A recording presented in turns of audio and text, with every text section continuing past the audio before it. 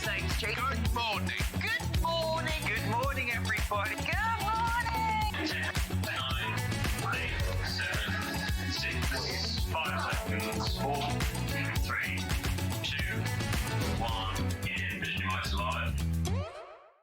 Morning. Morning. I don't know where that came from.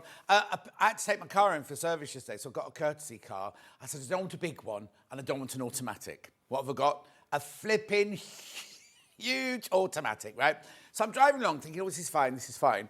Beep, beep, beep, beep, boom, boom, boom. It's got all these different noises. Like if you go too close to the centre of the road, it beeps. If you go too close to the curb, it does another. If you go a little bit too fast, and then there's one noise. I've got no idea what it means at all, but it was doing it this morning.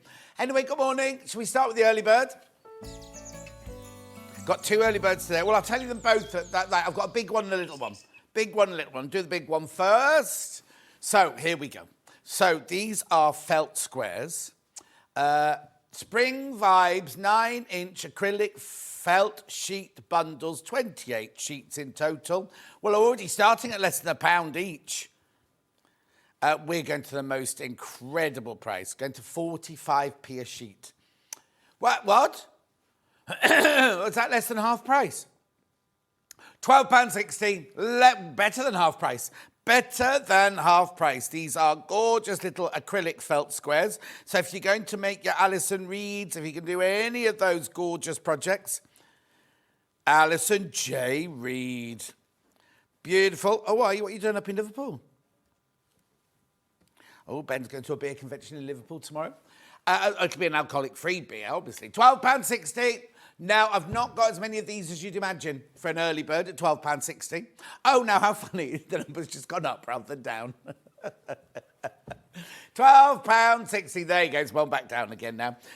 Julie Vaughan says good morning. Team Pauline says hello. Gillian says hello. Christine says good morning. Pam Minihani says good morning. Steph says good morning. Claire says good morning. Lovely shirt. Levi's just said that. The other Jan says good morning, John Knowles. Sue says morning, John. The unidentified sound is for the ejector seat. Oh, is that what it is? Morning, John, says Josephine.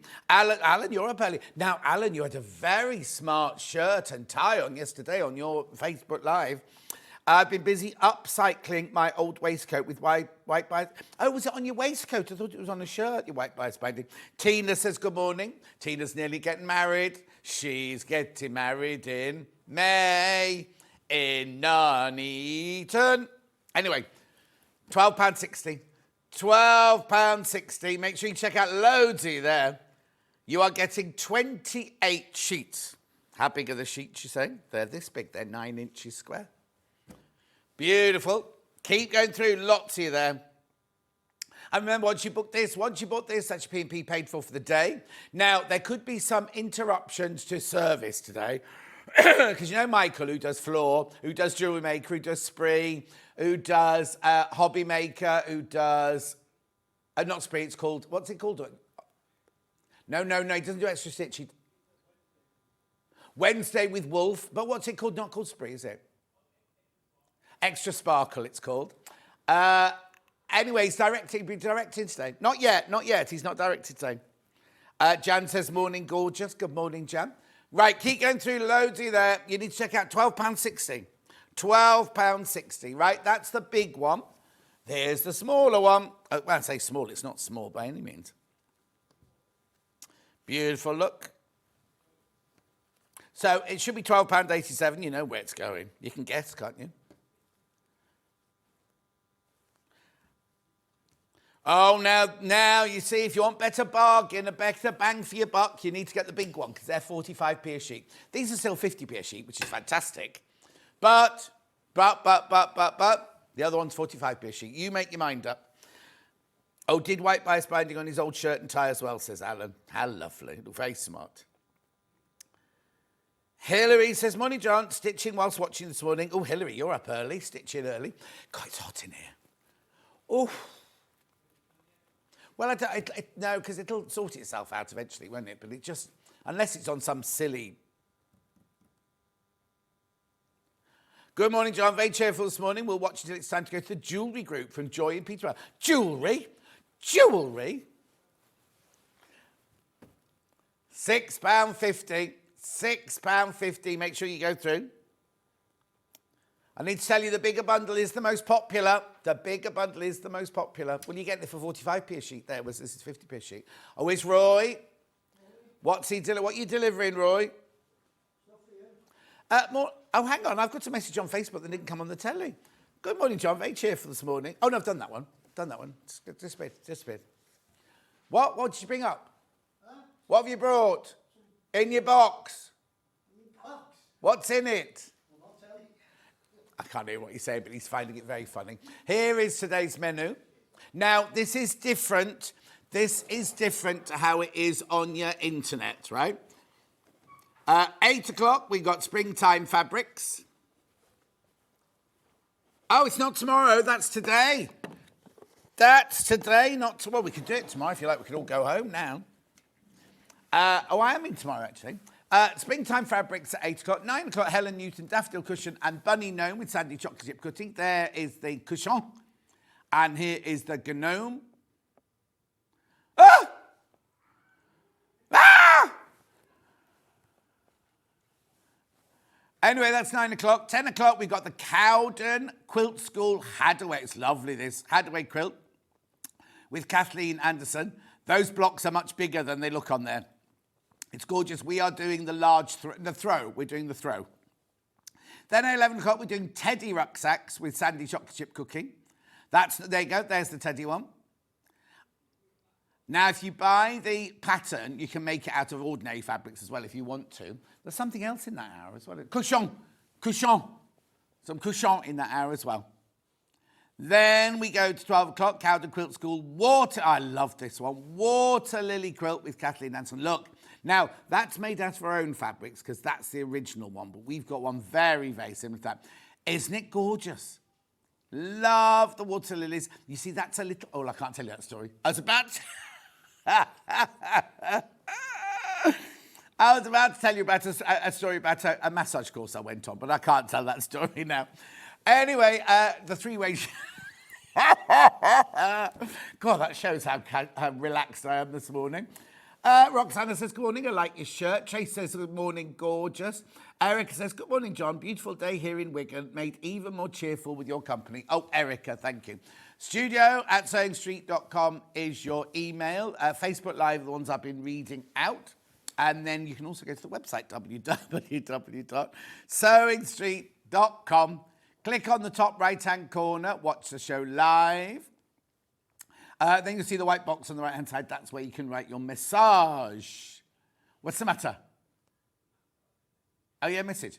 Then we've got, coming up on today's show, everything for the next 5 hours. So you've got all your lovely spring fabric here. Now I've got the K Facet Mega Bundle. There's not many left. Vix had a stonking show of that the other day. Beautiful. Then we've got lovely, gorgeous fabrics. Glorious Garden, Lewis Irene, Cassandra Connolly. Got that in a bundle and all on its own. Got the lovely springtime there. We've got the Tim Holtz Eclectic Elements. Just the yellow ones today. Only the yellow ones today. Then we move on to... Oh, no, that's sold out. Odile Bellew sold out. I saw that went earlier. Moda Tango. I've never seen that before. Beautiful. Host of Gold Daffodils. That's Ben's idea of a bundle for spring. And there's two more. Oh, hang on. Where's the other two? I didn't see them. Doesn't matter. We've got Hyacinth and we've got Tulip as well. Didn't see those, though. Anyway, then we go to Sandi's hour, Sandi's first hour. Yeah, there you go. There's the Gnome, not the Gnonk, it's a Gnome. There's your Daffodil cushion instructions. Got everything on digital and on physical. We've also got bundles as well. They'll tell... Oh, I don't know. Stuff in. There they are. Bright and pastel. And then we've also got the green velvet spring bunny gnome, and we've got the pink velvet spring bunny gnome. Now, these cushions are also available. We did those with Helen, Catherine Wright this week. Catherine Wright, they are Helen Newton's designs. Then we've got the Cowden quilt, Hadaway quilt instructions on their own. There's the 3 bundles.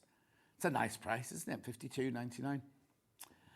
Then look at, they've got extra wides and we've got a ruler finger guard. There's the pattern digital. Then we got the patterns from last time Kathleen was in. Is there a story for extra stitch? What do you mean, Claire? Is there a story for extra? I don't know what it means, Claire. I don't know what you mean, Claire. Lynn Tuitt says, good morning, John. Watching with the sound off. Some of the subtitles are hilarious. Now, I need to stop here, right? We do not have, don't buy those hardware bundles because they're not for today's projects. They're not for today's projects. Do not buy those. They're for a future project. Then we've got the velvet cushions there. I'll explain in a minute. I'll explain for you in a minute. Trinity cushions there. Oh, now we've got all of Sandy's guides too at 11 o'clock. Oh, no, £4. Now, there's a couple there that I've not seen. I haven't seen the batting and wadding one, I don't think. Anyway, then we go on to Kathleen's next quilt, which is the Waterlilies. We have got 3 bundles of that as well for you. Morning, gorgeous, says June. Morning, June. Oh, but it's lovely down your way today, June. Keep going.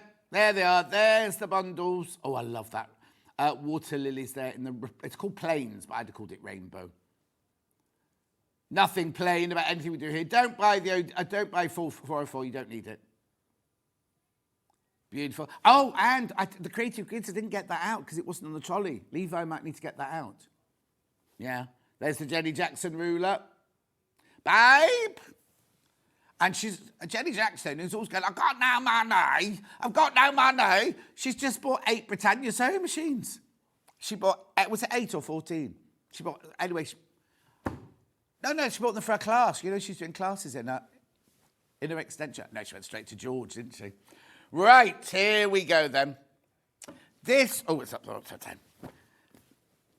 This launched, now, I've only got 7 left. Now, you get 19.5 metres. That's a whopping great bundle. Oh, I see what you mean. I'm not doing any more extra stitches, Claire, so I won't be able to do that. Tina says, lovely sunny day, Nuneaton. You make my day. Thank you, Tina, my love. Right, 3-way split pay. So at the moment, it's £100 and something on split pay. I don't know where it goes to. I don't know how much you get for free. Oh, what? 314.65. So first of all, how much have you taken off? £35.96 come off. £35.96 has come off. And it's on 3-way split pay as well. Now, no wonder Vic's had such a brilliant day with this. It was Vic's, wasn't it, launched this? It was only just like 12. And what is it today? 16, 17, 18? So 6 days ago. God, it feels like only yesterday I was reading this out. Anyway, look at this. Now, I've not got them individually today, only got them in the bundle. So are you ready? I don't know. I don't know the names of any of these because I've not seen any of these before. Let's do a flip and turn then. Gorgeous. I'd say cheese plant. Oh, that's succulents. Oh, I see. Oh, that's a new one. I bet that's a Brandon one. Oh, look, paint pots. I haven't seen paint pots for years. He's brought some old good. Now, that one, I always think that one looks like an Anna Maria Horner, that one. Oh, beautiful, aren't they? Oh, I saw somebody put on Facebook, if only look. Aren't they? Oh, that's nice. That's nice in the orange, isn't it? I'll open some of these in a minute. Got more succulents there. Oh, wow. Crazy time. Oh, I call that one DNA. It's not called DNA, but I call that one. Oh, look. So he's taken some of his old favourites and recoloured them in. And then he's also got some new ones, look. Oh, that's nice. Oh, that's lovely. Oh, I love these cheese plants. Yeah, Julie Vaughan, it is an extra feature, but it's only... Julie Vaughan. They do it when they book the guest. So there's one this Friday. So whoever's... oh, no, this isn't a good example. I'm in on Friday, and I'm meant to be doing it, but I can't do it because someone got an appointment. So I think Debbie Shaw's on Thursday on her own. Friday is Lucy Pickersley with Ian. And then, so it depends as and when. So it is a regular feature, but it's not regular, because I did one on Sunday, didn't I, with Mandy? So it's not regular as in every Thursday or every Saturday or whatever. Anyway, look at this, beautiful. We don't know, you just have to keep an eye out for it, you see. We had a very busy extra stitch on Sunday with Mandy. Oh, and there was a bit of a glitch because we had a competition. We had to guess the number of balls in a jar, right? And at the end of the show, it picked a name, and it was Lintuit actually that won. And Lintuit said, she said, oh, I knew it was me because I got an email to say I got the right number halfway through the show. So there was no surprise or anything. And then about 100 other people went, well, I got that email as well. Oh, I got that email. Yes, I got that email. So we had about 100 winners and only won one prize. Anyway, back to the DNA. Beautiful. I'm not even 3/4. Oh, there's Lintuit just tuning in now. Look. Oh, that's lovely, isn't it? Oh, paint pots. They've done a lot of these ones, haven't they? Different colours. That's very Liberty-esque, that one, isn't it? Oh, nice. Crikey, there's loads in here. 19.5 metres. That means you've got 39 fabrics, for goodness sake. Oh, that one's coral reef, that one. Oh, that's funny. There's only one coral reef. Oh, and then we've got now, this used to have a name, which I think they then had to change.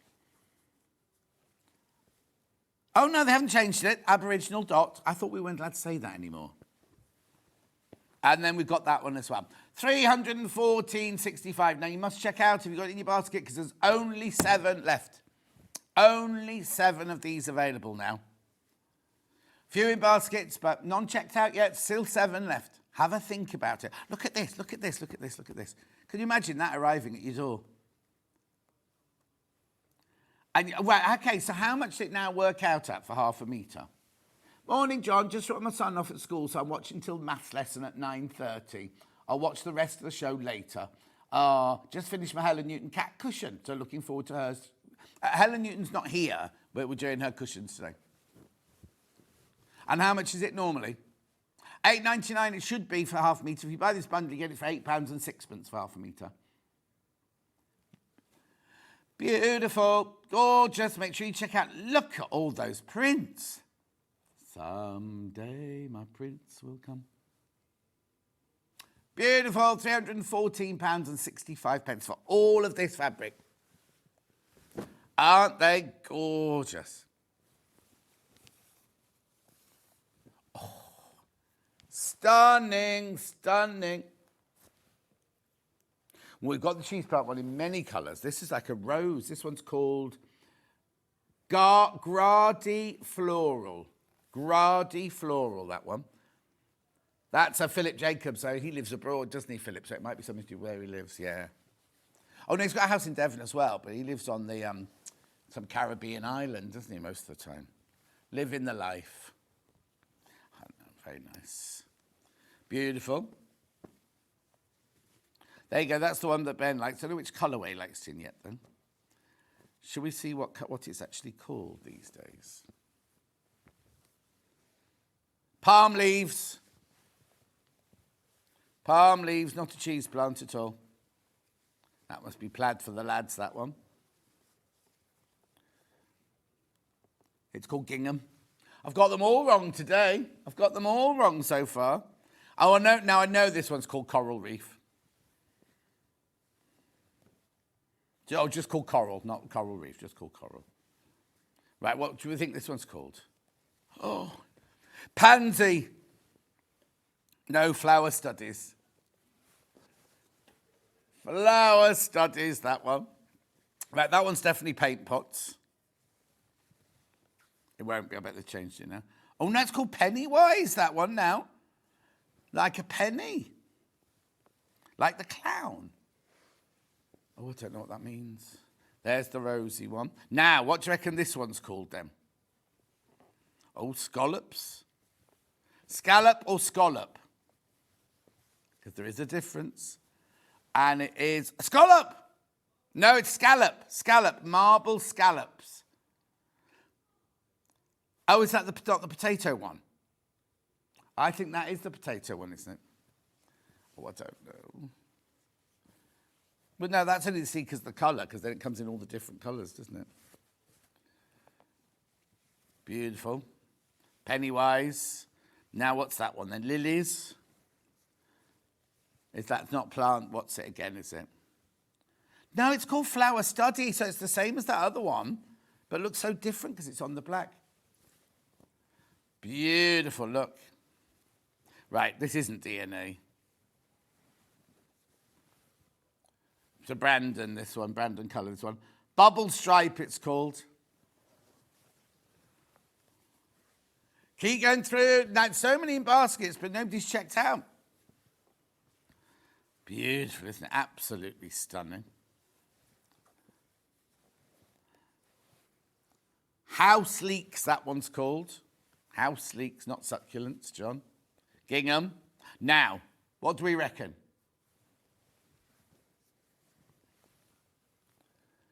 Fronds. Fronds. You know, like a fern has a frond. Fronds. Beautiful. Scallops. Gingham. Bubble stripe. Scallops. What I just said, house leeks. Scallops. Palm.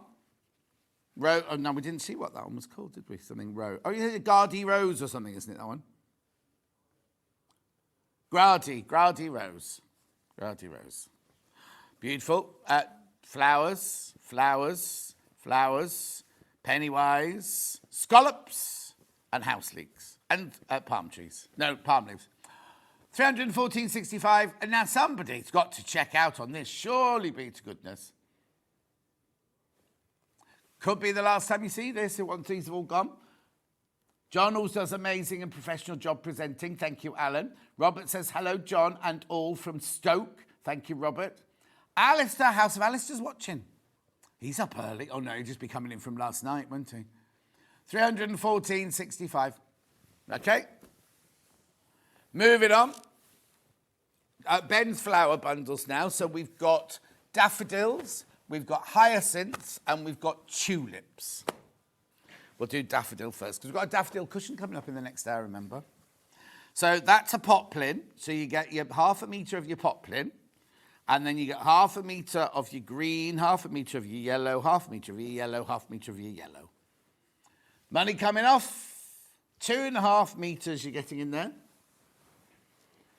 Chicka-chicka, boom, boom. 16.95. A host of golden daffodils. Beautiful. Make sure you check out, though. Lots of you there. Lots of you there. Check out, check out, check out. Message. Morning, John, from a lovely sunny Norfolk. Only you can make it a brighter day. Oh, Rona, you're very kind. Thank you.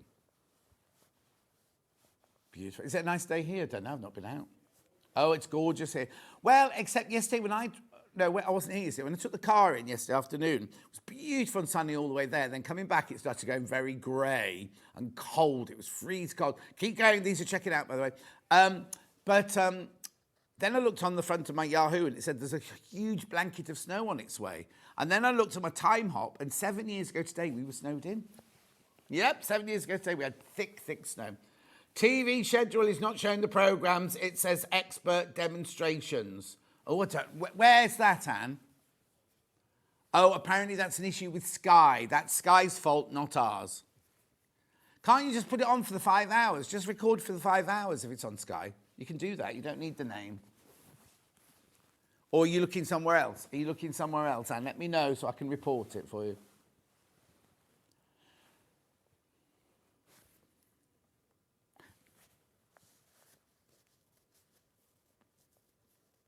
Beautiful. Oh, what? So they were all right in here. They just weren't on there. Oh. Well done. That's your daffodils. That's your daffodils. Then I'm going to move on to loads in baskets.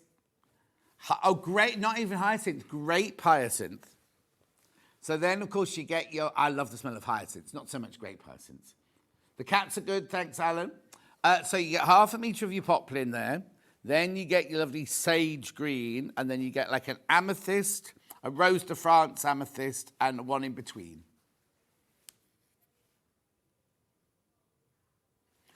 Glorious grape hyacinths. Something wrong with her. Beautiful. Make sure you go through.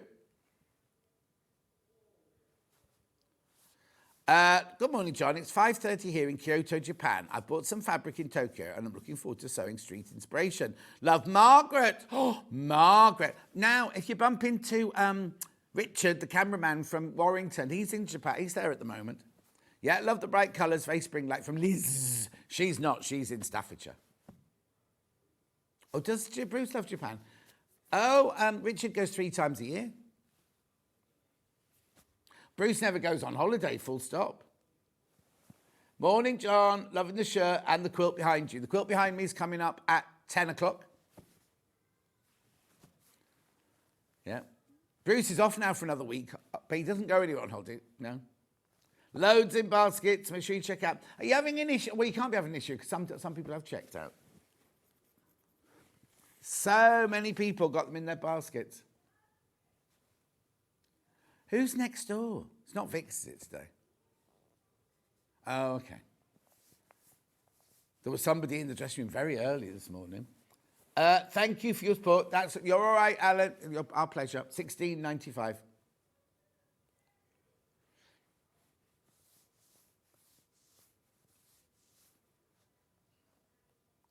Make sure you check out. Chicka chicka boom boom. That's a great hyacinth. I can always come back. Make sure you check out on that one. It's not. By Tiny Tim. Tiptoe through the tulips. Yes, Guy. We'll record the 5 hours so I won't miss anything. Thank you. And I'll definitely report it for you. Loving the energy this morning, John. Have you been on Julie's tiffin? No, no sugar. I'm not having any sugar at the moment. No. I think it's my new personal trainer. That's what he's. Oh, no, I'm not seeing him today. Oh, big time. This is an MMA fighting champion, this one. $16.95. These are going already.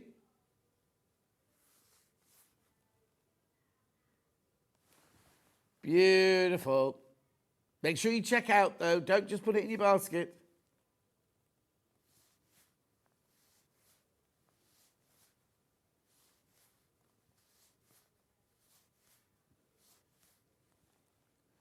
What are you going to do with it then? Why have you put tiptoe all one word?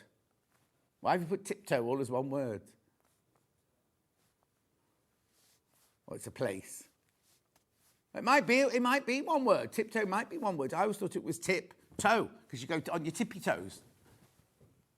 Tiptoe. Oh, it is one word. It's a noun, adjective, adverb, and verb.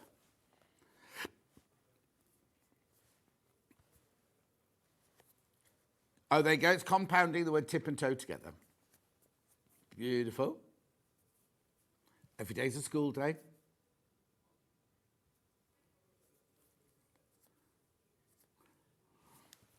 Well done.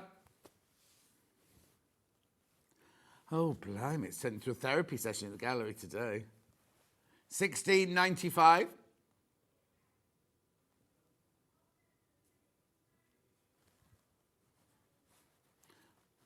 Where am I going next then? Cassandra Connolly. This is beautiful. Now, this is very unlike hers because normally you know she's very pastel and pink and purpley and everything. This, look at it, beautiful. Look. It's a lovely pink in there as well, look. There's your daffodils. Half a metre for free, £71.91. Lovely, isn't it? Isn't that gorgeous? Wouldn't that make a lovely spring quilt? It's a sunny day today. Get some of this to go with the sunny day because it might be snowing by the time it arrives. Oh, I looked through my whole app, you know, my weather app, and there was no snow mentioned there at all. But there's this blanket of snow, and it just misses out one tiny little bit like that. Well, I don't know. I didn't bother reading it. Aren't they gorgeous? And I have got these by the half metre as well. $7.99 by the half metre. You get here for £7.19. Beautiful. Make sure you check out, though.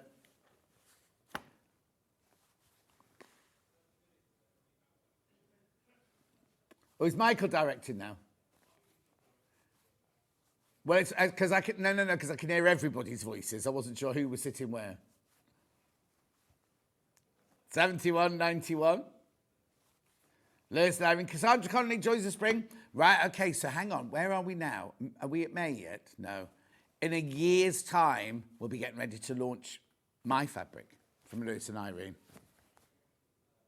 No, it's a spring. It has to be their launch. It's their launch day, not my launch day. Oh, it's gorgeous. Barbara McClay, morning, John and all. Beautiful colours. How are you, Barbara McClay?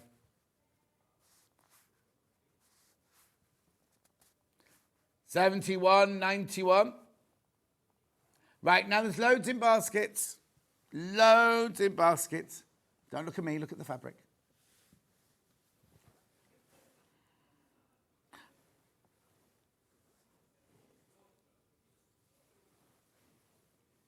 What's the matter? What's the matter?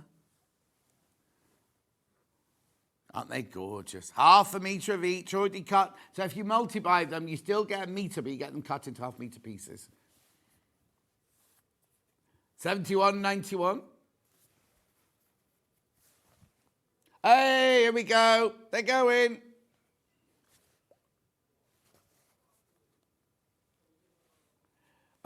Please check out on that because I'm about to do them by the half metre where they're $7, which is a brilliant price, $7.99, right? But this way you get them for $17.19. Now, obviously, this way you only get half metre. Now, I'm going to be selling them off the bolt so you can have big pieces if you want, right? So let's do this one first.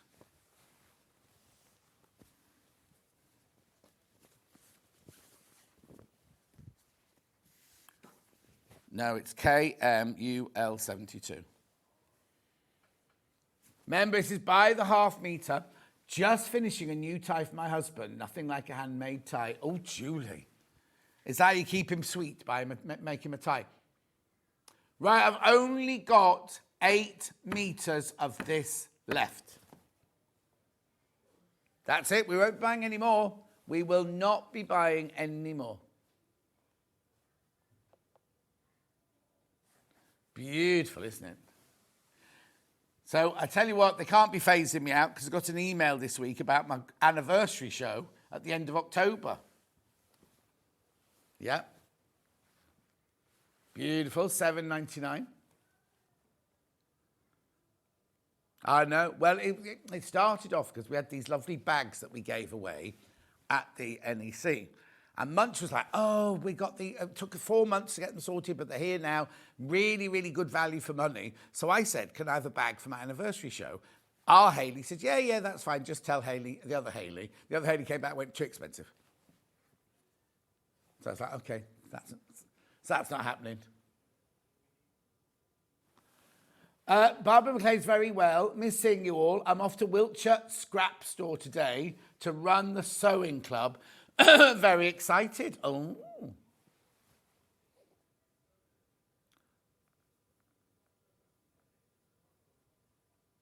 Oh, I'm not doing it that weekend, if that's it. Was it that weekend? Is it in already? Okay. Oh, I'm not coming on air early.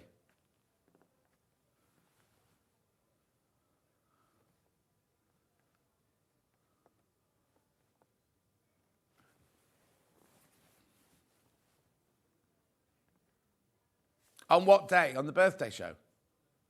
Oh, I'm not doing that. I'm going to move. I'm going to change it. I'm not coming to. Yeah. Oh, I don't think I'm here on that weekend. Beautiful. Keep going through. Now I've got this lovely little daffodil print here, and I've got it on the, I think they call it pink, and I've got it on the green. Do the green one first.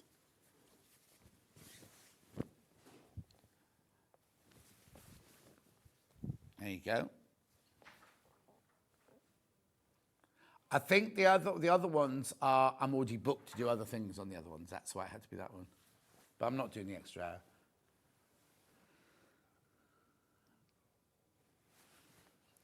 When I used to work at TJC, because we were on air till 2 o'clock in the morning, If you're on the one where the clocks went back, right, you had to stay for another hour because it wasn't 2 o'clock. It stayed 2 o'clock for a whole hour, right? Whereas the other way, you didn't get to go home early because the clocks don't go back till 2 o'clock in the morning, do they? So they went back after you'd gone home. I know. I don't know if they do that anymore. I don't know if they do it that late. They stay that late anymore. Anyway, only 7.5 meters this one left. They've been saying that since I was a child. Yeah.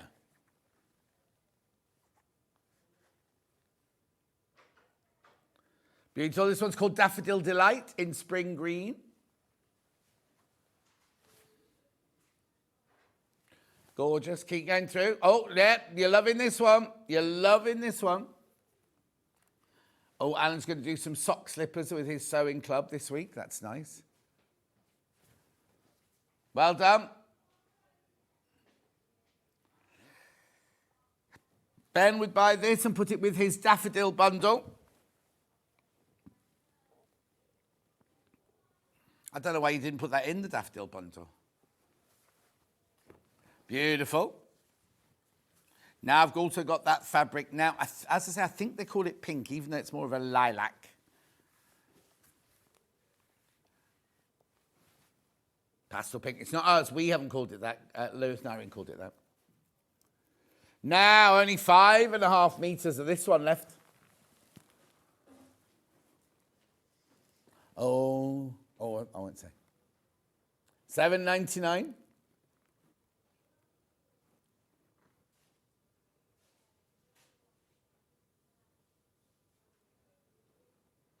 Got an absolutely jam-packed show today. Sandi chocolate chip cookie and Kathleen Anderson.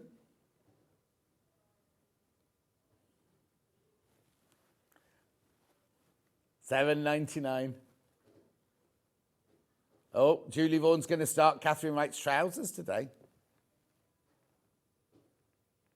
No, it was nothing like that. Well done. Keep going through, keep going through, keep going through.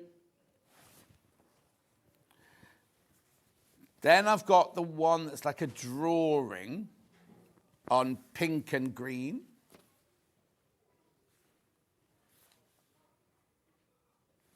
Green first. 0.5 meter left of Camellia's Charm in dark green. Only 0.5 meter left. No, Alan, they're not.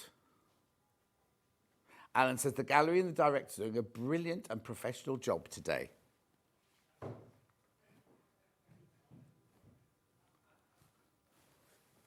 Well done, well done, well done. I've also got that in the pink.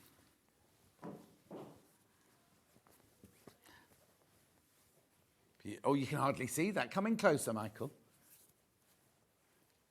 I saw Wayno this morning. I haven't seen Wayno for ages.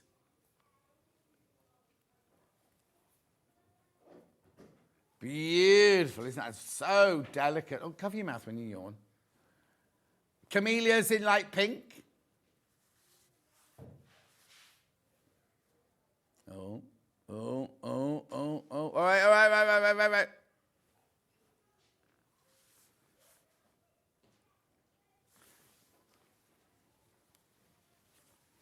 Beautiful. Then we've got this little ditzy print in the 2 different colours. Oh, I'm presuming that's that one, is it?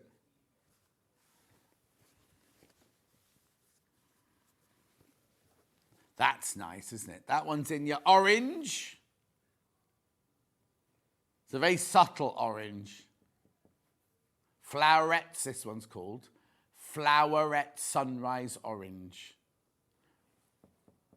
Now, this guy, what's that colour coming through? Oh, Mandy. Were you watching Extra Stitch? I can't tell the story here, but Mandy told the story. She was staying in the campsite in Studley on Saturday night. Beautiful. Now I've got the other colourway.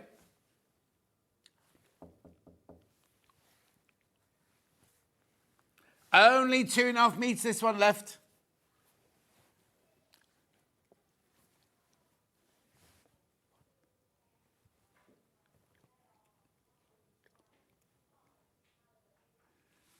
Lots of people had their dogs out that night.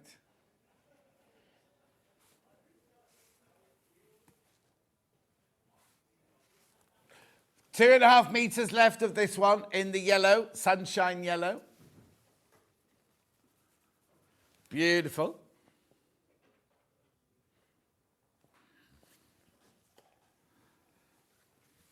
Gorgeous. Now, I've got 3 different prints here. We've got the lilac one, or the pink one.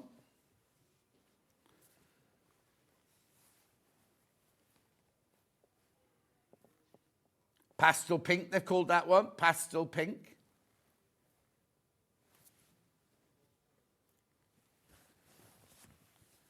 Beautiful.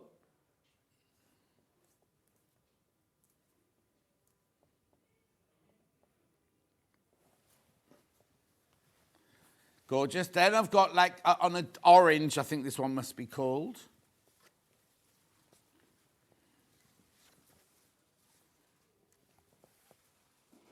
Sunshine yellow, songs of spring.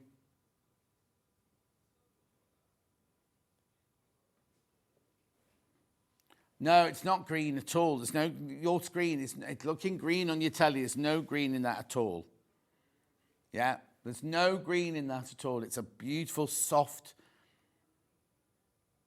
lemon curd, I'd call this one. Lemon curd. I haven't had that for years.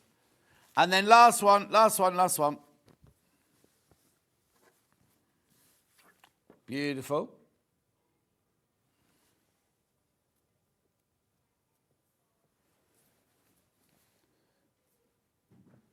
Gorgeous.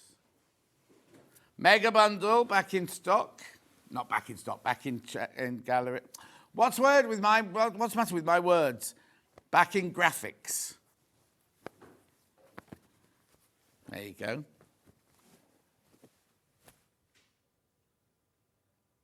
I love the extra stitch with you and Mandy. She's hilarious. She's quite quiet on it, wasn't she? But she did come out with a couple of corkers that you shouldn't really. But you're allowed to on extra stitch. There's no restrictions, are there? 71, 91. How many of these did I start with? How many in baskets? Make sure you check out.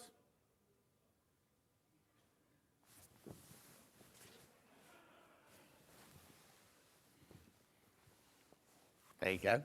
Michael can't see them all.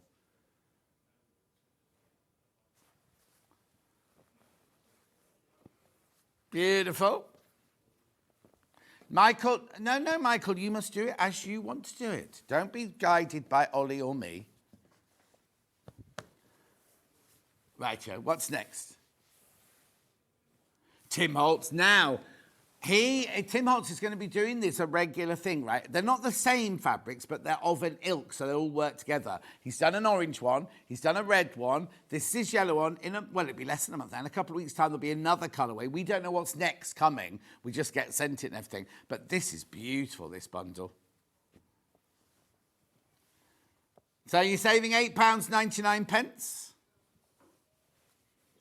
£80.91. I'll go through them all second. So now a lot of these have sold out on their own. You can't buy the map on its own anymore. You can't buy that one there, which Hannah said was like an old toilet wall. That one, no, that one's not the Liverpool one. That's the, and one of them's got a Liverpool one. The red or the orange had the Liverpool one.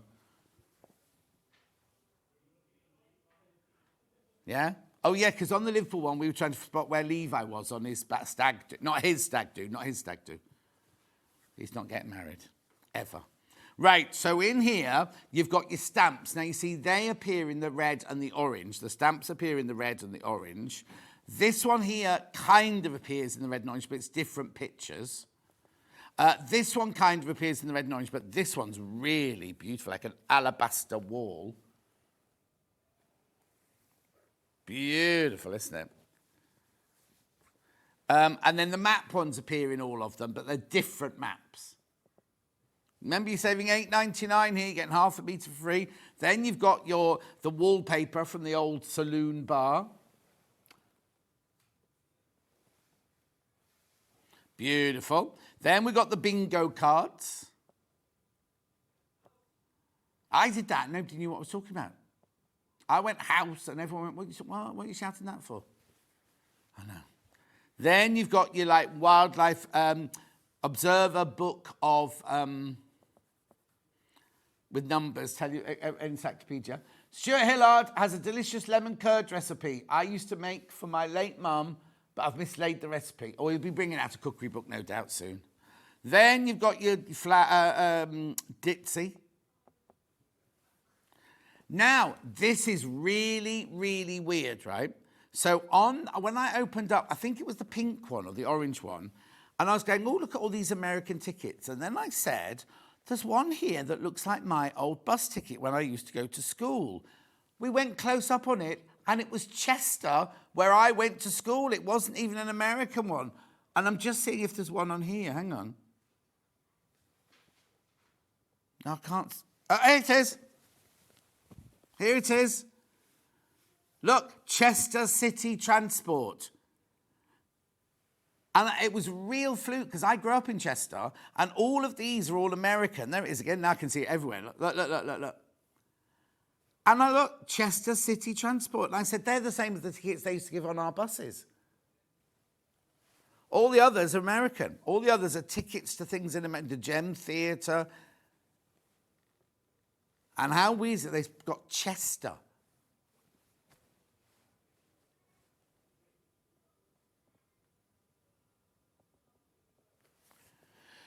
£80.91. Make sure you check out on that one. It's the whole bundle, obviously. And then you got the butterflies as well. Beautiful. I think that's the day. Oh, no, it wasn't that day. Loads in baskets. It was hugely popular when we launched it the other day. They go in. But yeah, there is an orange one and a red one, which I'm presuming is on the website as well.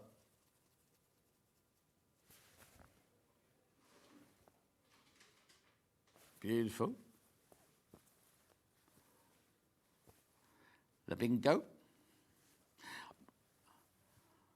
It's funny because when we said those to Hannah, Hannah said, I might come to bingo with you. And I was like, Hannah, you have about 10 on the go at once with you. Oh, and now hang on.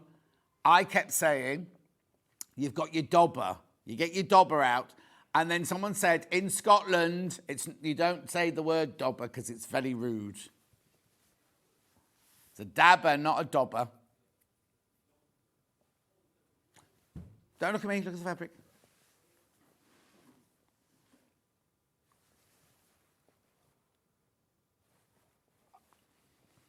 Beautiful, £80.91. Make sure you go through, though. Make sure you go through. Beautiful, moving on.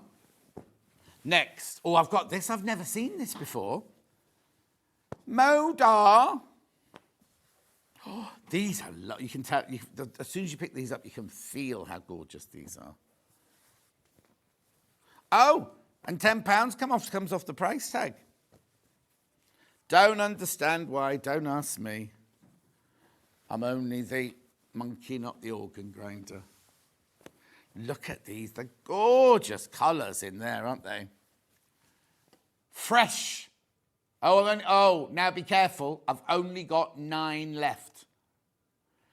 So it works out at £7.99 a half metre for a Moda fabric instead of £8.99. Aren't they gorgeous? It's Tango. Oh, now I've said I haven't seen this, but now I've seen the label. I sort of recognise it. Maybe I have seen it. Well, no, because we talked about Kate Spain, and we haven't had any Kate Spain fabric. Oh, I've never had the mega bundle before. Oh, yeah, Kim, I know Chester's in Pennsylvania as well, but it actually says 22 pence, United Kingdom. It actually says it on the thing. 22 pence, it says.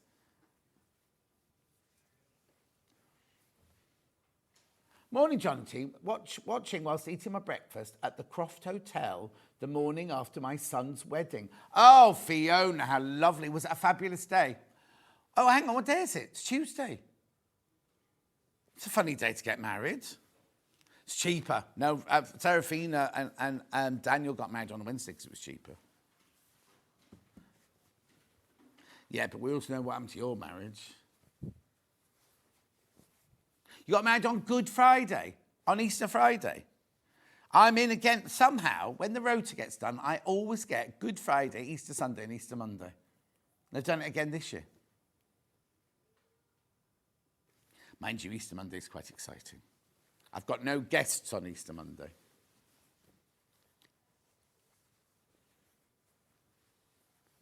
It's the Monday, Easter Monday, Monday. It's a Monday, Ben. Ben's just said, oh, what day's that then?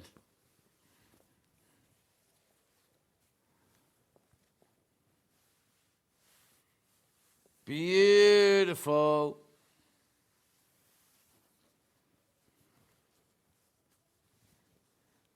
Aren't they? I don't know which one to pick because they're all beautiful, these. That's a lovely one, isn't it? This one, in the multi, is Ben's favourite. Oh, well, who would say such a thing? Look! I'll put it in the right... Well, Michael's telling me to put it in shot. Only 8 left. Oh. Morning, sausage. I'm getting tempted by the fabrics. Alison in Anglesey. Which ones, though, Alison? Which ones? As long as it's a vegetarian one, I don't mind. You've got what, Michael? Okay, don't whisper. Say it out loud. Be out and proud, Michael. Weddings are cheaper during the week, so you can afford to invite more people. That's nice. 17, you shouldn't be inviting people you don't like to your wedding.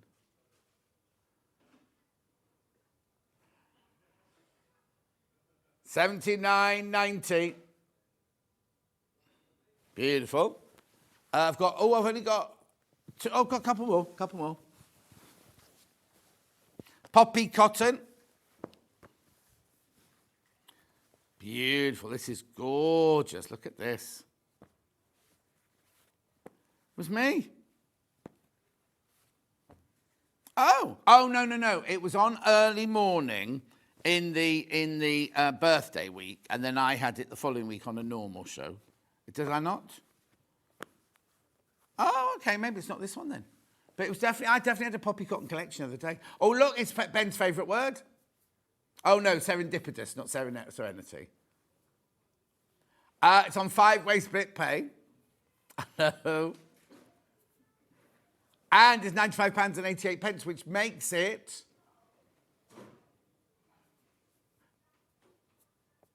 £20 on split pay. £20 on split pay. I don't think she did.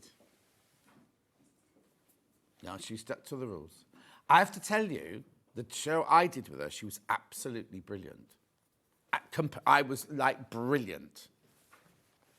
95.88. Love those Tim Holtz fabrics. Oh, I've read that one. Love those Tim Holtz fabrics, yeah. I moved on now. I'm on Poppie Cotton now, though, Hilary.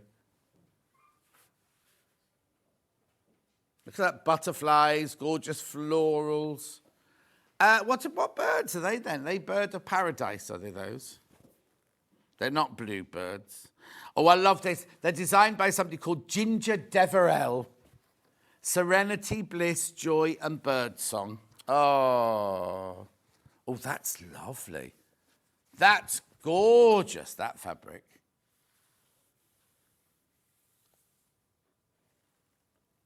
Love, love, love, love this one. Make sure you check out on that one. £95.88. And now it's on 5-way split pay for some reason. £19.17 on split pay. You get, and no, because she didn't do it. Look, it's here. So it was done by upstairs. That's what you've just, if you've taken $15.98 off there, then that's a metre for free. So you can't blame Laura. Oh, how much have you taken off?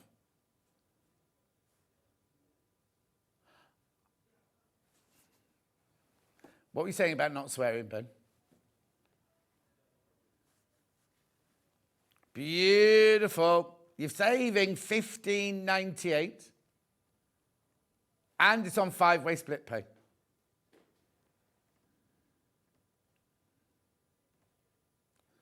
They're gorgeous, the colours. Now, remember, if you multi-buy, you'll still get a metre of each fabric, but they'll be cut into half-metre pieces.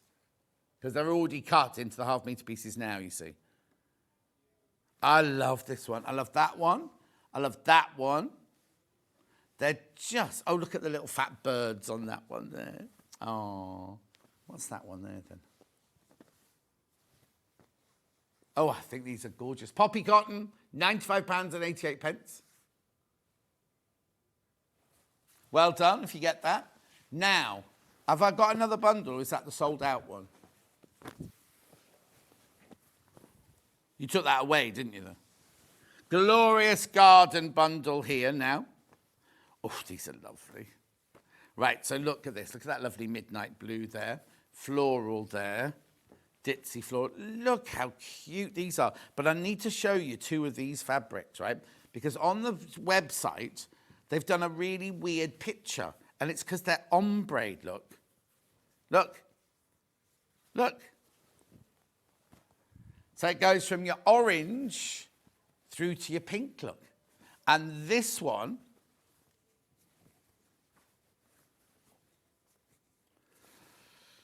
goes through from your dark green, emerald green, yellow green, red green. And then this one here, now it's not a border print, it's like a stripe. Hannah kept calling it a border print. I said, it's not a border print, Hannah. Oh, are you allowed to do that? $55.93 for 4 meters of fabric. 8 fabrics in there. Beautiful. Make sure you check out. Make sure you check out on that one. Got to go now. Straight after break, Sandi chocolate chip cookie. Now, we have swapped the hours round, so we are now doing the Helen Newton. And I know Helen Newton put all over the socials that it was on at 11 o'clock. It's on at 9 o'clock now. I do apologise. Beyond thingy beyond our control, one of those. £55.93. Watch that cable. Hannah fell over that this week. Yeah. Right, I will see you. That's not £55, just so you know that we just showed you there. I will see you straight after this 4-minute break.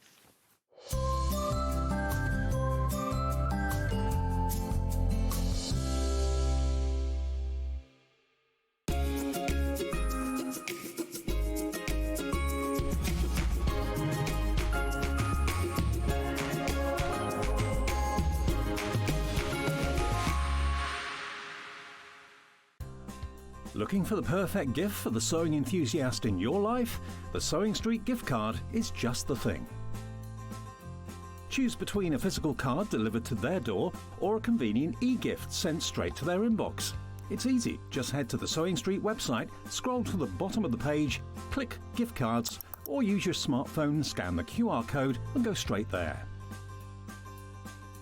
Pick the amount you'd like to load onto the card, and that's it. The Sewing Street gift card, the gift of creativity made simple. Let's talk about quilt blocks. Quilt blocks are like building blocks. They come in all sorts of patterns and sizes and are pieced together to create a larger quilt top. In sewing, a quilt block is a single section of a quilt design, often made up of smaller shapes like squares, triangles or strips. That's quilt blocks, the foundation of every beautiful quilt.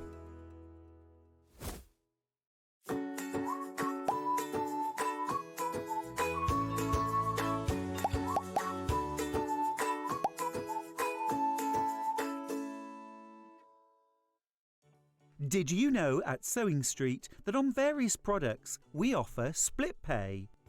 That means on certain items you can spread the cost over 2, 3, 4 or sometimes even 5 interest-free monthly payments. Just pay the first instalment when you purchase and you're away. So shop your way with split pay. Shopping with Sewing Street couldn't be easier. You can shop via our website at www.sewingstreet.com, where you can watch our live shows and see all the products from that day. We also have a huge amount of products on our website, from your sewing room essentials to fabrics, sewing machines and much more. You can download and shop on the go with our Sewing Street app. Simply head over to your app store and search Sewing Street. Alternatively, you can contact our UK-based call centre 24 hours a day on 0800 001 4433. Shopping made easy at Sewing Street. Never miss a show by watching on the go with the Sewing Street app. Head over to your app store now and search Sewing Street and simply download to your smartphone or tablet. You can watch the shows live and see your favourite presenters and guests. Click on the Today button to shop all of the products that are featured in today's show. Want to know what's hot? Then click here to see today's bestsellers and highlights. Have you missed a show or want to watch one back? Then click the schedule button and you can go back 7 days to watch and shop, and you can also see what's coming up over the next 7 days. Want to say hello or ask a question to our guests? Then send a message to the studio. You can also keep in touch with all the latest news, events, product launches and much more by clicking here for our social media pages.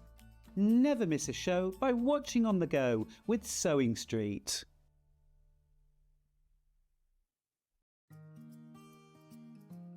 Ever heard of a design roll? It's a bundle of pre-cut fabric strips, each typically 2.5 inches wide and the full width of the fabric. Design rolls are made up of coordinating prints and colours, making them perfect for quilts, patchwork or other strip sewing projects. No cutting or matching needed, just unroll and start creating.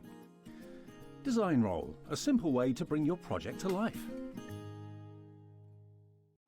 Looking for some creative inspiration?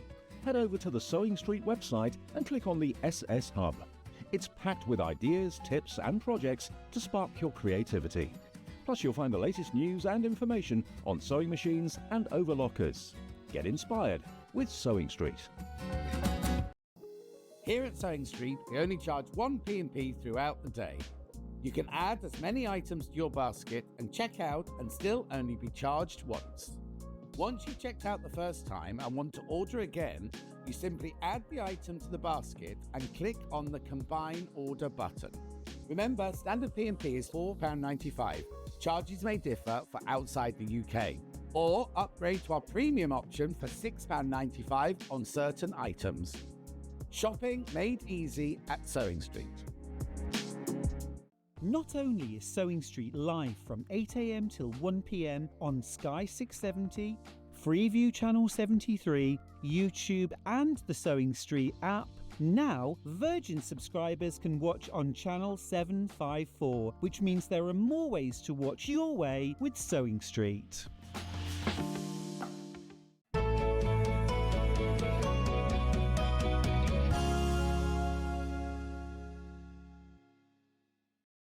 You know what? We're always told, this is in shopping telly school, right? You never say, welcome back, because we've not been anywhere. We've stayed here and everything. So all the years I've done it, I've never said, oh, welcome back, welcome back, welcome back. I've just noticed on there it says welcome back every time, doesn't it? Anyway, Sandi chocolate chip cookies here. Hi. Right, let's get this out the way first. Where's your blouse from? Where's your top from? It's next again. No, because we'll get messages. Oh, Sandi, you look lovely. Where's your top Thank from? you. Yeah, it's from next. Right, lovely. Thank you. Anyway, how are you? I'm fine, thank you. Well, stressful week, but I'm fine now. And why have you had a stressful week then? Well, all my lovely patterns for my brand new bag that was going to be on today are lost in the middle of DPD's warehouse somewhere. No, which is why today we've had to move ours around and we're not going to see the bunny rucksack today. That's right, yes, which is such a shame. And how much have you cried this week? Lots. Ask Andrew, lots and lots and lots. And how many times have you sworn down the phone? Once or twice. Yes, I can imagine. In Welsh, obviously. I tried to be nice. But when I got no reply from anybody, and it was only 5 o'clock last night, they actually admitted they'd lost them. Oh. It was like, where are my patterns? I'll pick them up from anywhere. Just let me know where they are. And they go, we don't know where they are. But where can they be then? Where are they? I have no idea. They could be in Swansea. So I said, look, I'm going to come down. I'll search your warehouse for you. Yeah. So he said, they might not be there. They might be in a hub somewhere in Birmingham. Yeah. I'll come to Birmingham then. Where There are some couriers, aren't there, saying your parcel has just left Coventry and right. it's now in Bedford and it's now in but nothing. No, because I think it left mine and it goes to Swansea. There's a big hub there. And then I think from Swansea it goes to a Birmingham hub. And I think there's a couple in Birmingham. Yeah. And then from there it gets shipped out. But I was just told, it missed the trailer. So I said, for 3 days, it's missed the trailer? Why has it missed the trailer? And then it was like, well, it was scanned. Oh, no, it wasn't scanned. So I have no idea where they are. Oh, at least you were able to get to talk to somebody. A lot of these places you can't talk to anyone, can you? I phoned one guy up, spoke to him for ages, and they said, we'll phone you back. I said, OK. 2 hours later, no phone call. 3 hours later, no phone call. I was promised it within 2 hours. Yeah. 4 hours later, phoned up, and this woman said, no, you haven't phoned up before. I said, no, I have. Well, there's nothing here to say you phoned up before. Oh, no. I said, well, I'm waiting for a phone call. Well, there's nothing logged down here.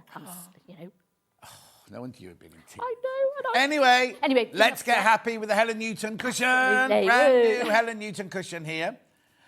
Beautiful, isn't it? It's daffodils. Now, we've got it in 2 different colourways. Well, no, they're not 2 different colourways. I've got brights and pastels, haven't I? So this will be your brights one here.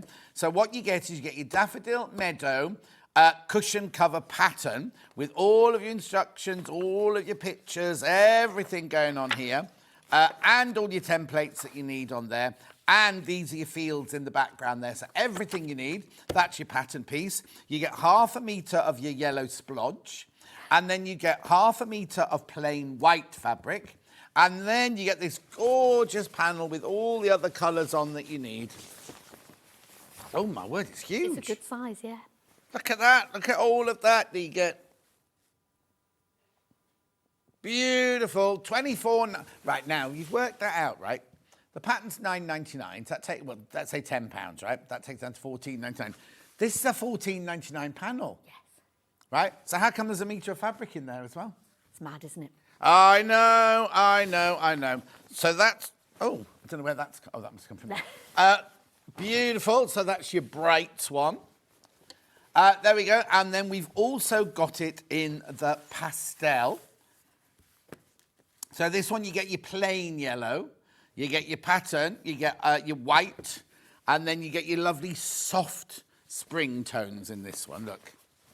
Same idea, same greens and yellows and everything, but in a lovely, soft, delicate tones, this one. Because not everyone... I love bright, but not everyone wants bright, do they? Which one are you demoing, bright or pastel? The brights, I think. Have you got what? Have you got solid yellow or have you got... I've got the solid, sort of... Mine's more an orangey yellow than the one that you get in it, but I've got the... Oh, yes, OK, right, fine. Yeah. Have you got that one? Yes, but not the splodge. Oh, you haven't got the splodge? Oh, honestly. No, this week has been a nightmare. Yeah, fine. Don't worry, I'll ignore it. It could only get better. So there's your pastels there. My son ordered a chair from the Long River and received a large plastic tray delivered by DPD. We still don't know what happened to the chair. Heather, it'll be in the same place that the patterns are. If anybody gets 3 boxes of patterns, can you please let me know? So. Or sell them. Sell them on the internet, I would. That's rotten, isn't it? Right. What you do is you sell them. You say, one day Sandy will be doing these on sale. Right. If you want them beforehand, buy them now. Right, they've got the pattern on its own, physical, where we send you it.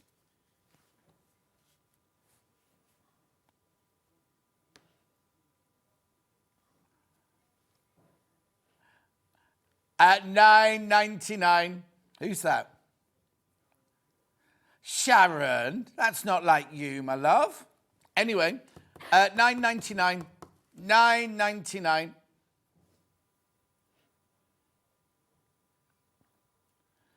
Beautiful. Now we also have it digital. There you go. This is now, remember the digital is an instant purchase. You'll have it by about, well, the latest 9:15.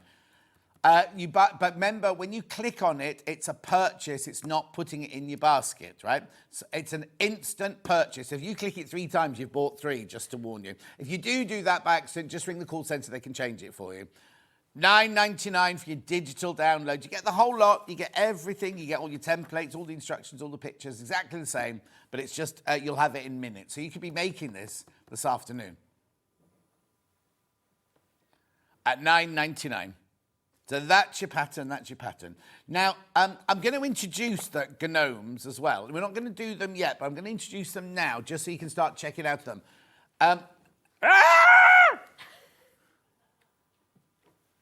There's another one, he's got a friend. Is he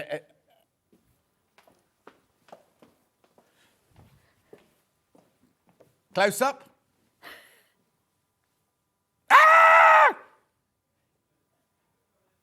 It's taking its time. Where's Michael Wolff when you need him? There you go. I don't know why I make that noise when I see a gonk or a gnome. Anyway, we've got the 2 bundles available for you. You've got the pink and the green. They're velvet. They're posh gnomes. Pink velvet first. Right, now you get so much in your kit. Yeah. You get so much. Look at all of this that you get for your $29.99. So most importantly, you get your pom-pom. Goes on the top of the hat, not on his bottom. He's not a rabbit. Right? Pink gingham for the ears. Pink gingham for the ears. Felt. All those gorgeous colours of felt. Velvet. Pattern. And everything you need in there. Look, all your templates, your pattern pieces, everything. White cotton, polar fleece, and faux fur. Oh, I don't know. That's for the beard, but I don't know what it would be called, that one. So you get all of that for your $29.99. All you need is some stuffing, isn't it? Yes. Yeah. I think you could probably make almost 2 out of that. Oh, yeah. Well, you can always get... We can't have 2 pom-poms, then. No. We haven't got So the pom-pom if you've got a spare pom-pom at home. Or a bell to put on the top of it. A bell? You could put a bell. Would that still be a gnome, then, if it had a bell? Oh, I don't... Would it be an elf, then? Or, I don't know. But anyway, you just need to buy some stuffing.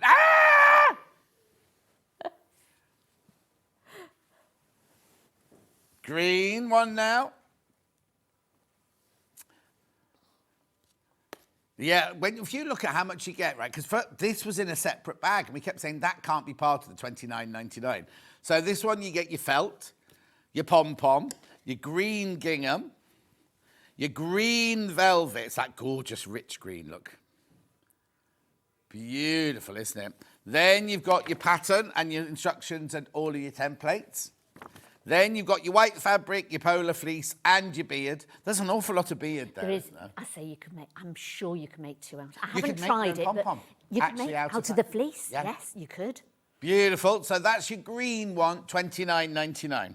We're going to start with the cushion. I just want you to see... Oh, hang on, I've got the pattern. Got the pattern on its own. Hang on, Spring Bunny and Festive Gnome. Oh, I see. So it's a different fabric. You can make the festive... Oh, I see. Take the ears off and you can make a festive gnome. Because I kept thinking, I wonder why they called it a festive gnome, but you can do that. $9.99, that's your physical instructions.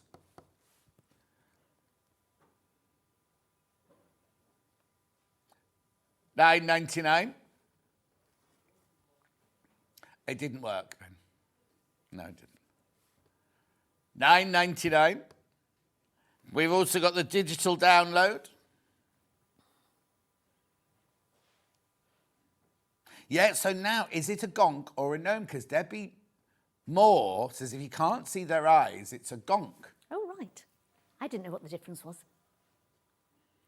Well, it's because he's not talking. That's why he can't see his mouth.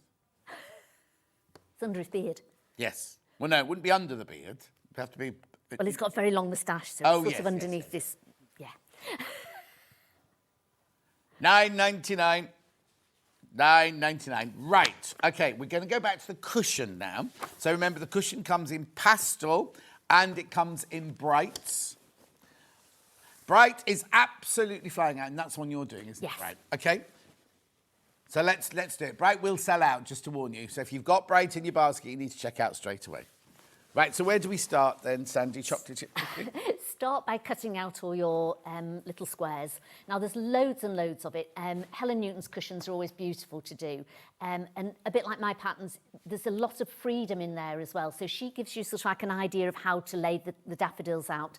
And some people need that. They need to know exactly where they're going to put it. And other people like to go, oh, do you know what? I'd like to put a daffodil here. I'd want to put this here. So you really can. And you've got enough material in the squares that you've got in the panel to do that as well. So it's really nice. Lovely. So it comes with the sky and the grass, really. Right. So you'd cut the sky and the grass out.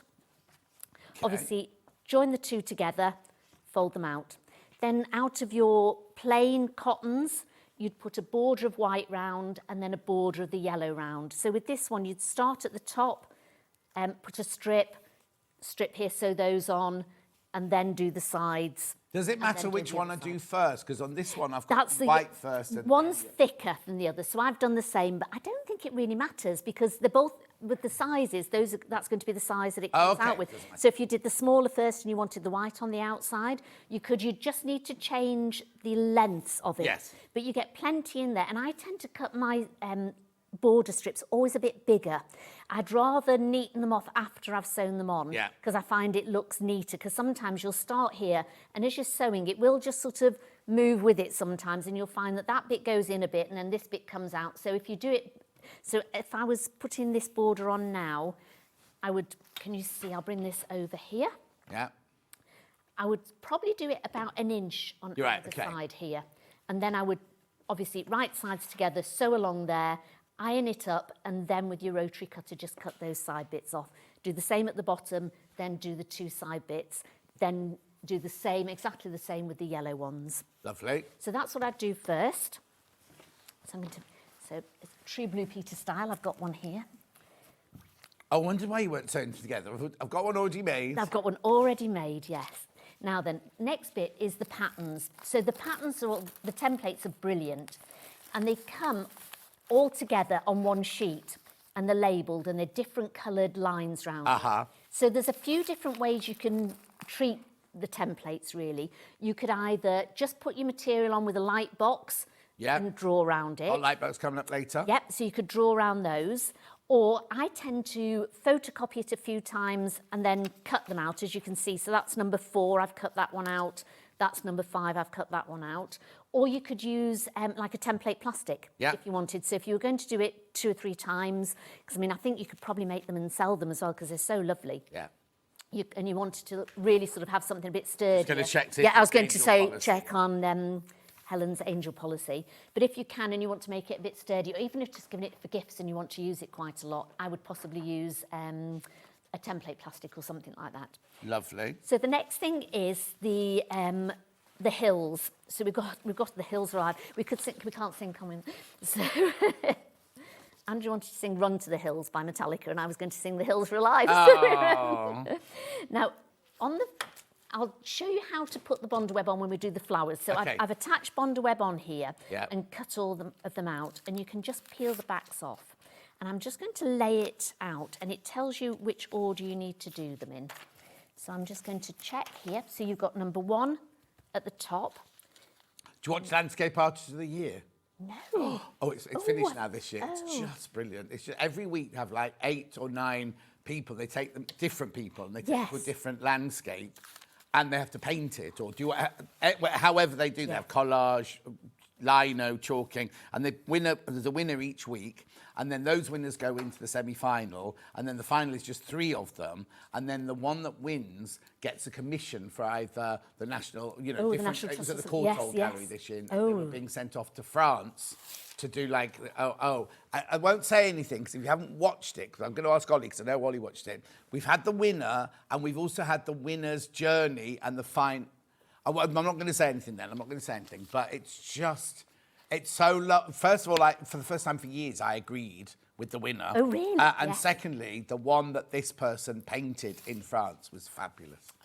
Anyway. Some people are so clever, aren't they? Yeah. I can't draw for love nor money. But this man, he didn't do painting when he was little. He went through a bit of depression, and he found painting through depression and COVID and things like that. And there he is now winning a Oh, I've said a he. Sorry, I've given it away now. It was a he. But anyway, it's still worth watching.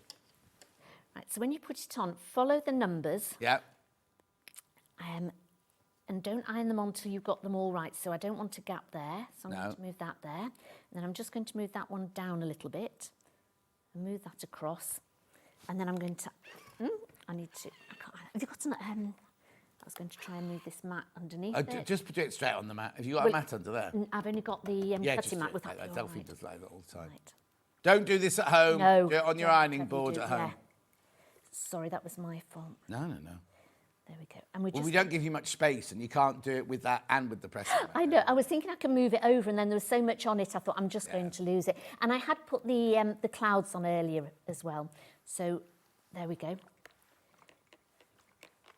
Now I would be tempted to embroider that before you start putting anything else on it, so you can get all the lines on. Oh, okay. The trees. You don't have to. I think Helen says just to put everything on and then start doing it. Right. Now it's funny. She's funny because I think she must have. Well, unless she stops and starts before each tree, but it looks like the lines go behind the trees on hers. Yeah. So I think I would do it now. So I've put some H640 on the back of it so that you.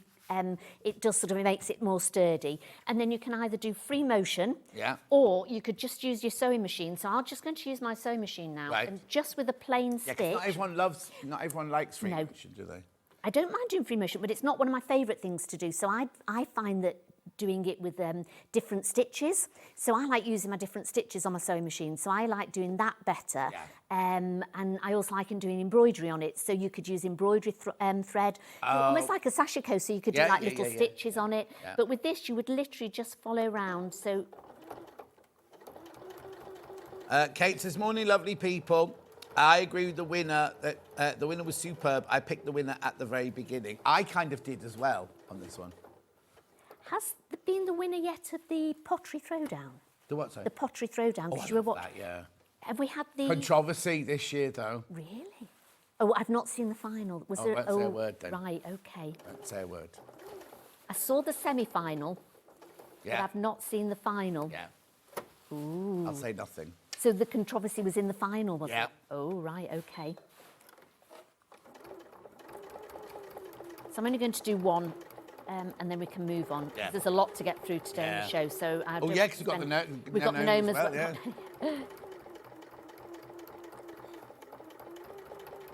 So just to show that there are a lot of people that sort of get scared of free motion, it's lovely to try. I would get some gloves. I find gloves a lot easier if I'm doing free motion. And I normally get a little bit of material first and have a little play with it. You can always mark out what you want to do with a heat erasable pen first and then just go over it. So there's lots of ways to do it. And if you haven't ever tried it, do give it a try. And Helen Newton's projects are great for doing that with as well. And it's quite forgiving. I think probably free motion is more forgiving than actually doing the stitches. Now, it's like you have to sew in a straight line, whereas free motion you can go in wherever you fancy, really. It's all and I think sometimes... I think because I like something to look quite neat, and I'll do free motion, I'll go, oh, it's gone a bit wobbly there, and then you go over it again, it's gone a bit wobbly somewhere else. But then when you look at it, I'll say to Andrew, does that look bad? He goes, no, that looks really good. And I think you've just got to get into the motion of doing the free motion. It's a completely different sewing technique than traditional sewers are used to. Absolutely, yes. And it's the drawing of it. So I think people who are good at drawing are quite good at it as well. I'm good at the doodling bits, but maybe not quite so good at the drawing bits. Right, so you would carry on and do all the rest of the mountains, or the mountains, meadows, hills, fields. So now we come on to the bits where I'm going to show you with the Bonder web. So if you've never used Bonder web before, Helen gives you again some really good templates. So you don't need a light box, but some people like to sort of draw them all out in the evening when they're sat watching telly. So the light might not be as good in the evening. So if you've got a light box, they're really good to use something like this with. Got one coming up later. If you haven't got a light box, you can put it up against a window so it'll shine behind it. Or because it's quite thick. Helen's templates are normally they're very thick. So I've never normally bothered with them. I found them fine. But other times when I've been following things, I've needed a light box with it. So you've got two sides to your Bonder web. You've got sort of like a rough side and you've got a smooth side. So you want to draw on the smooth side. Now, whatever you do, don't draw with a heat erasable pen. No. So because you'll draw this beautiful pattern on, you'll iron it onto your fabric, and obviously you lose the lot. So you need something like a permanent marker. So I'm going to do the daffodil here. So I'm going to just draw around. And again, it's a shape that it doesn't have to match perfectly. If you want to draw your own on, you can do. But Helen sort of like leads you by the hand every step of the way. There we go. So I've done that, and I'm just going to cut it out. And I always find, do you mind cutting Bonder web with fabric scissors? Oh, it's a whole thing. It is, isn't it? I do it, and then I think, should I have done that? Because they're my precious scissors, you know. Morning, John Sandy. Thank you for showcasing my new designs. I love the fabric panels, and wow, that green velvet. Sending big hugs from Helen Newton. Oh, hi, Helen. Lovely to see you. She's super, isn't she? Yeah. So you've got all your panels. So when I cut the panels out, I tend to leave, it tells you what they are on the top of it. So you've got like little labels. So this one, should I put it down? You can see it better if it's down. This one will say daffodils on the top. Yeah. So all this one along here says daffodils. Sometimes if I cut them, if I need the panel on its own, with these it's not too bad. When you're doing other panels, you might need to cut those off, and then I just pin them on to make sure I know what I'm doing. Did you know, everyone knows what I'm going to say now, there are pink daffodils. Oh, are there? Pink daffodils. You can buy the bulbs, and you can have pink daffodils. I wonder how they did that. I don't know. Pink daffodils. But they're known. They're a known thing. It's not a gimmick. It's No, a known it is a known thing. Yeah. Oh, I bet there's... No, not narcissus. No. Because narcissus are the different They're shape. little white, ones. aren't they? Tinier ones than ours. But they come in pink. They come in pink. Have you seen them? I haven't seen it.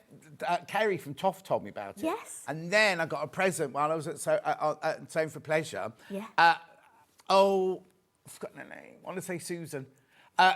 She always makes me a Toft gift, right? And she made me a pink daffodil. Oh, how... And she went, it's bad luck to give one daffodil. So she had to make a yellow one to go with the pink daffodil. Oh. And I've loved it. I've got them in my sewing room at home. Oh, how lovely. Anyway, carry on. So, as I say, leave the labels on because it'll say... Oh, excuse me. Somebody's messaging I haven't seen before. Your daughter. Oh, my daughter. Hello, Ash. Do I say Ashlyn? Ashlyn. Ashlyn. Morning, Mum. Morning, Ashlyn. How are you? Why isn't she at work? She is at work. But she's one of the managers, so she can sneak the phone on the side and have... You don't do as I do, do as I say. Absolutely. No, she shows everybody. She goes, look, my mum's on telly. Oh. And it's her birthday on Saturday, so happy birthday, Ashley. Oh. My little baby is getting very old. Very old, you said? Yeah. She was a little baby as well. She was only an ounce. She was. £2. 2 pounds. She's 28 weeks early. Well, no, she was 28, so she was 12 weeks early. Yeah. But yeah, my little dot.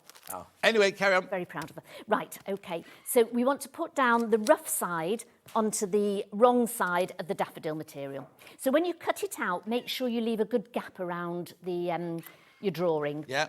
Then iron it on. And because you've used a permanent marker, it will be fine. There we go. Oh, I think your iron's not hot enough. Oh, yeah. Yeah, that's fine. Yeah, I did some Did water, it? Yeah, a little bit. Then I'm just going to cut round it very roughly. Then next you want to cut round it really to the shape. Yeah. So we're going to cut these out.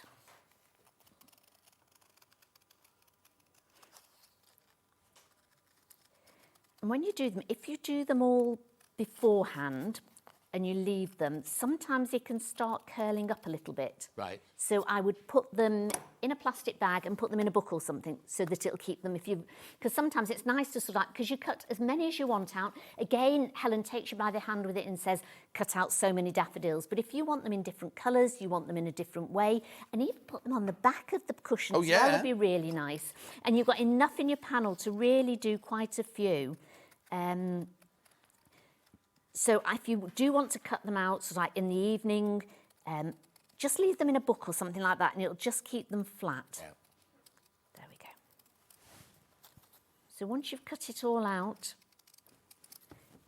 sometimes it's hard to take the back off, so I'll get a pin, and I'll just scrape a little bit of the backing, and then it'll just lift up.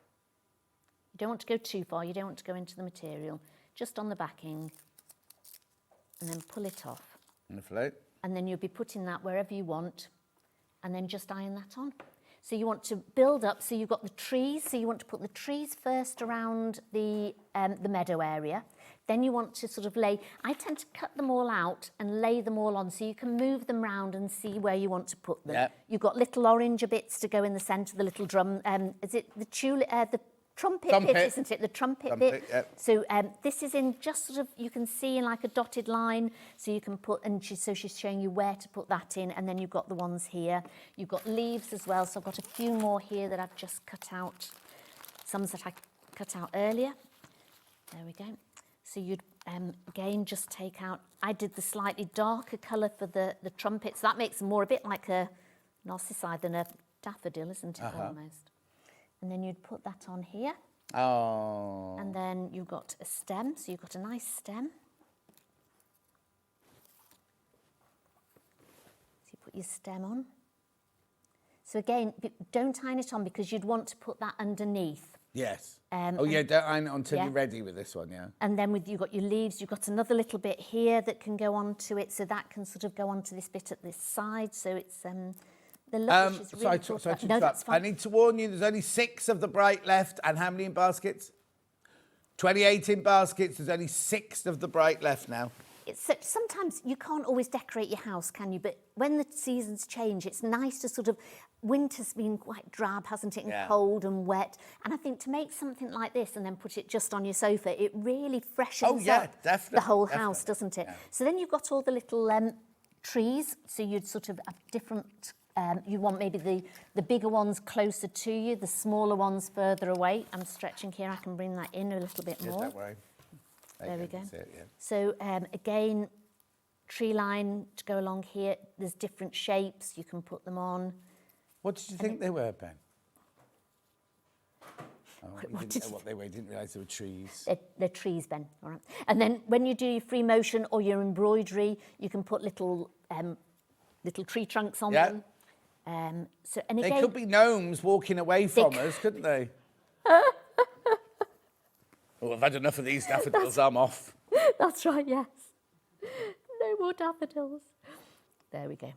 So you would peel them all off and lay it all out. So maybe do the trees first, then put your daffodils on, and then sort of like, she's got some big ones. Could be a glamping site. You could put it. Could be in I could put my little trailer. No, what are they called? Teepees. Teepees. Teepees. I think there's something else in the ones, yeah. It's a peewee. Oh, don't. I said something. Oh, don't. Anyway. So then all you do is make sure you've got it all where you want it, and then maybe do a bit at a time. So do all the trees first, iron those on, then lay all your daffodils out, because it's much easier to move it all around first before obviously you've ironed it on and you're trying to pick it off afterwards. So do all that, iron them all on. Then you want to add, I've added the H640 when I add are the mountains, meadows? Meadows. Meadows. The fields, aren't they? Fields, yes, Oh, fields and meadows. Mountains. And when I've added those, I add the H640 onto the back and then go over it. Then add all the other bit and just build it up until you're happy with it.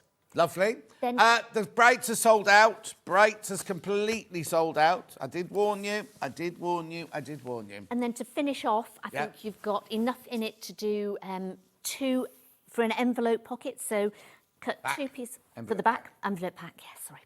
So I've just turned over the one piece. So that would go over the top of it. Again, I just make it slightly bigger at the sides. With this one, I've used some of my fancy stitches. I put little flowers, little stars on this one, and that one would go over the top there. So you'd want to lay that one down first, lay this one when you've sewn it over the top, sew it all the way round, and then turn it out, and you've got a beautiful cushion for spring. Brilliant. Right, you get ready to do the gnome, and I'll recap this one. I haven't got Bright's one to recap, and I've only got the pastel. So with the pastel, you do get the pattern. You get 1/2 metre of the white, 1/2 metre of the yellow, and then this gorgeous, gorgeous panel with all these soft tones in it. Now, there's nothing to say you can't add some of your own fabrics as well. You've got your stash, you've got your sky, your trees, your leaves, everything you need is all on here. Look at those beautiful colours there. And then all your daffodils across the top there. All your trees there. It's just lovely. Make sure you check out, though, lots of those in baskets. It's not that different to the Bright, actually. So, anyway, keep going through on that one. We do have the pattern on its own if you want to make it completely out of your own fabrics. This is a physical pattern. So we will send that to you. Beautiful. And then we also have it digital. Digital. There you go. Now remember, the digital is an instant purchase. You're not putting it in your basket. It's not waiting till midnight. You'll have it in the next 5 minutes. Beautiful. Keep going through for the digital then. Beautiful. Now, before we start, I've got the Gnome in 2 colourways. I've got it in green, which is the one you're going to see demoed.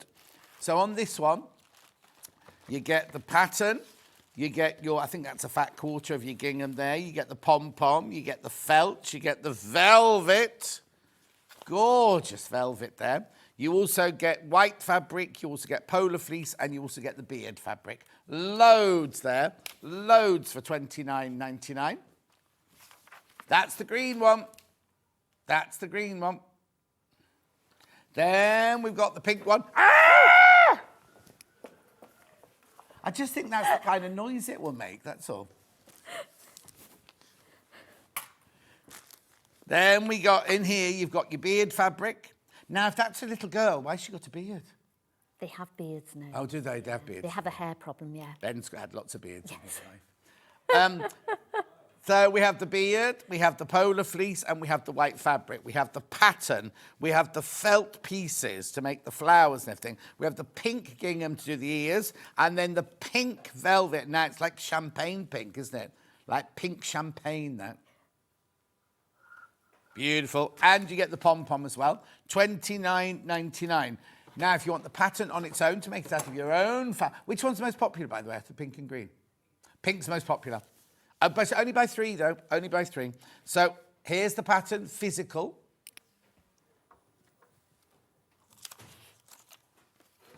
Can you check if Kathleen wants the step? I can't remember asking if she needs the step. At $9.99. And we also have it in digital.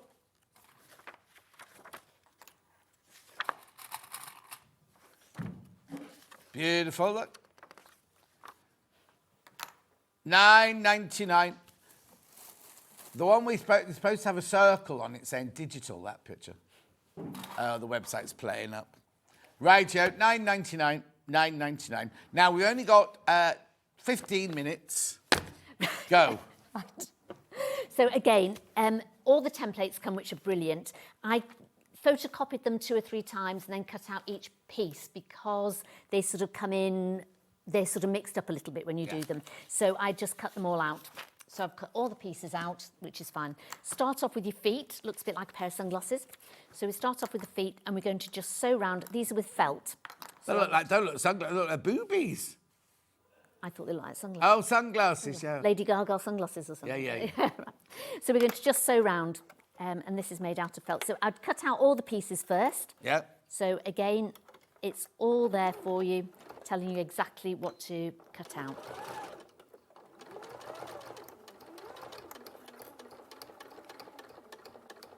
So when you're doing the curves, just hold it carefully and keep your foot to the side so you know you've got the same seam allowance all the way around it.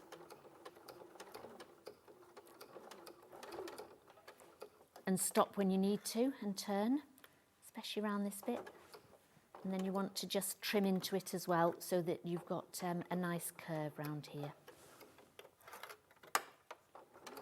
This reminds me, I did a Scrappy Bear course on Saturday at the Cardiff Quilters, and I said I'd give them all a call out. They're absolutely lovely ladies, and they all made some fabulous bears. Oh. On Saturday, we had a lovely morning, well, full day. In Cardiff? In Cardiff, yes.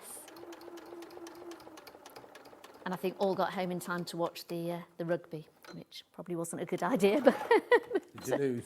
Oh, terribly, again. Oh dear, not doing very well then. No, we're not. Right. I think we got the wooden spoon on the Six Nations, but never mind. Right, so I'm going to actually use pinking shears. And I'm just going to pink round here because it just makes those curves fold out better. There we go. And then come around this side. And the bag of stuffing that you get, again, we'll probably do about 2 of the gnomes. Oh, you don't get a bag of stuffing. Sorry, you don't get a bag of stuffing. You have to buy it. I'll show you that in a second. And then we're going to turn this the right way out. Yeah. And we're going to stuff them, but very lightly. And you don't want to stuff over this bit here.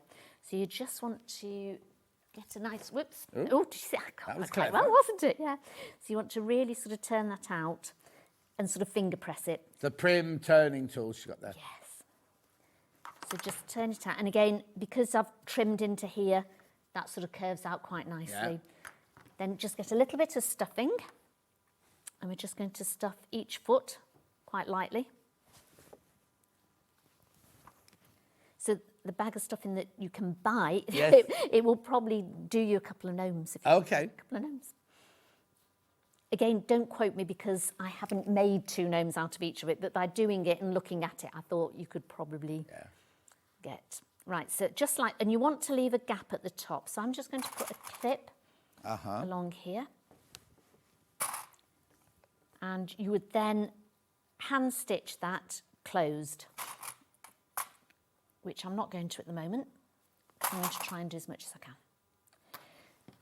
Then you want to get the, so if you cut out the main body of the gnome, again, that's really the only velvet bit that you need, those. Oh! So you can imagine, There's and there's the hat as well. Yeah, quite a lot left over. So you should definitely have enough to do a couple of gnomes if you want to. So with this one, we want to find the centre. Fran says, can you make them into a pyjama case if you wanted to? Yes, you could. The only thing about that is they wouldn't stand up. No, unless you stuff them with the pyjamas. Yes, but when you've got the pyjamas on, they'll be... They'll be floppy, yes. So you could, because I'm going to sort of sew this back bit up here now. Yeah. But if you wanted to put a zip in there before you did it, you could certainly do it. And I think Helen suggests if you don't want to stuff them, you can either stuff them with stuffing, or you could put like a bag of rice or some pellets in it, so you can make it as a doorstop and stuff. So there's lots of things, but yeah, they'd look quite nice as pyjama. What was that? That was my clip. Went ping. Right, so I'm just going to pin this on here. How long have we got? About 10 minutes. Right, okay. So I'm going to put that on there. So you're attaching that on, and I'm going to try and sew that on now. So really, I would have hand stitched that closed and then sew it. So I'm trying to go a little bit quicker. So do bear with me if it. Helen tells you exactly what to do with it all, so you're not going to get stuck with it at all. And I'm just going to sew along here. Now, I'm not even using a walking foot for this, and it's going along fine. Okay, lovely. So so don't worry if you don't have a walking foot or you think, oh, my machine won't do that. Yeah. I didn't use any walking feet when I was doing this at all. But with velvet, sometimes it is easier to use a walking foot, especially if you haven't used velvet very much. It's quite a good idea to use a walking foot. There we go, so we've got that on. Then I'm going to turn it round and I'm going to clip the sides. Now again, with velvet, I will tend to pin it because it will slide again when it's next to each other. When it's got the interfacing on, sometimes it isn't as bad because it's given it that little bit more thickness to sort of hold to. But I tend to pin it, and I pin it horizontally, not vertically, because you get more fabric in your pin. So you're holding more as you're going across. Right. And I would use plenty of pins so it doesn't give it much room to be able to slide. So definitely rather than the clips are great, and I use clips most of the time, but just certain times I think pins are probably better. And in this case, I would pin it. There we go. And I'm going to sew down the sides here.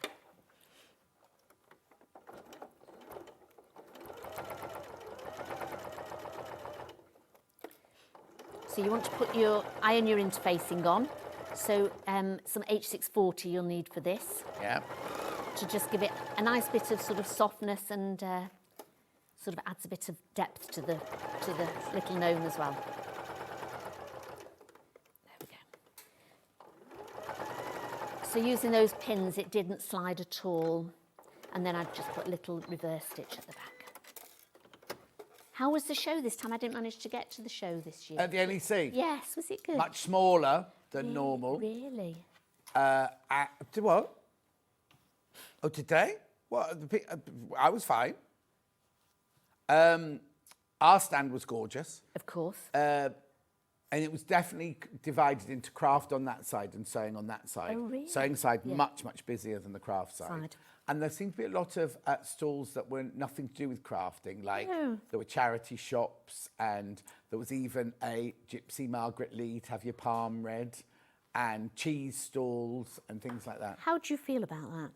Well, I understand little snacky things like cheese, but I don't know why. Yeah. Cat food. I don't know why you'd have cat food there. I know, yeah. It's always a bit odd, isn't it? It's like we're being hijacked and just stick it to crafts, really. Now, I'm just trying to take a little bit of that H640 out of the seam. Right. Just so that you've not got a lot of bulk in there. So again, you'd go a little bit slower than I would here and just sort of be a little bit neater, and you can get that all out of the seam.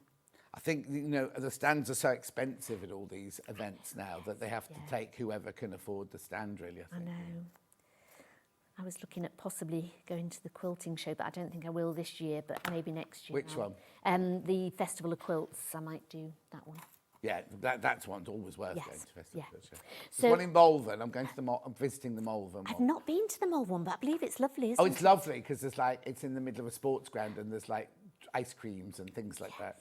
But having said that, I'm not quite sure what date it is because I don't know if I'm on my cruise or not. Oh, right, yes. When do you go? May the 17th. Not long now, 66 days. Oh, and counting. Right, so I've just marked the centre of the circle on either side, and then I'm going to fold that over and mark the other bit as well. So I've got sort of like a quarter here. Then on the base, you want to add, this is the base, so we've added the H640 on it. So you want to attach one side where you've marked it to the seam. And this is where I use clips this time, because it's far easier when you're sewing it. Then take it over to the other side and just clip it. Now you could find, so once you've done that, you could find the side bits and mark those. Mm-hmm. And then with the other points that we've marked on the circle, match those up.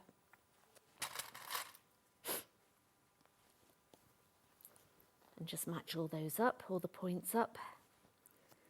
And then we want to just make the base fit in. So you want to just move it round and you're going to get it to fit into this, into the body.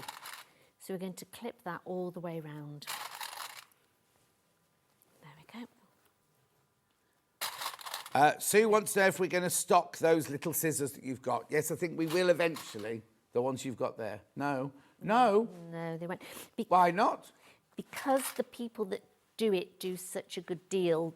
Little Paul said no. He'd looked into it before and they won't. Not Little Paul, Bald. Oh, Bald Paul, sorry, Bald Paul, yes. So they said, because I did go up after last time when I was on, they said yes, they would. Yeah. But, Oh, which no. is such What a make shame. are they then? They're Guggenheims. Guggenheims. Yeah. So, Oh, no, won't be going to Malvern then. Malvern's 15th to the 18th of May. I won't be going oh, right. Do you go to the, not Halifax, it's not Huddersfield, where's the one in Yorkshire? Well, there's Harrogate. But Harrogate, there's also that's, Wetherby. There's one in Wetherby Services, the racecourse Oh, there. right. We went to the Harrogate one. Yeah. Not last year, the year before, and it was brilliant there. That was really I used lovely to show. host the bridal fair there years ago. Yeah, that was amazing. So Emma Bradford's watching. I wish Hello, Emma she- Bradford. I won't actually sew this on because it's going to take up time. But Yeah. what I'm going to say is when you sew it, you always want to do the flat bit of any project onto the flat bit of your sewing machine. Yeah. So a lot of people will go like this or try and sew it round. Yeah. Lay it down flat. So whatever you're doing flat, put that down and then move this to the side.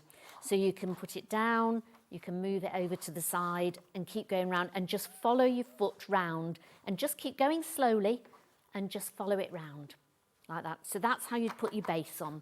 So that's that finished. Lovely. Then with the, I'm trying to just do a little bit so you can No, see that's all fine, of the that's bits. fine, that's fine. So with the arms, you've got the long part of the arm, and then you've got the hand part of the arm. So the hand part's in felt and this is in velvet.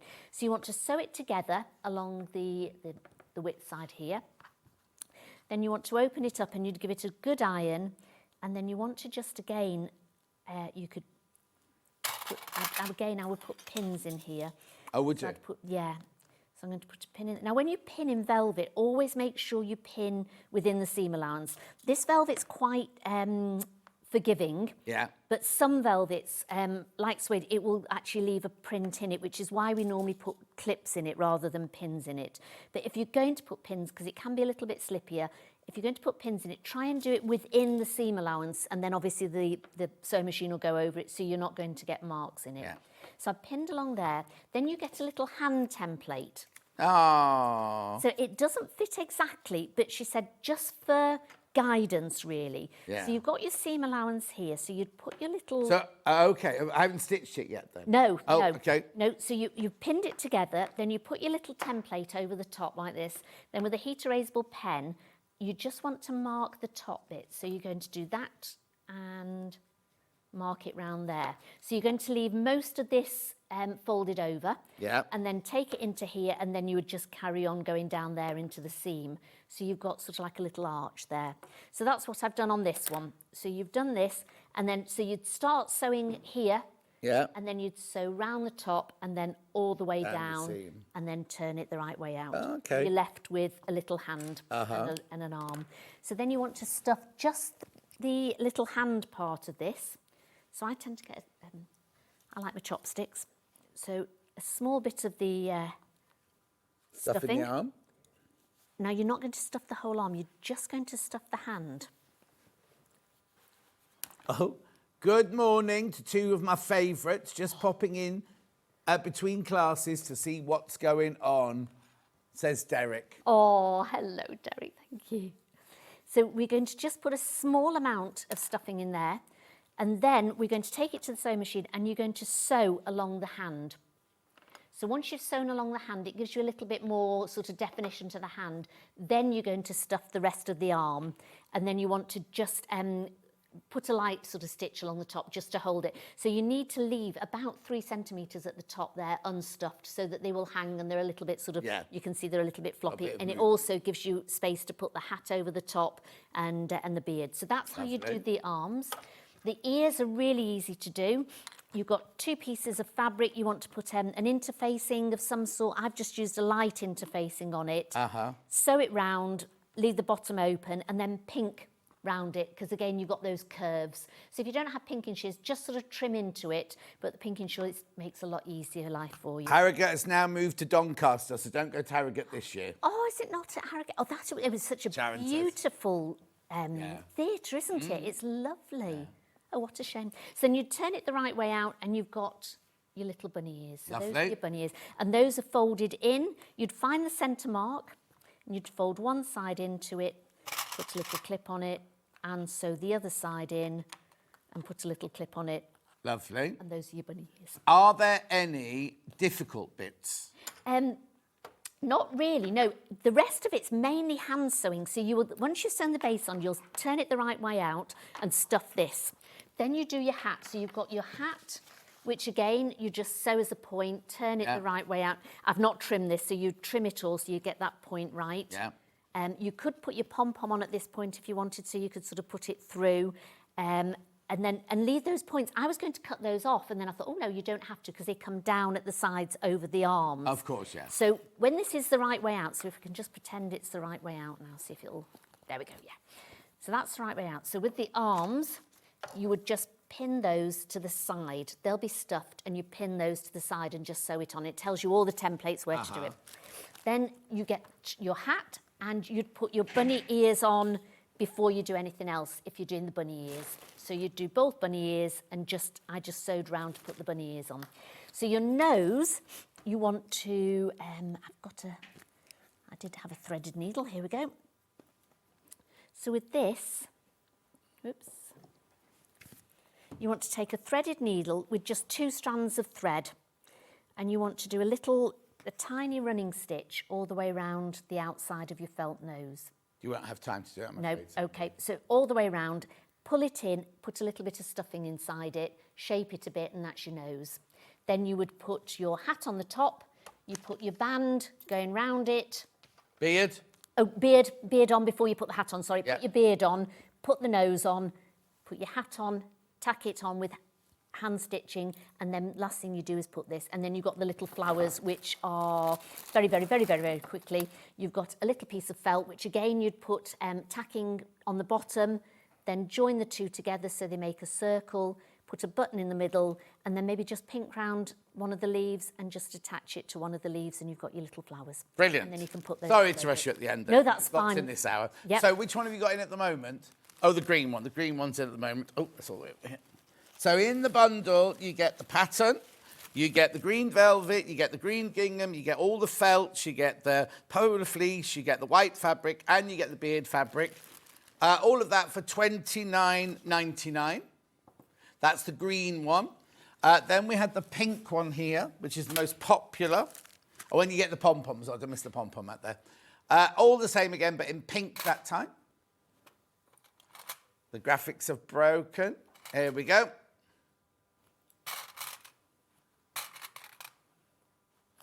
It doesn't change on my sheet, on my screen. No. There you go. It's changed now. That's what the delay's like at the moment. Oh, yeah, you could make in tartan look, Derek. It becomes Christmassy in tartan look. Derek's going to make the gnome in tartan. Anyway, so that's the pink version there, $29.99. You can buy the pattern on its own. That's the physical one. You can buy it digitally as well.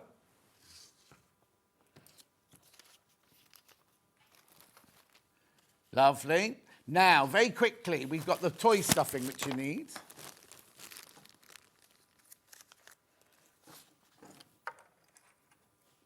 Beautiful, $5.99.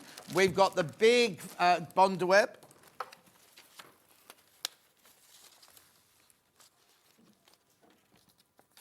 We've got the little Bondaweb.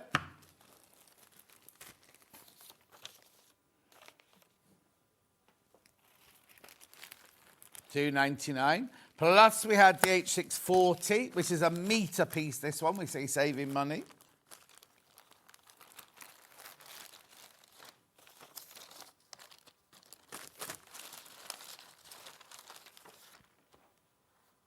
There you go, $9.99, should be £12. And remember, we sold out of the bright daffodil cushion, but we have got the pastel, where you get a metre fabric, you get the pattern, and you get the panel as well. Beautiful. $24.99. Right, there are other pattern kits. No, start again. Cushion kits that Ben will take over from pre-order and put it into the house. Doing it now. He's going to do it now. After break, we've Cowden, Kathleen, Anderson, beautiful quilt coming up. We will see you back here in 4 minutes from now.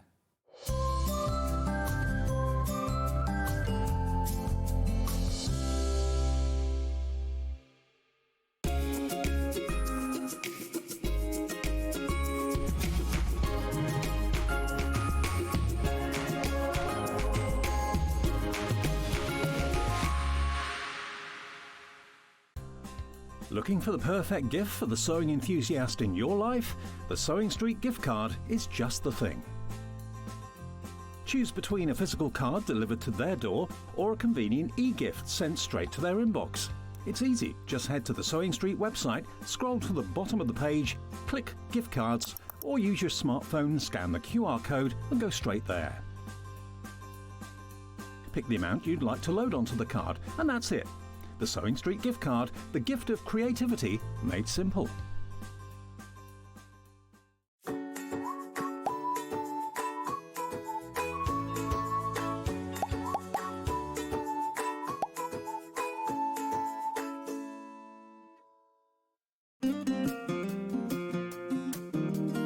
Pressing your seams in dressmaking is not like ironing your clothes normally. You have to properly press it. It's not rubbing it over really quickly, but it will make your sewing look 100% better, so don't forget to do it.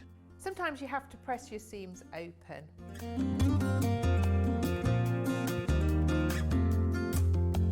Make sure your iron's nice and hot. I tend to press on the inside and on the outside. So your ironing looks really crisp.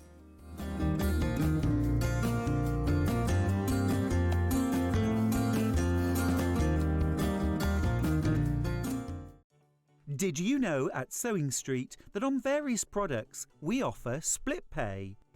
That means on certain items you can spread the cost over 2, 3, 4 or sometimes even 5 interest-free monthly payments. Just pay the first instalment when you purchase and you're away. So shop your way with split pay. Shopping with Sewing Street couldn't be easier. You can shop via our website at www.sewingstreet.com, where you can watch our live shows and see all the products from that day. We also have a huge amount of products on our website, from your sewing room essentials to fabrics, sewing machines and much more. You can download and shop on the go with our Sewing Street app. Simply head over to your app store and search Sewing Street. Alternatively, you can contact our UK-based call centre 24 hours a day on 0800 001 4433. Shopping made easy at Sewing Street. Charm pack or 5-inch squares. A charm pack is a bundle of pre-cut fabric squares, usually 5 inches by 5 inches. Each piece comes in different patterns and colours that match perfectly.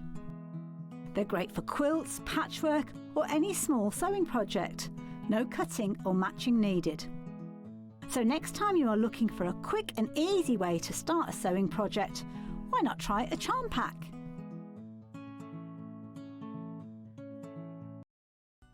Never miss a show by watching on the go with the Sewing Street app. Head over to your app store now and search Sewing Street and simply download to your smartphone or tablet. You can watch the shows live and see your favourite presenters and guests. Click on the Today button to shop all of the products that are featured in today's show. Want to know what's hot? Then click here to see today's bestsellers and highlights. Have you missed a show or want to watch one back? Then click the schedule button and you can go back 7 days to watch and shop, and you can also see what's coming up over the next 7 days. Want to say hello or ask a question to our guests? Then send a message to the studio. You can also keep in touch with all the latest news, events, product launches and much more by clicking here for our social media pages. Never miss a show by watching on the go with Sewing Street. Here at Sewing Street, we only charge 1 P&P throughout the day. You can add as many items to your basket and check out and still only be charged once.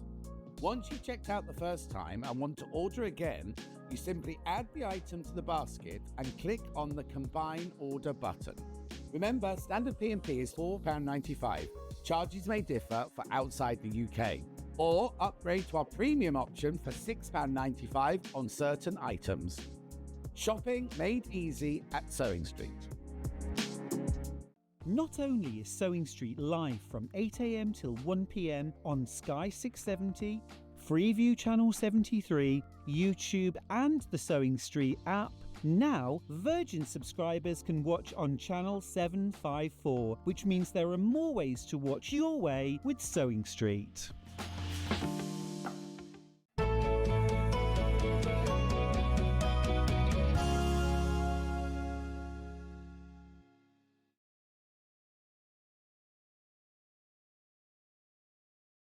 Last on.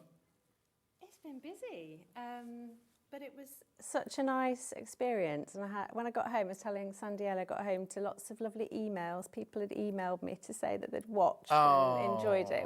It was so nice. So thank you if you were a person who emailed. It was so kind. So now, if you've not seen you before, because you've only been on once. I haven't been on once, right? Already, you know, she's a family member. Who are you? Where'd you come from? And what do you do for a living? So I am Kathleen Anderson, and I'm from East Leicestershire, and I'm a quilt pattern designer and quilting teacher. Right. And how did you get into it? Well, I learned how to quilt probably in my early 30s, just kind of randomly with a friend, did a course, and just like a lot of people got completely hooked and obsessed with it. Yeah. But I was an NHS manager for a really long time, and then, very long story short, ended up needing to be at home with the kids for a while and thought I'd go mad being a stay-at-home mum.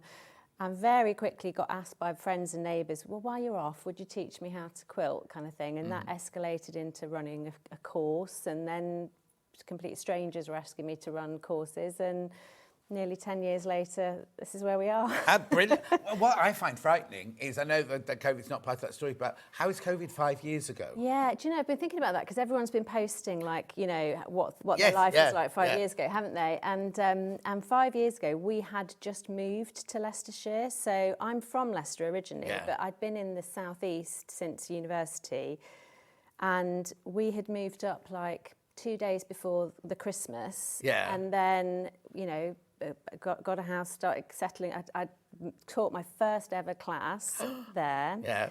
Got the kids settled in school, and then lockdown happened, and we were like, oh, right, this wasn't part of the none of us were expecting it, were well, we? no, nobody was expecting it. So that was a bit different. So to be honest, at that point, I thought, right, well, this is it. This is all over. You know, I can't teach in person. Eventually ended up teaching online, which, again, at the time, I just couldn't understand how that would work. And now, of course, we think of it as completely normal. Oh, no, completely. Well, when I first got asked to go and work at Sewing Quarter, I was like, no, you'll buy fabric off the telly. You know, kind of like, that won't work. And then look at it and now. now look at things. Yeah, exactly. So, so it just goes to show. You own the Cowden Quilt School. I do. And is that a physical place, or is it a virtual place? It's a physical place, as in it's a bit of my home. So I'm lucky that I've had room in our house, although it's getting a bit tight, to have a workshop space. So I can teach 6 people in my house. Yeah. So I have dedicated sewing room and machines and all the kit and everything else. And so people tend to come to me. And I live in the countryside in East Leicestershire, so we're near the border with Rutland, and it's very pretty around there, and we have lovely views and all that kind of thing. So it's really nice to be able to share the space and the location with people who love to come out and sew with me. Have you got room in the garden to build a whole classroom then? No, because our house is a listed building, and I don't think we'd get permission to do anything mega. And also, we live on the top of a really steep hill, so most of our garden, like the angle is like that. Okay, fine. So we'd end up like skiing down, you know. So that isn't really an option. And but, you do virtual as well then? Well, I have done, and actually I'm going to resurrect a bit of virtual this year, because I think there are people who want to learn online but learn live, and so that's where I'm going to go with I mean, that. the thing is, you've now got to make it different, because during COVID we all got used to doing it. Everybody does it, but it's now finding your unique selling point within it. Exactly. And I think there's been, you know, there are loads of, if you're the type of person who's got the discipline to buy like a self-paced course and follow it and learn, then like you can learn how to quilt using lots of other people's courses, because they're brilliant. But I think there are still people out there who want the benefit of contact with a teacher, and I would as well. So and also, if it's one I've paid for, I'll go, I'll do it tomorrow. I'll do it tomorrow. Whereas if I know you're waiting at the other end of the line going, come on, John, we're doing it now, time is money, then I'm going to do it. Exactly, right, so what is this then? What is this Right, well, this is my Hadaway quilt pattern that we're going to look at first today. So I teach this pattern to, so people who learn with me do a very basic beginner's course when they learn how to use all the kit and everything else. And then we move on to this, because it's got squares and it's got rectangles, and crucially it's got triangles. So if you're new to quilting, or if you're already really familiar with making half square triangles, you totally know what you're doing. You can still make this, obviously, it'll be a breeze. But what it just gives us a lot of practice on putting those skills together. So it's a really fun one to make. So it's actually a repeat block pattern. So you're on a block. I'm on the naughty stuff again. So I've got to, like, you'll see how short I am when I get off the block. But let's have a little look. So this is a block here. So they're quite large. It's big. Yeah, it is quite large. And what we do is we make that block for this size. We're going to make that Is this the size we're making today? It is, on the yeah, pattern, it's we've the got medium mini, size. small, medium and large. Yeah. So this is the medium. This is the medium. So you've got 4 sizes in the pattern, from just making 1 block, which is a really good cushion size if you just fancy making a little bit extra, but we want to make a quilt, don't we? So we're going to make the medium size, which is a generous throw. It's about 58 I was going to say, it's 58. very generous. Yeah, So very generous. Yeah, it medium. is for someone as little as me as well. Yes. Oh, that's a double bed to you. Oh, it is. So it's a good old size, but there's a baby size option with it, which again, lovely for little ones, and there is a big bed size as well. So did you say there's a block and a sashing then? Is that what it is? So what we'll do for this one is you make 9 blocks. Right. And then we have these cheeky little block sashing pieces that kind of go in between the blocks. So if you look like here, so it repeats what's within the block, and it makes it it gives it that kind of seamless, continuous look over the quilt, because you can't see the edges. No, you'd think you'd be making like this and exactly. this, and then sew them all together, but we're not. Are we? No, we're not. So right, that was the idea. We have 3 kits. We have the one that's on the wall, $52.99. In this one, you do get 3 meters of the very, very soft pink for the background. You get a meter of the bright pink. You get a meter of the mid pink, and you get half a meter of each of those. 3, 4, 5. Yeah. 6 meters. Hang on. 3, 4, 5, 6. Yeah, there you go. 6 meters of fabric there, and that's enough to do all of the front and the binding. Yes, believe so. And obviously you get the full-on instructions. And when I say full-on instructions, it's a whole booklet. There's lots and lots and lots in there. $52.99. So that's your pink version. Yeah. The one we're going to show you a demo of is the Bumbleberry version, which is a green version. So you get 3.5 meters of the soft green. I think that's spearmint for your background. Then you get 1 meter of the pink bumbleberries. Now this one's a little bit different because you get 3.5 meters of the other bumbleberries there. Beautiful. Nice, aren't they? Beautiful. Obviously, plus the pattern, $69.99.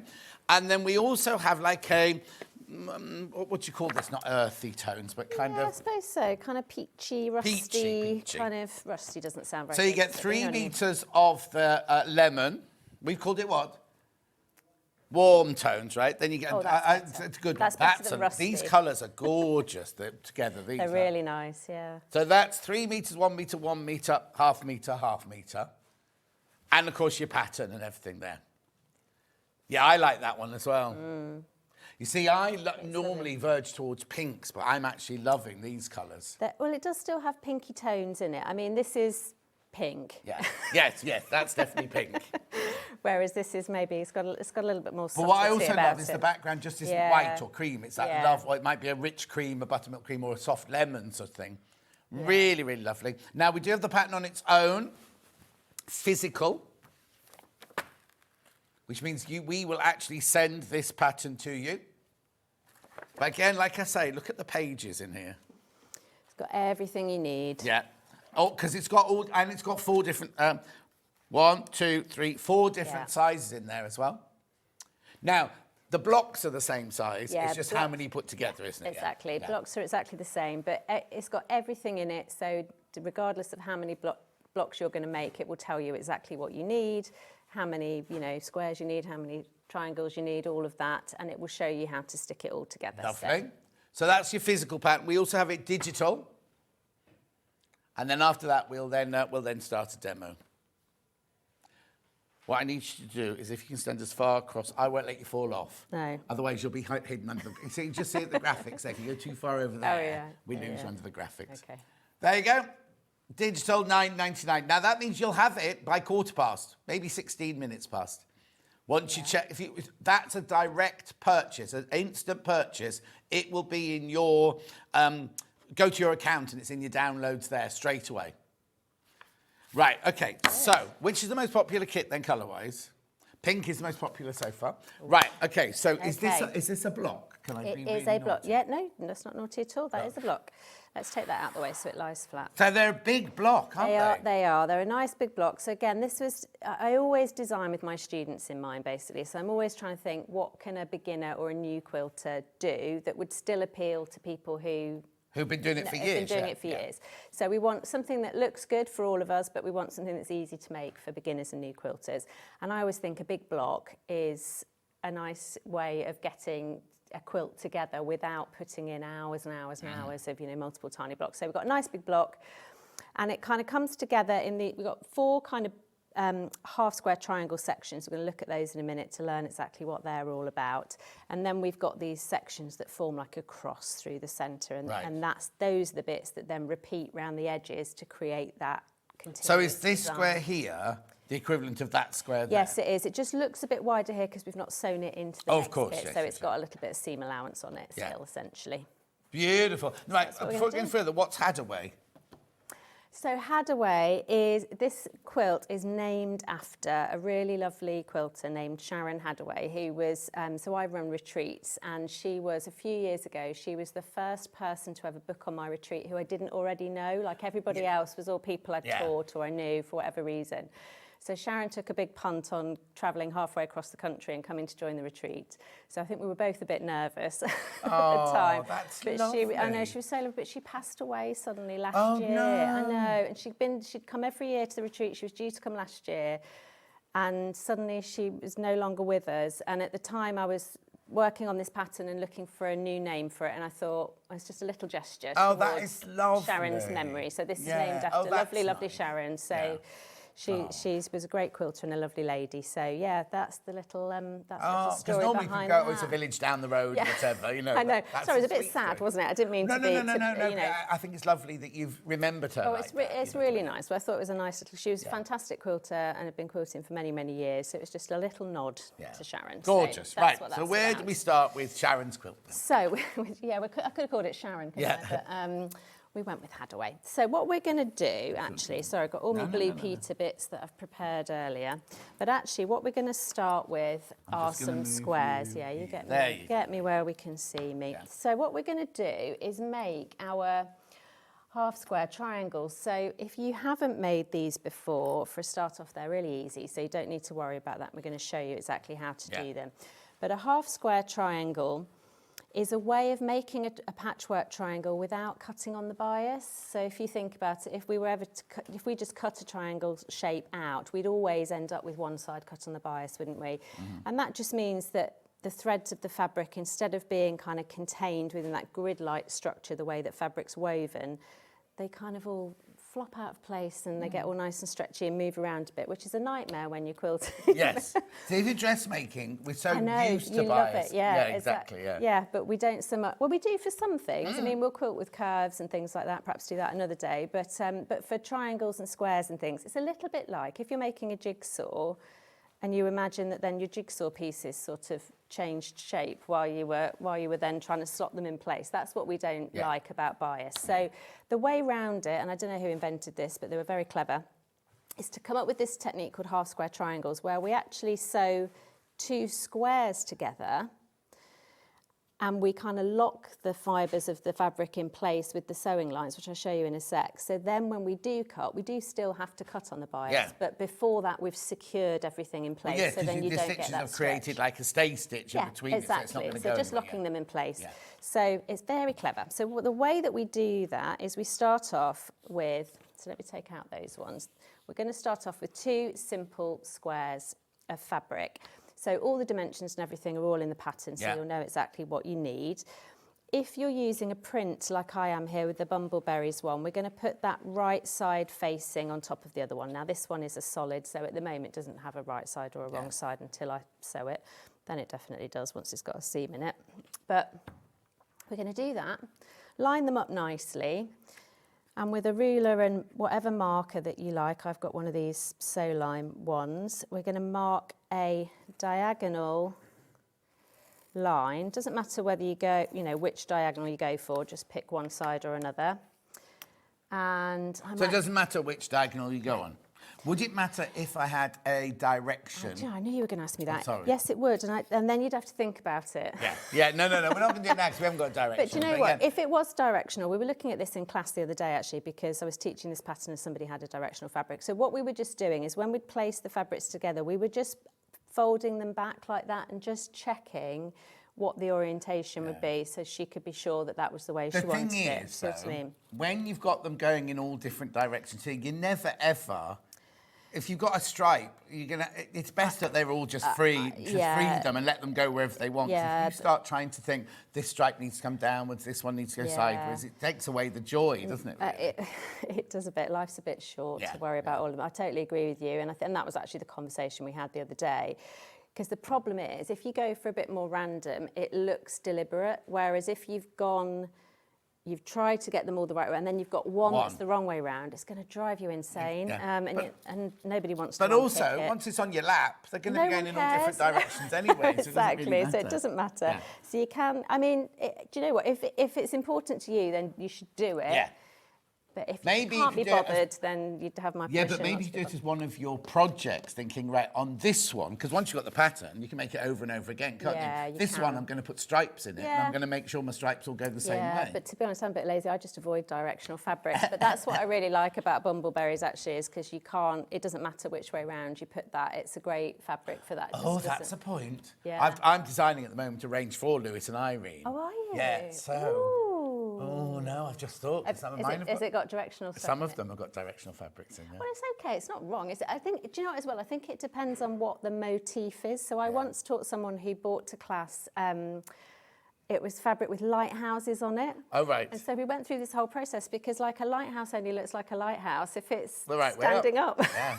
I suppose so, yeah. It looked daft, but there are other things where it doesn't actually... I've got no lighthouses on mine. OK, that's good then. That's all right. Good. Well, I should be... I'm excited to see that then. Can you May 2026, you won't see it till then. I was going to say, can you tell us anything about it? But no, probably not. OK. But last week, I got the... obviously, we designed it and everything, and then I got with just little squiggles, I got the first, like this of them. And not the fabric, still only a drawing, but I'm really chuffed. Really chuffed, yeah. Well, right. Sorry, I got distracted. I was about to start sewing that then. Let me take that out because I haven't said anything about what the hell I'm doing. So, so we've drawn a line on here and I've stuck some pins in just to keep my squares nice and together. Yeah. What I'm going to do now is sew 2 sewing lines, one on either side of that marked line, and they're going to be 1/4 of an inch apart. So standard patchwork seam, 1/4 of an inch. Okay, so I'll just do that quickly and then we can have a look and see what that looks like. Do you sew one, twist it around and sew back down the other side? See, when you're doing dressmaking, they always tell you not to do that. Like if you're doing a skirt, they always say sew the seams from the waist down to the side. Don't go down to the hem and then turn it around and go hem up to the seam. Do you know, I would say that with quilting, I would always go in the same direction when I'm adding quilting stitches. Otherwise, you get that sort of like separation. Yeah. But with half square triangles, because we're going to cut down the centre in a minute anyway, it releases any of that kind of thing. So I personally don't think you need to worry about that. But you could do. All I'm doing is running. I've got a 1/4 inch foot on here. With a guide bar down the side. I'm just running the guide bar down the marked line to then create the sewing line. So you end up, it's probably quite tricky to see on the camera, but because you chose cream fabric. The thread is like, except I've come undone. Oh, no. The reason we can't see it, there's no stitches at all. I was thinking, why is that one light and that one's okay? Right, sorry, hold fire, folks. Let's get that threaded back up again. Yeah. But in a minute, we'll have 2 lines of sewing, and then you might stand a chance of seeing both of them. So let's do that again. It'll only take a sec. All right, there we go. Is it coming out the back there? Yeah, I think we're okay. So the nice thing about this, if you're making the whole quilt, I quite like to sew them in batches. So you just put a podcast on or even put the telly on and just sew your lines. It's quite simple to do. It doesn't take much concentration. Right, that's better, isn't it? Yeah. Yes, it did stitch that time. So let's put them away. So now what we've got is 2 lines of sewing, 1/4 of an inch to either side of that marked line. Lovely. Okay, and that means that we've made a very odd thing. I mean, it looks like a sort of birdie butterfly thing. So it looks really peculiar when you first do it, but it does all make sense because what we will do now that we've locked all the fibres of the fabric in position, we can separate the 2 pieces out with our rotary cutter. like that. So I've just cut along that line that I marked a minute ago. So we end up with our two little sort of sandwich pieces, which when we open them out, form a single square that contain two triangles within it. Okay, so that's the magic of our HST. So what we're going to do now, which you've anticipated, thank you very much, is we'll press those. Now I'm going to press the seams open. In this case, if you prefer to press to one side, then press towards the dark side. I mean, no, it's up to you. It's personal preference. Some people get very excited over, oh, I forgot this is an oliso, isn't it? I don't need to stand it up. Magic iron. Yeah, magic iron. Yes, because when we first started at Sewing Quarter, nobody, when they were doing patchwork, would press open. Press open. And I'd be like, well, on dressmaking, we always press open. We don't. And then over the years now, more and more people who do patchwork have started pressing open. Yeah. I really like to press open because I generally machine quilt. I find I like to have that nice flat surface. That said, in a minute we are going to press to one side because we're going to use it as we're going to nest our seams just to give ourselves a really nice meeting point where the two triangles kind of meet and touch each other. Much easier to do if you nest your seams. So sometimes it's about preference, sometimes it's just about ease of what makes your life easier. Right, so what we're going to do now is trim those HSTs, short for half square triangle, sorry, little acronym. We're going to trim them down a little bit because even though we've gone to all that trouble to lock the threads in place, they can still distort a little bit. So if we trim them, we're going to get them to precisely the right size. And I've allowed for all of that in the measurements in the pattern, so you don't need to worry. So I just want to show you a bit of trimming technique because the really important thing when we're trimming is to make sure that that seam that we've just sewn stays on the diagonal. So I'm just lining that seam upon my mat with a 45-degree line there before I take some of the edges off. For my patterns, I always allow for a decent trim rather than a shave. Sometimes they're just a little bit too tight. So I'm just going to go in and get one of these trimmed down for us so we can see what that looks like. So you're taking off, I've gone all the way through there, sorry. There we go.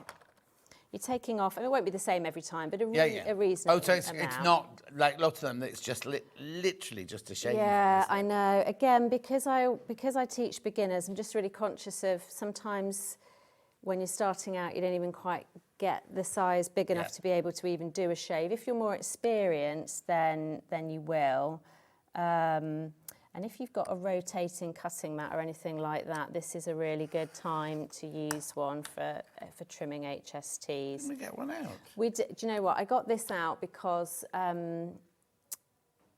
want to use the bigger one later, so don't worry. But that's fine. Right, I'm moving it now because I've now gone, because I want to be able to move that around. And these measurements are a little bit different to what I'm used to on my mat. So where are we going? Yeah, we're going to that line there.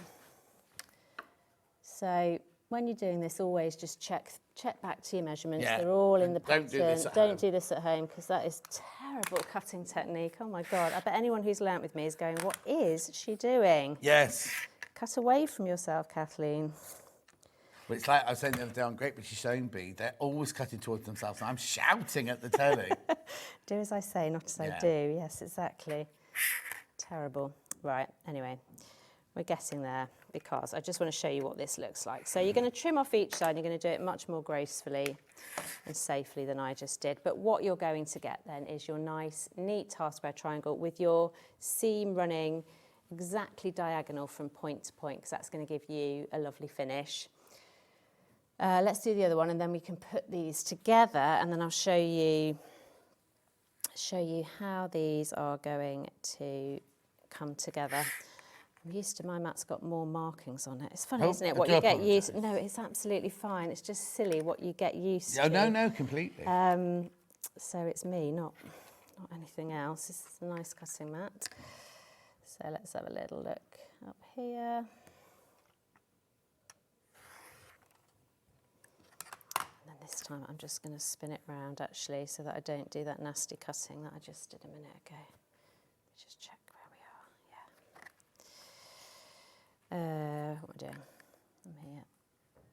So again, this is something I quite like to do in batches. But equally, you could just do them as you need them, because you need 8 half square triangles per block.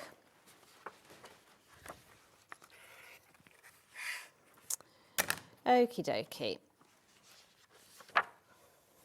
Oh yeah, don't forget to put your blades away. Yeah. Oh, this is like being in one of my own classes. Yeah. Right, there we go. Okay, those are all done. So now I made the rest at home so that you wouldn't have to watch me do that however many times.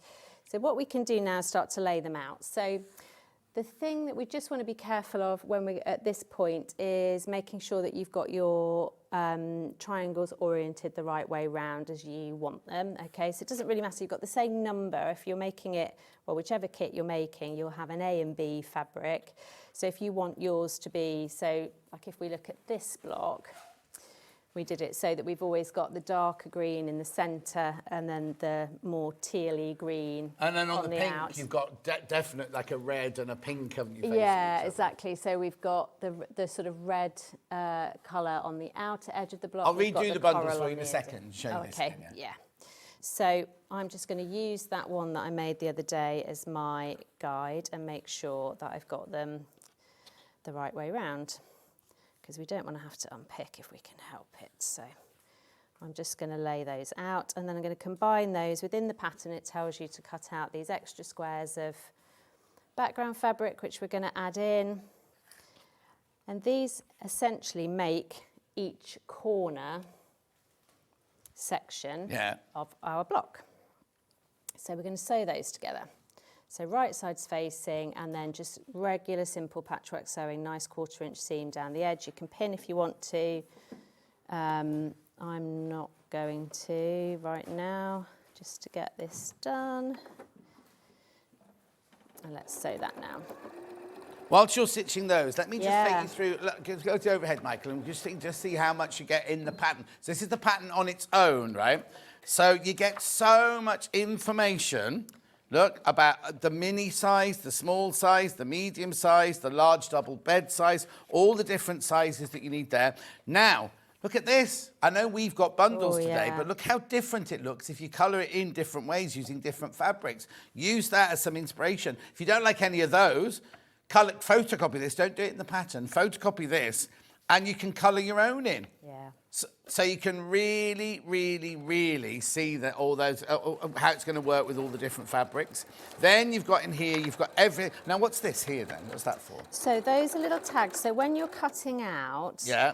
And if you want to be organised about all your pieces, because what you've got in particular is we cut out a certain size of square to make our half square triangles, and then we cut out a different size of square to go with them. So it's just a nice way of getting organised. You can cut those out and, like, with a clip or a pin or whatever, put the label on your little pile, just so you can keep track of what you've got. Lovely. Because otherwise it's, especially if you're making the bigger size or bigger sizes. Well, there's been a lot of them. There's a lot of them, and you can get, you can lose your way a little bit. So. And then everything that we've just done there for half square triangles is all in there with all your different sizes. How many? No, that's all right. Just want to take that.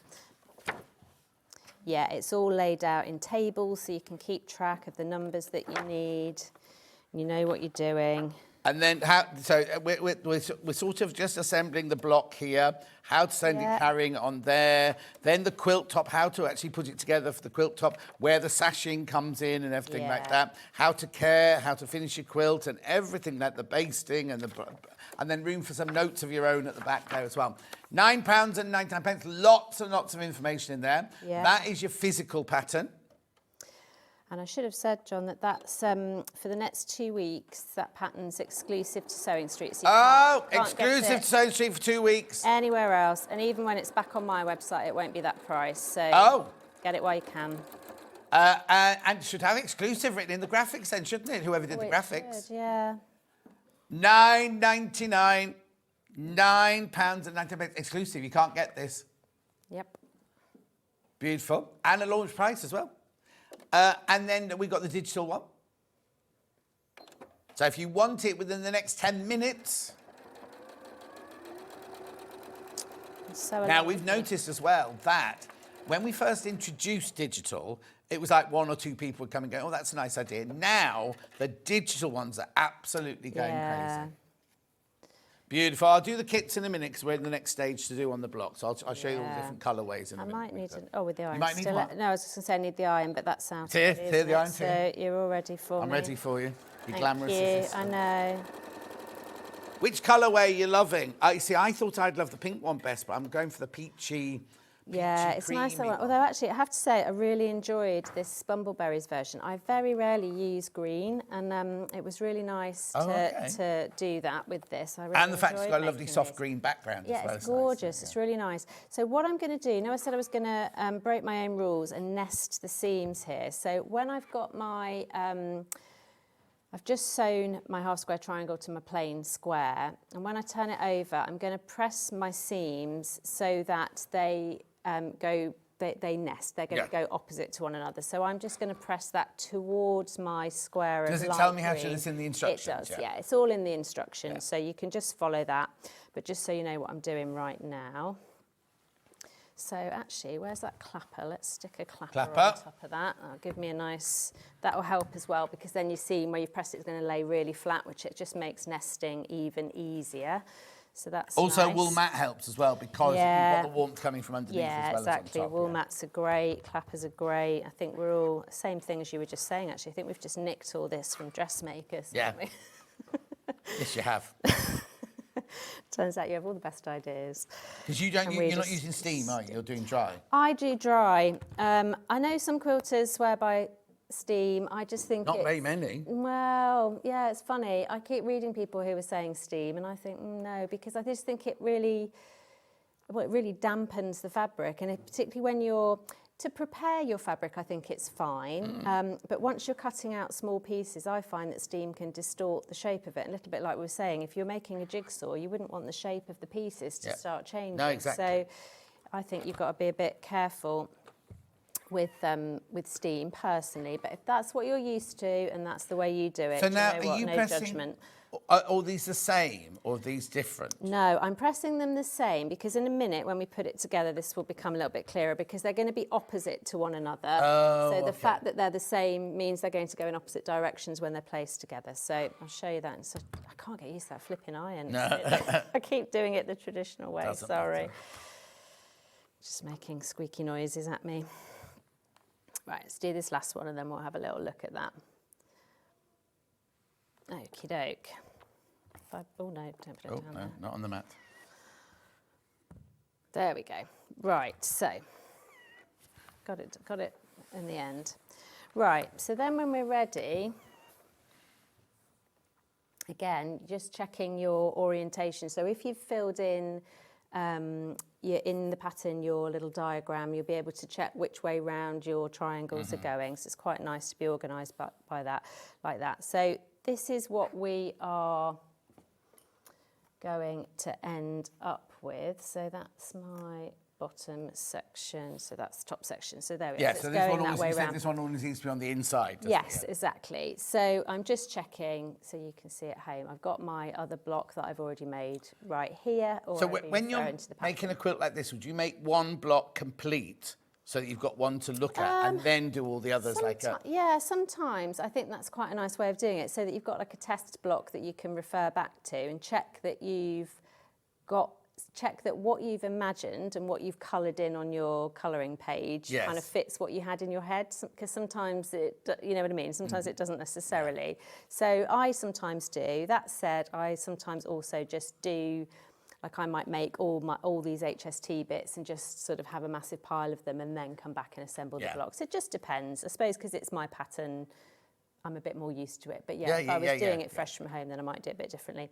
So when we bring these together now, those seams are going to nest really nicely. So they've both been, if we look at them from the reverse, the seams are pressed in the same direction. Yeah, that's why I was asking. But then I suppose, But when they come together, effectively, you've got one way up, one the other way up. So when you turn them to face one another, they're going to nest really nicely. So you're looking for where that, I don't know how well we can see that on camera, but we're looking for where they intersect, and just by just by pressing the seams to one side or another, creates a tiny little kind of lip in the fabric that means that they lock together nicely. So even though they do that, I might, just for safety's sake, bung an extra pin in just to make sure they don't separate. Is that a technical term? Yeah, exactly. Yeah, there's a glossary in the pattern of... Yeah, bung. Remember, this is exclusive for 2 weeks here at Sewing Street, and when it goes on our website, it won't be $99.99. Nope, it won't. It'll be more, not less. Yeah, exactly. It won't be less. Yeah, that was the point. It will be more. Yeah.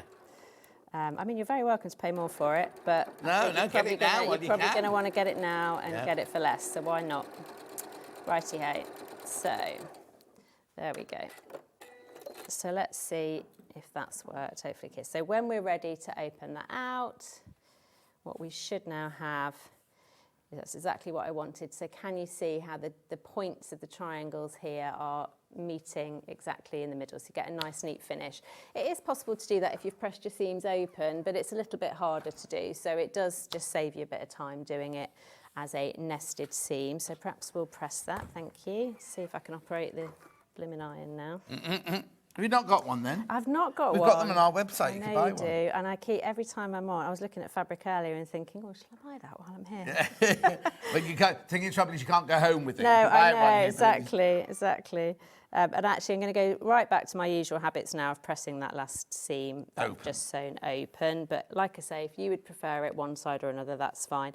At this stage, it can get a bit, I find them, they get a bit bulky if they're one side or another, but it's up to you and what you feel comfortable doing.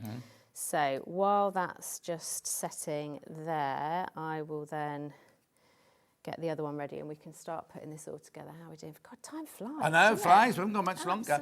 While you're doing that then, I'm going to take you through the different colourways. Now remember, the pattern is exclusive for 2 weeks and it's $9.99 the pattern if you buy it on its own. Won't be $9.99 when it arrives on, what's your website called? Cowden Quilting School? CowdenQuiltSchool.com, yeah. Right, so which one have you got in at the moment? Oh, you haven't got any at the moment.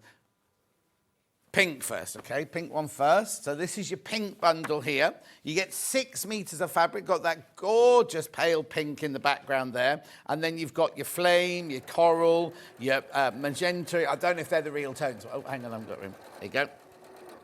Beautiful. Plus your instructions, £52.99. It makes a 58, do we say 58 by 58? Or 56 by 56? 58 by 58. 58 by 58. You can do bigger and smaller, but this bundle will make you the 58 by 58. It's a great versatile size, actually, I think. Sorry, say that again? I think you'll find every single pressing mat we have here is marked because it's just automatic what happens in your sewing room. Right, then we've got, this is my favourite. I love this one. Beautiful. So this one has the lemon or cream back. Sorry, you do that first. No, that's all right. I didn't mean to get in your way. No, it's your show. Because we did. No, not. We need to. Those fabrics are gorgeous. So we need to see. There we go. There you go. Plus your instructions. I think that's fabulous, that colourway. The lemon background, and then you've got your 4 different tones of peaches and apricots in there.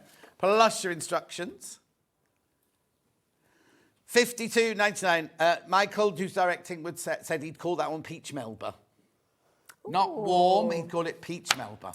Then that one could be like raspberry. Yeah, that one could be raspberry. Sorbet. Then we've got the bumbleberry one.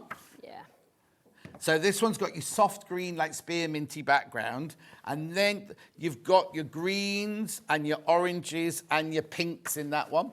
Plus your instructions, $69.99. Beautiful. Okie doke.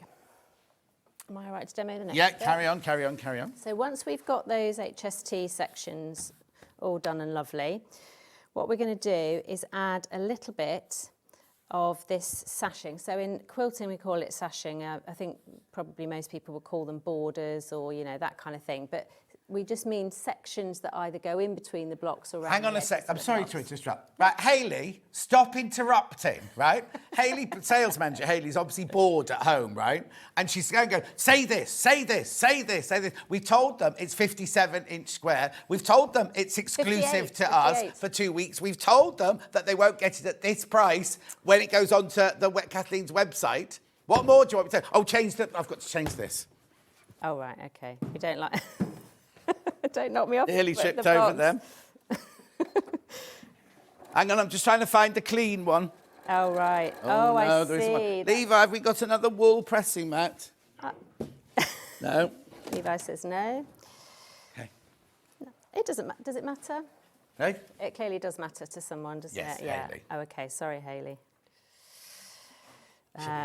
She's going to sack me now. That'll be me done. It's impossible to keep them as new, though, isn't it? Of course it is. No, it is. The minute, well, we had a brand new one Yeah, at well, Sewing look, for I Pleasure. I need it now. This week, I'm getting it now. Getting it off We the had floor. it. We had a brand new one at Sewing for Pleasure, and by 2 o'clock it was mal-coloured. Oh, no, really? It happens with everything Yeah, at home and everything, doesn't it? I know. But so what I'm doing now is I'm going to join those two bits together with this section in the centre. Yeah. Okay, and then we're going to put it all together after that if we've got time. Yeah. So hurry up, don't I? So I need to just press this bit. Thank you very much. I'll put the iron on the bit that's marked, then you can't Yeah, see don't it. worry. They're good though. They smell a bit though, don't they? Wool pressing mats. Yes, yeah, but I quite like that. Like, I quite like it. It's It's like, quite wholesome. yeah, you also remember in the 70s we had Afghan coats, and if they used to get wet, they have the same kind of wet wool smell. I was born in the 70s. My mum had a coat like that. All right. So I do remember that wet dog smell. Yeah. Right, there we go. So, thank you. Sorry, all you're doing is moving that around for me. Yeah. Right, now I need to make sure. Yeah, make sure you've got the right colour and on the right- inside, Yeah, yeah. so this is going to be the bottom one, this is going to be the top section. Yeah. So all I've done is sew these two little squares to this rectangle here. Again, all the dimensions, everything you need, the number you need to cut out, it's all in the pattern. But that is then what we join in between these two sections, okay? So that's what I'm going to sew next.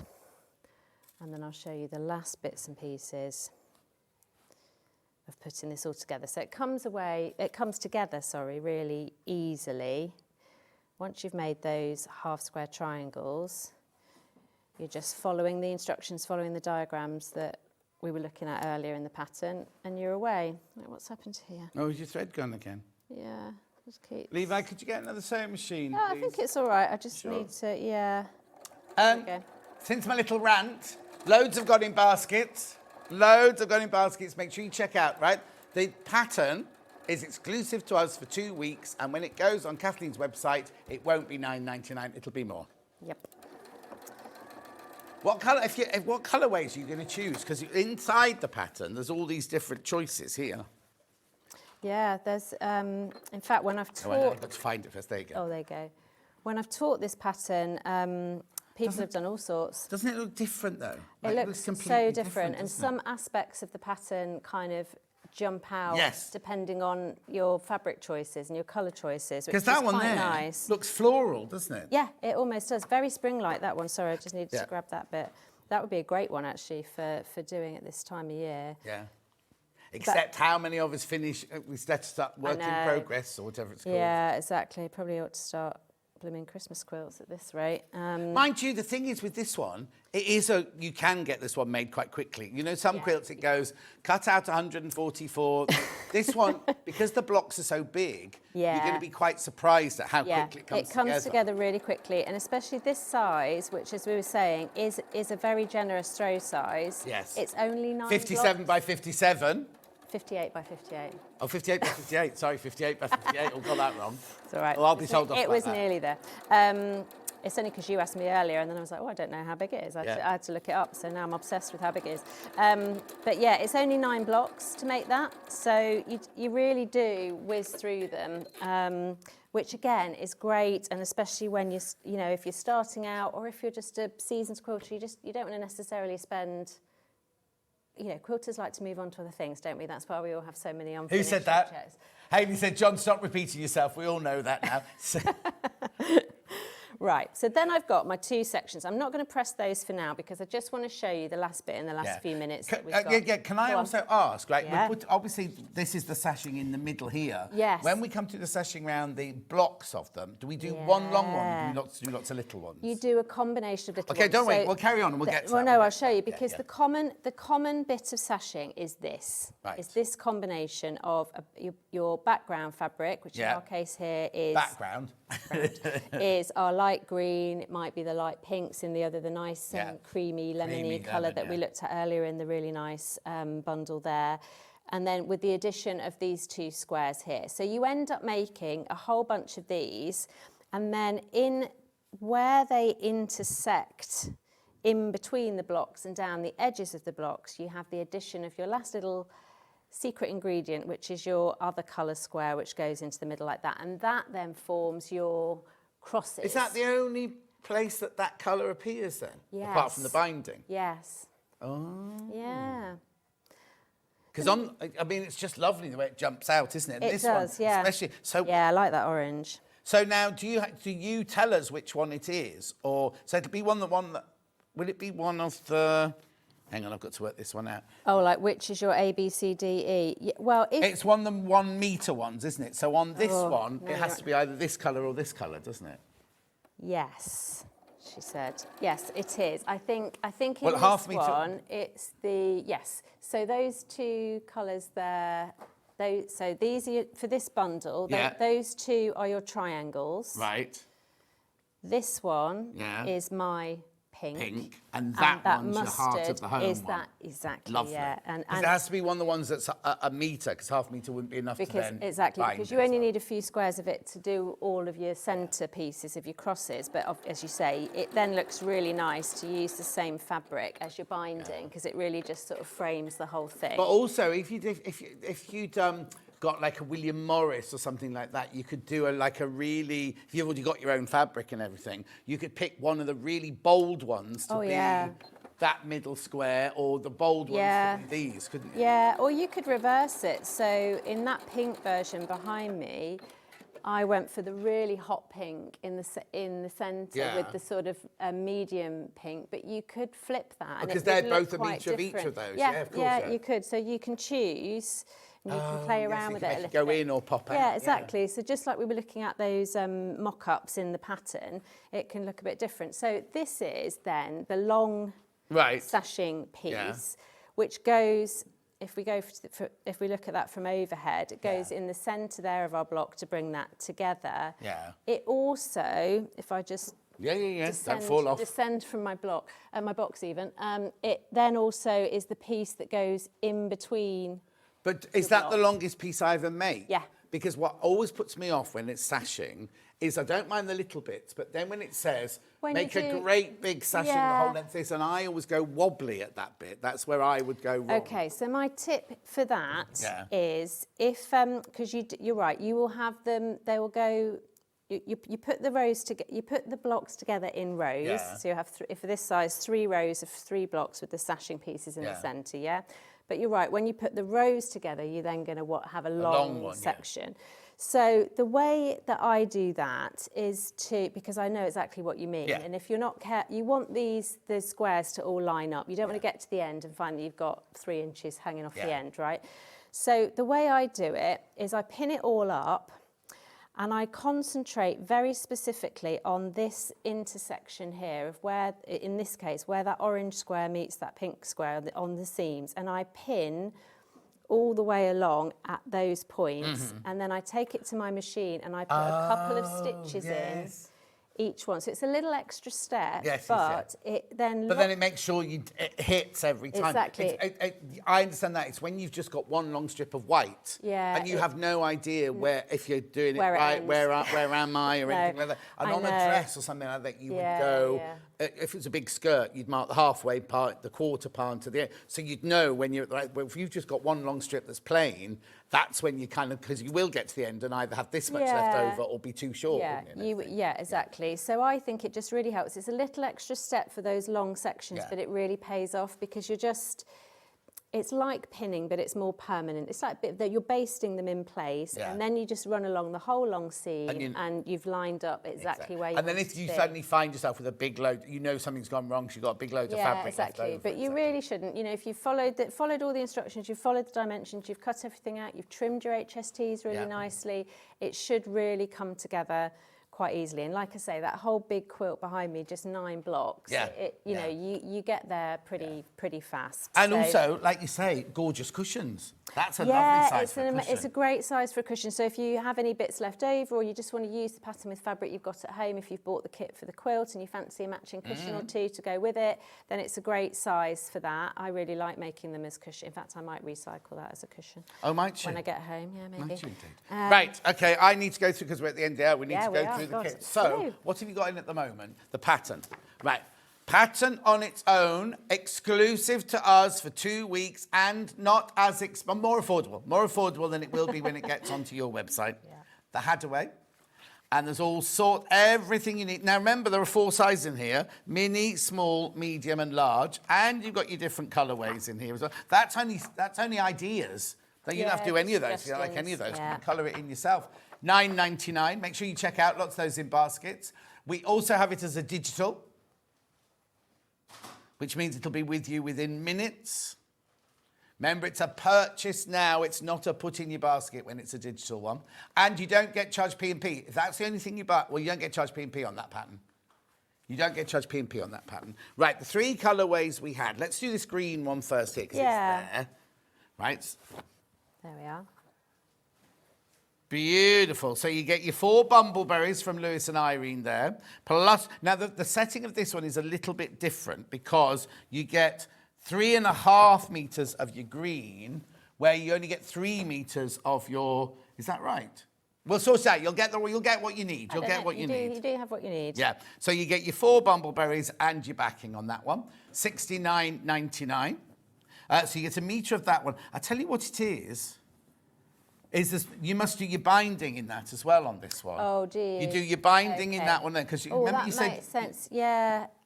No, that does make sense. I was trying to do the maths in my head, which was not going very quickly or well. You do your binding in that one as well there. That anyway, was really nice, actually. Beautiful. So that's that one. Yeah, that's that one. Lovely. Then we had the pink. Now, the pink and the warm tones are equal, neck and neck. Oh, right. So there's your pinks. There's your lovely soft shell pink as your background. Then you've got your like your coral, your orange, your magenta. It's not magenta, it's pomegranate or raspberry or something like that. Yeah. Plus your instructions, $52.99. That's gorgeous. That's the one that's on the wall behind us. Mm-hmm. And then, hang on, I've taken something of yours. Oh, yeah, it's a bit of the block. Let me move those out of the way. And then this one, which actually I know we're not allowed favourites. This is my favourite. I think I might agree with you there. I do love my pink version, but if I was going to make the next one, I'd do that. Beautiful. I also think it would look nice with lots of different patterns, like if you did it tape or something like that. Yeah, it really does actually. When I've taught this, people in the classes have done all pattern, and it does look. Can I really also good. do it, if I'm clever? Can I also do it ombre? Could you do it starting with yellow in the corner and kind of going rainbowy across? Yeah, you could. You'd have to work it out. You would have to work it out because it's not written that way, but you could work it out by using the different sizes, if you see what I mean, and the fabric quantities for the different sizes. That would be really cool. So I'd colour it. See, what I'd do is I'd go yellow, orange, pink, green, blue, and then go back down again like that. Right, I might need to go home and figure that out and write it. Okay, well. so you've got... Oh, hang on, how much was that one? What was it? $52.99. Graphics have gone for some reason. $52.99. Beautiful. Do what, sorry? Oh, yeah, we haven't gone through all the tools, I think, but we'll do that in the next hour. Yeah, I'm going to use the same things, aren't we? Don't go anywhere. Sandy Chocolate Chip Cookie is up next doing, teddy bear rucksack.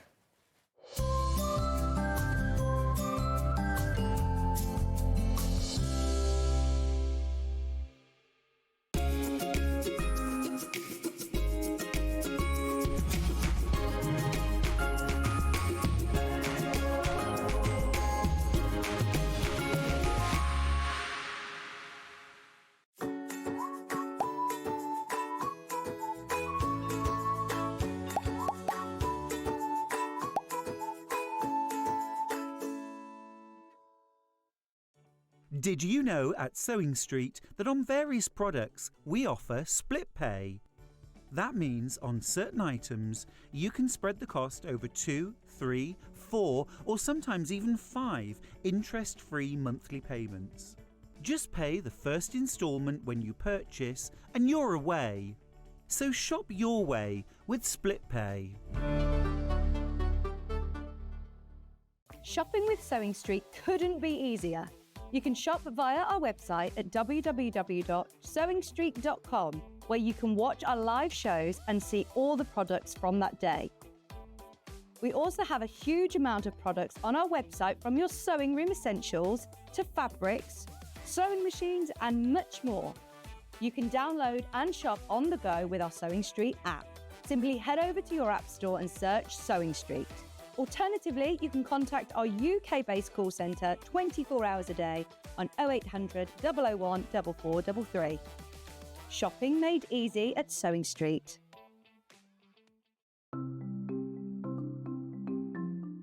Chain piecing is a method where you can sew lots of pieces of fabric together all in one go. It saves time and it saves fabric and is a little bit more accurate too. So when you want to sew chain piecing, I'm going to sew 2 squares of fabric together. They're only little, so I'm not pinning them. So just put the foot down and I'm going to sew them together with a 1/4 inch seam allowance. Just stop a couple of stitches before the end of the first one and pop the next set underneath. I like to leave a little gap because it makes it easier to cut. Stop just a couple of stitches before the end and then pop the next ones underneath. If you leave a couple of stitches, those stitches will then stitch almost into the air and you can cut them off. But it means that you're not stopping and starting, you're not wasting thread, and you can have a nice accurate group of patches. Also, if you're doing this like a production line, it means that you've got them all joined together. So once it's finished, all of your pieces are now joined together into one long line, which you then just cut apart and you've joined them all. Now, if you're wanting to sew at an angle, maybe you're sewing half square triangles and you need to sew either side of a drawn line. So I'm going to position my foot, so I've got the 1/4 inch seam allowance. You can do the same thing. I'm going to sew 1/4 inch outside. Just stop a couple of stitches before the end and then you can pop the next one in. I'm going to line up those lines and then stitch across and you can stitch the next one in. So it's really easy. Just carry on stitching all the way along. You could stitch along the line or you can stitch either side, depending on what you're doing. But it does mean that they're all joined together in one nice long line in exactly the same way.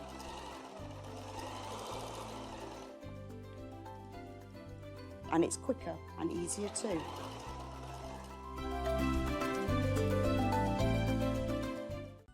Never miss a show by watching on the go with the Sewing Street app.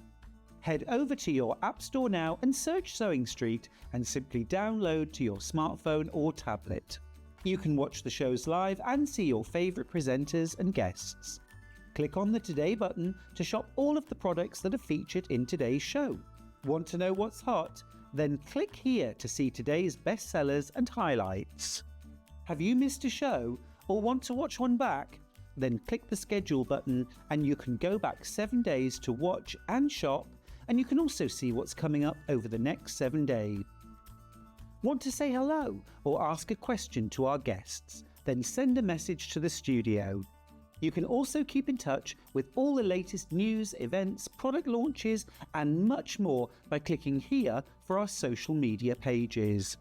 Never miss a show by watching on the go with Sewing Street.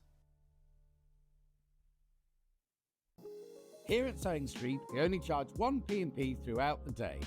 You can add as many items to your basket and check out and still only be charged once. Once you've checked out the first time and want to order again, you simply add the item to the basket and click on the Combine Order button. Remember, standard P&P is £4.95. Charges may differ for outside the UK. Or upgrade to our premium option for £6.95 on certain items. Shopping made easy at Sewing Street.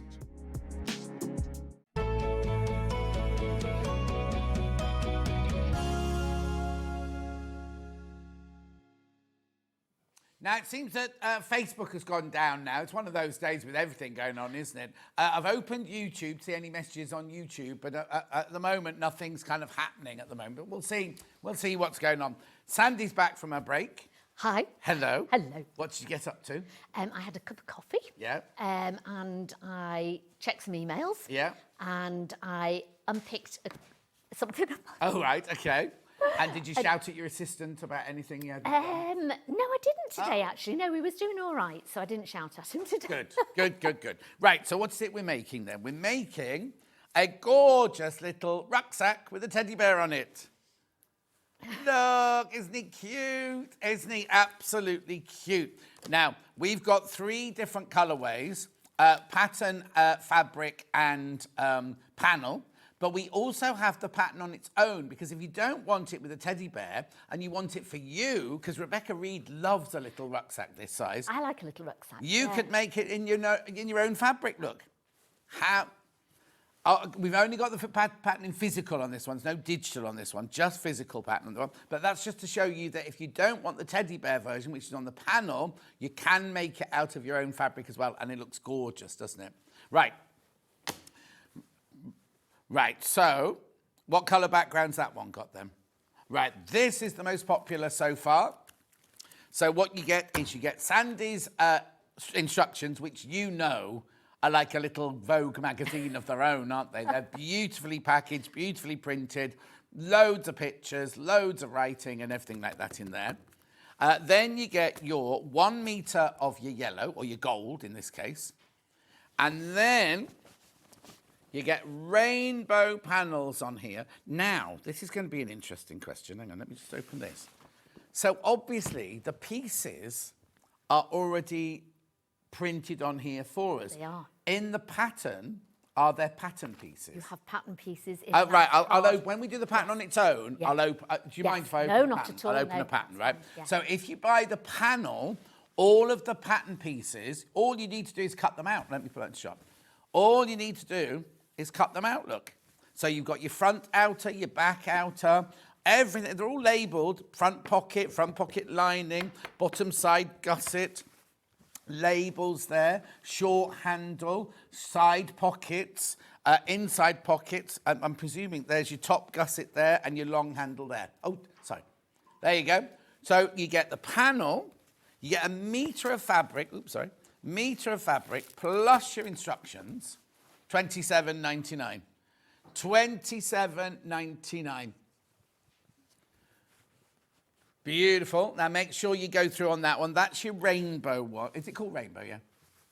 Rainbow one. That one there. Gorgeous, isn't it? Absolutely lovely. This is what you're making. I don't think YouTube's working either. You can see the picture, but there's no comments or anything on it. That's going to not this. It's not making this one, obviously, but that's the style that it's making there. So the back of your pocket will be back pocket with the rainbows. Yeah. There. Okay, our computer's crashed, so I'll just carry on with this at the moment. So you've got your lovely big zip across the top, so you will need to buy a zip. What have you got inside it? H640. H640 inside. And, there's no hardware on it then? No, there's no hardware on it at all. No. Oh, zip. 2 zips. Two that's zips. all. Two Just zips. 2 zips. Yeah. Beautiful. That's what you're making. I can't move on at the moment just yet because I've got no graphics because it's got stuck. Don't come in, Levi. Right, there you go. Oh, thank you. Beautiful. $27.99. All you need are 2 zips. And now, what I'll do is while we're waiting for the graphics to... I'll wait for the graphics to... I'm going to... Yeah, that's fine. It's all right, yeah. Have you got another sticker that I can put on this one? No. Well, hang on. Let me just show you down here, and then I'll move on to the next kits. Look at these instructions, right? So you've got your cutting labels, which you always put into your own instructions, don't you? Yeah. Look at all the words, everything you need to know. Look. And then, now, this is posh. That's why I don't do PDFs or digital downloads for some of the bag patterns, because I personally, I hate having to photocopy out a bag pattern and stick bits together. Yes, of course. So I always make them on really good card. Yeah. It's sort of like it's paper, but it's almost a card. Yeah. And all the full sizes as well. So you don't have to stick anything together. You can just cut it out and it'll last you for quite a long time. And everything that you need to cut out is on there and everything like that, total. Right, okay, so that's that. Is it working again now? Okay, no, it's not working. What you'll have to do is go to pre-order to order any of these next ones. Right, so that's the rainbow one. Oh, I don't know. And the only thing you have to cut out separately is the inside linings, which is why you've got the gold material with it. Oh, I see. So Yeah. now, but the pattern's The pattern's there. there, Anyway. that's Pattern's all right, in yes, there. Anyway. yeah. So that's what it's lined with. Yes, That's what yeah. that's So for. you line it with the plain colour. Beautiful. Right, okay. We also then have this one, which is the neutrally beige one. So that's your lining, that's your pattern, and this is your panel here. There you go. So what colours? Oh, taupe. Taupe, this one's called, if you're looking for this on the website. This one's called taupe. Beautiful. Lovely, isn't it? That's more subtle, isn't it, that one? Gorgeous taupe. Now, I'm sorry, I've got no graphics. You'll have to go to pre-order on the website to order this. Beautiful. And then we also have it in the pink. There we go. This is a pink one. So, again, that's your lining. There are your instructions. And then that's your bag there. Lovely soft. Oh, that's this one. That's that one, yeah. That's this one. Yeah. Because you've got the I was going to say llamas. No. The llamas on the back. Unicorns on the back. Beautiful. That's called unicorn pink, because we all know that's what colour they are. Of course they are. Beautiful. Right. Because we've got no graphics, I'm going to stop talking. Oops. Oh, I'll get that, don't worry. Do you want to start your demo then, yes. Sandy? Yeah, 'Cause we I can't can put any do- graphics in it. Okie doke. So, first of all, cut it all out. You've got your label sheet inside. So I do, there's quite a few bits with the pattern. So I suggest that you cut your little label sheet out. And I always photocopy that first, because it's something that once you've cut all the little bits out and you've used it on your pattern, sometimes they get thrown away and they get lost. So you're sort of like, you're cutting something out and going, I'm sure I should have had another piece here. So I tend to photocopy a couple of those, so you've always got them in your pattern if you're going to do it again. So the first thing I would do is get the lining. So this is like a little sandwich, so it's like a little quilt sandwich. So you've got interfacing in the middle, you've got the lining at the back, and then you've got the front panel. So I'm just going to pull this down. And I've just sort of stitched round it. So again, you could do free motion like we did this morning, or with this one, I've just used like a little zigzag stitch and gone round the teddy bear. Lovely. And then I've gone round the little rucksack as well that he's got on. And then on the nose, I've embroidered the nose for him, so you can actually feel that, and put some little French knots for the eyes and for the mouth as well. So you can really go to town with it. You can sort of do as much or as little as you want. You don't have to do anything at all. Or you could just sort of like quilt over it to just hold the two sandwiches together. That's all you need to do. I hate to be a nuisance, but there's something blowing against the microphone in the in your ear. Yeah. And then you want to do your little pocket at the front. So you'd fold it over and it matches up perfectly with the little teddy bear on the front. So this gives you a nice big pocket right across the front. Aww. So again, you can I've just sort of gone over the socks a little bit. Sometimes you could put like a little chain stitch around the laces. I've put little extra bits on the bag here. So you can again really sort of embellish it how you want to. So you would just literally sew the top two pieces together, do a top stitch, and then line it up with the bottom and then pin it along. And I'm going to pin this down the side as well. There we go. So that's your front piece finished. Lovely. Then you need to take the back piece. So with this one, I've just quilted the back piece. So you can see sort of just underneath, or you can probably see it on the back. So I put the lining and the H640 together with the back panel and then just sort of quilted across the lines. So did it sort of freehand, and you can see on the lines. I didn't quilt the pocket, so that's sort of plain on the top, but you could have quilted the pocket as well. So it comes in two pieces. And you just put a zip in the middle. So it's easy. I use just like a zip on a roll, pop a little pull on it. And then I tend to, if you can just see, I just go over the zip at either side with a little bit of thread. So I've just done it this because Oh, yeah, sometimes so it when doesn't you fall off when then. you're pulling it, you pull it across and your pull Oh, yeah. comes. I'm just going to flying stop out. you there because we've now Yes. got graphics Right, back. So as you can okay. see, I've got the Yep. rainbow one in there, which you've already seen. We've got the taupe one here, which again, you get the instructions, the metre of lining plus your taupe panel. $27.99. There it is. Oh, no, hang on, there it is. Where's the teddy bear gone? There he is, there he is, there he is. Gorgeous, $27.99. And then we've also got it in the pink. There we go, which is this one here. Beautiful, $27.99. I just need to get those graphics through, Sandy. I'm sorry. Yeah, that's absolutely fine. Okay, right. You can carry on. Okay. Thank you. So once we've got the back on, you want to put the little handles on. So I've put one in the middle so that if you want to just hold it as a carry, you can do. And you've got your little straps here, which you're going to put on the side. Now, all the placements are on the templates as well, which is why I've got those in. And I always do that. I always put all the placements for you. So especially, so on this one, you would pull the top, because it's like a little sandwich, you'd pull that top bit back.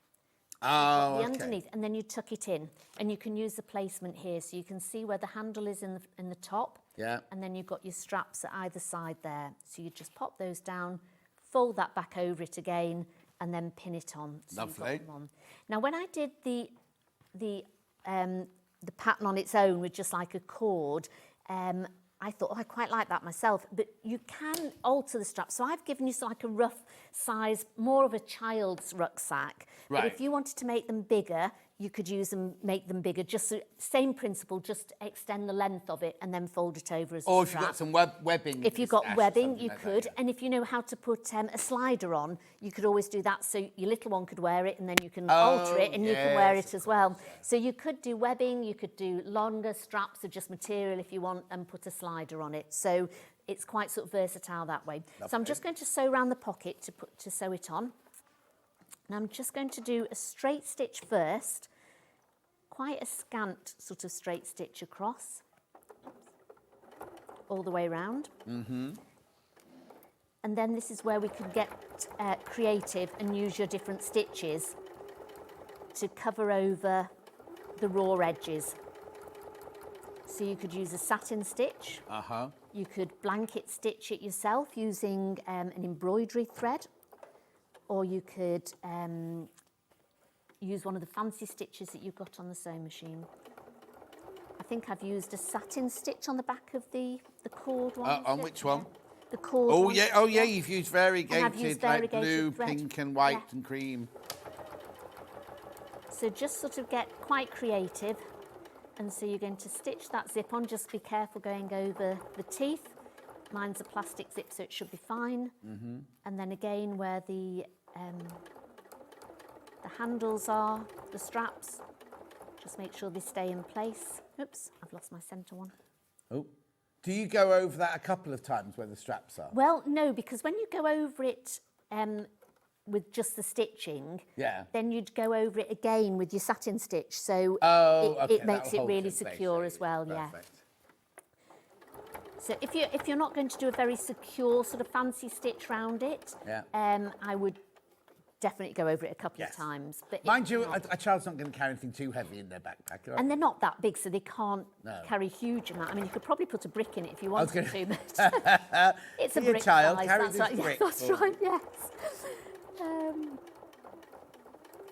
Has Facebook come back, Ben? Okay. We've definitely got gremlins today, haven't Yeah, we? on the definitely. Show? Definitely. What with my patterns and everything else, it's.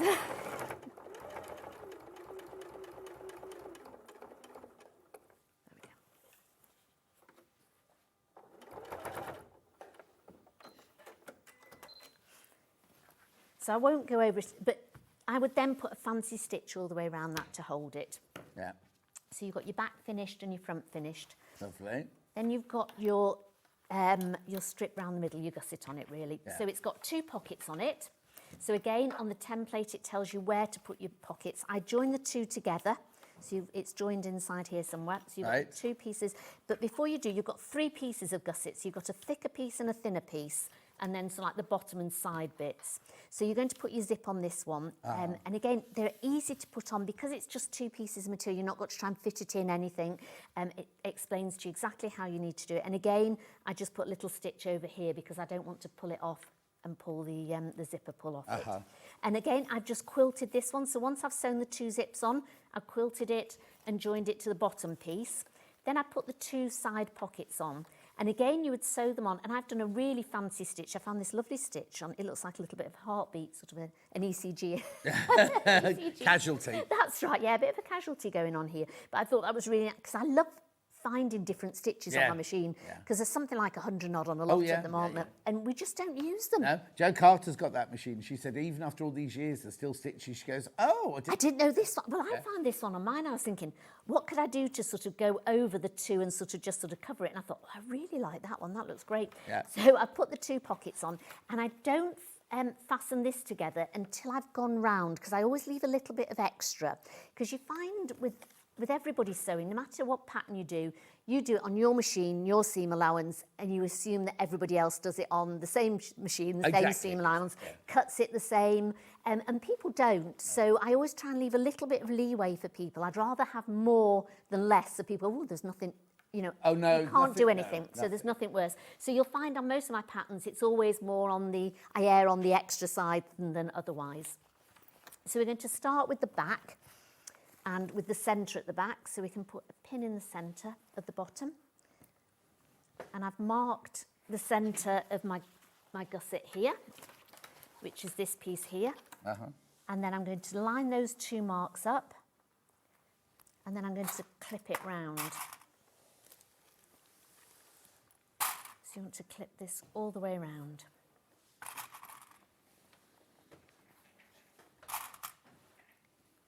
When you get to the corners, you can just sort of, you can either sew into the corner, I tend to sew into there, and then turn it round so it sort of stands up slightly. I don't know if you can see, it sort of just stands up a bit on that corner. So you can see there's a corner, and it sort of makes a bit of a roundness on the bag. So I'm going to do that one, and then we're going to clip round here.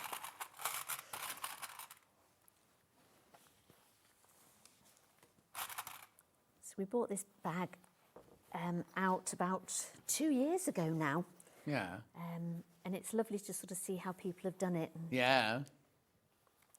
going to just clip it round. Because it's so versatile, it can, I mean, it's the teddy one is more for children, unless there's some big teddy bear fans out there. Yeah, but in that case, you just buy the pattern. If you love it, you just buy the pattern. Absolutely. You don't need to put the teddy bear on it. A lot of my students, when they get patterns, will buy just the pattern and then make it with something else.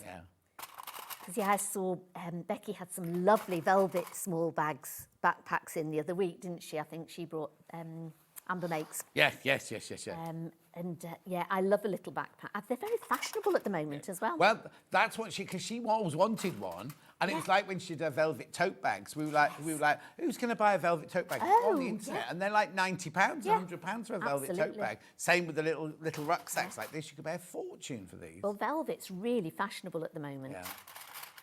So I'm just going to go down, but then leave quite a bit on this side. Then we're going to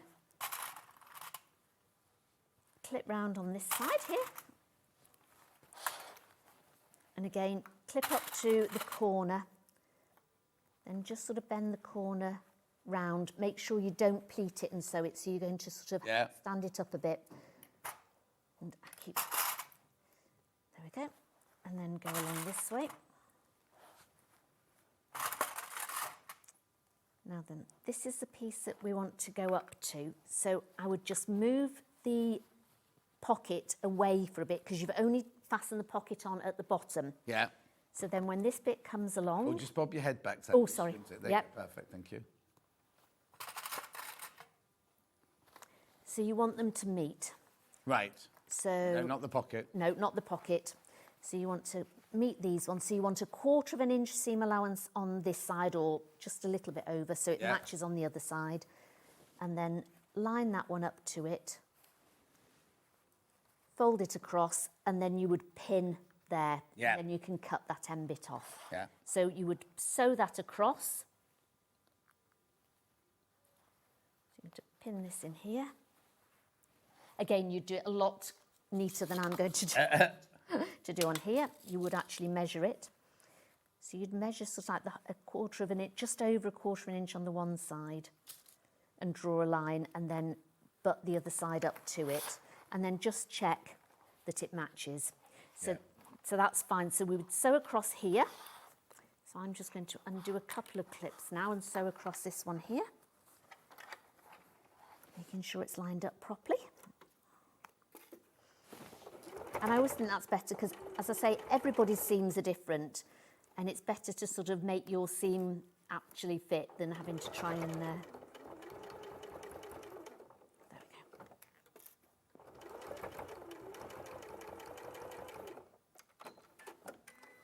go.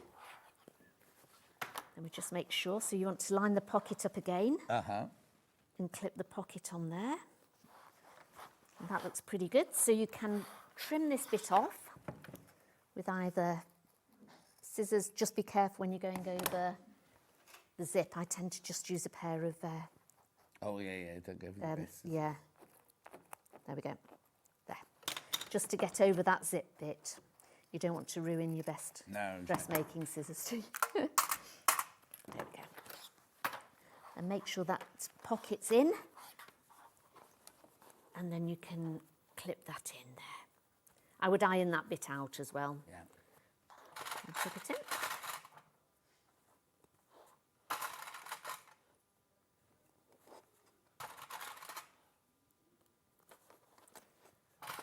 And it goes all the way around. So again, like we've said, I would do it with that being flat. Yes. On your sewing machine. Just make sure that the pockets are all in place on either side, which they are, and make sure that the handles and your straps are all tucked inside there. Yeah. So you'd sew that all the way around. Then on the top one, we've got a pocket. So the pocket's made up, again, I put some interfacing in it. So it just along the top, so right sides together, and then I'd put a top seam along here. Right. Then on the front or the back, if you wanted to put it on the back, you can do. And if with the lining you wanted a pocket on each side, you could use this on the outside and a bit of the lining on the other side. So if you wanted the two pockets, I've just sewn those two together. And then it should match across, so you want to pin them along the side. And then again, you can tack those into place. Oops. I seem to be pinning everything today rather than clipping. I don't know why. So I'm just going to tack that on. Yeah. So again, just very scant seam on it, because you just want it to hold on. You could just tack it into place if you want. Yeah. If you feel very confident and you want to leave just the pins in, you can do. Oops. Oh, that didn't like that. What have you done? Just sewn over a pin. Shh. Right, take that out. So that's just sewing down the two sides. I'm going to do that one on that side there. There we go. So it sews the front pocket down as well. That. Oh, let me just rethread that one.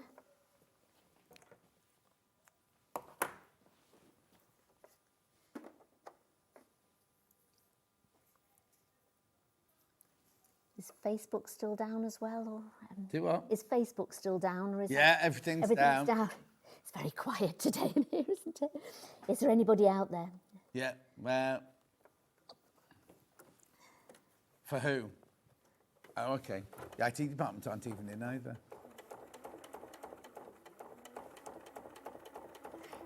I was talking to Kathleen before outside, and we were saying when you are in here, you don't think there is anybody out there. No, it's just you and watching, me do in you? here. So it's Eve just, like, wanders in every now and then.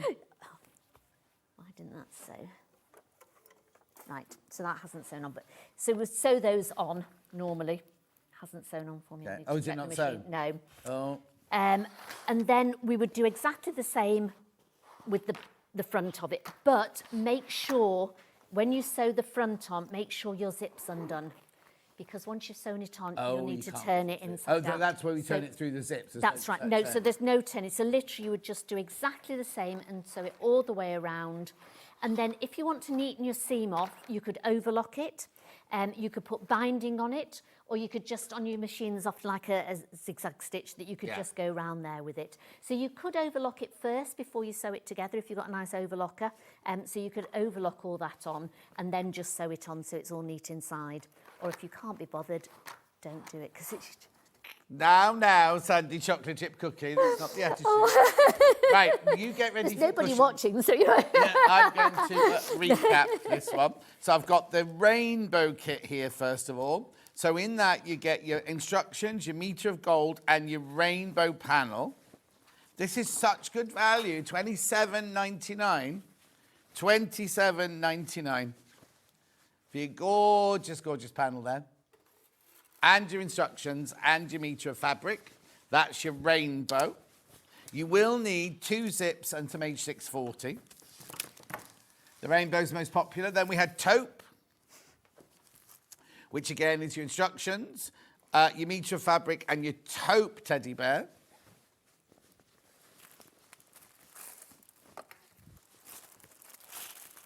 Look, $27.99. I suppose the app is working as the feed is there. It's just that Facebook's gone down, that's all. Beautiful. And then, of course, we had the pink.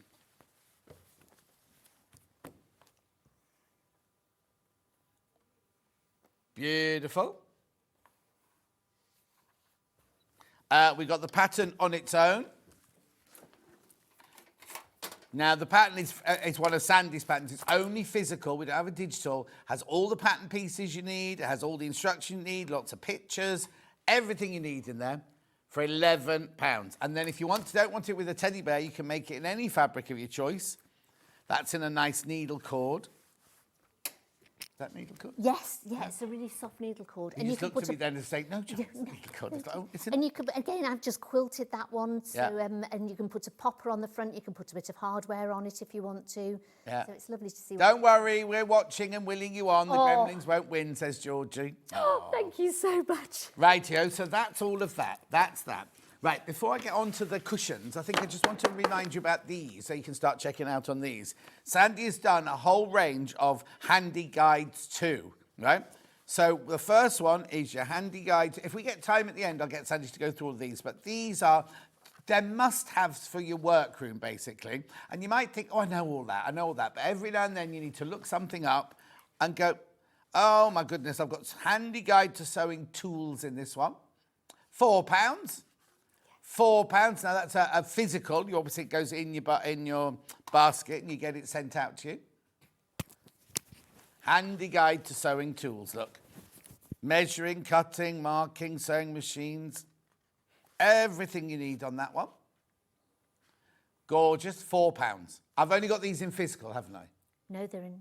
Oh no, and I've got digital as well. Then let's do digital very quickly.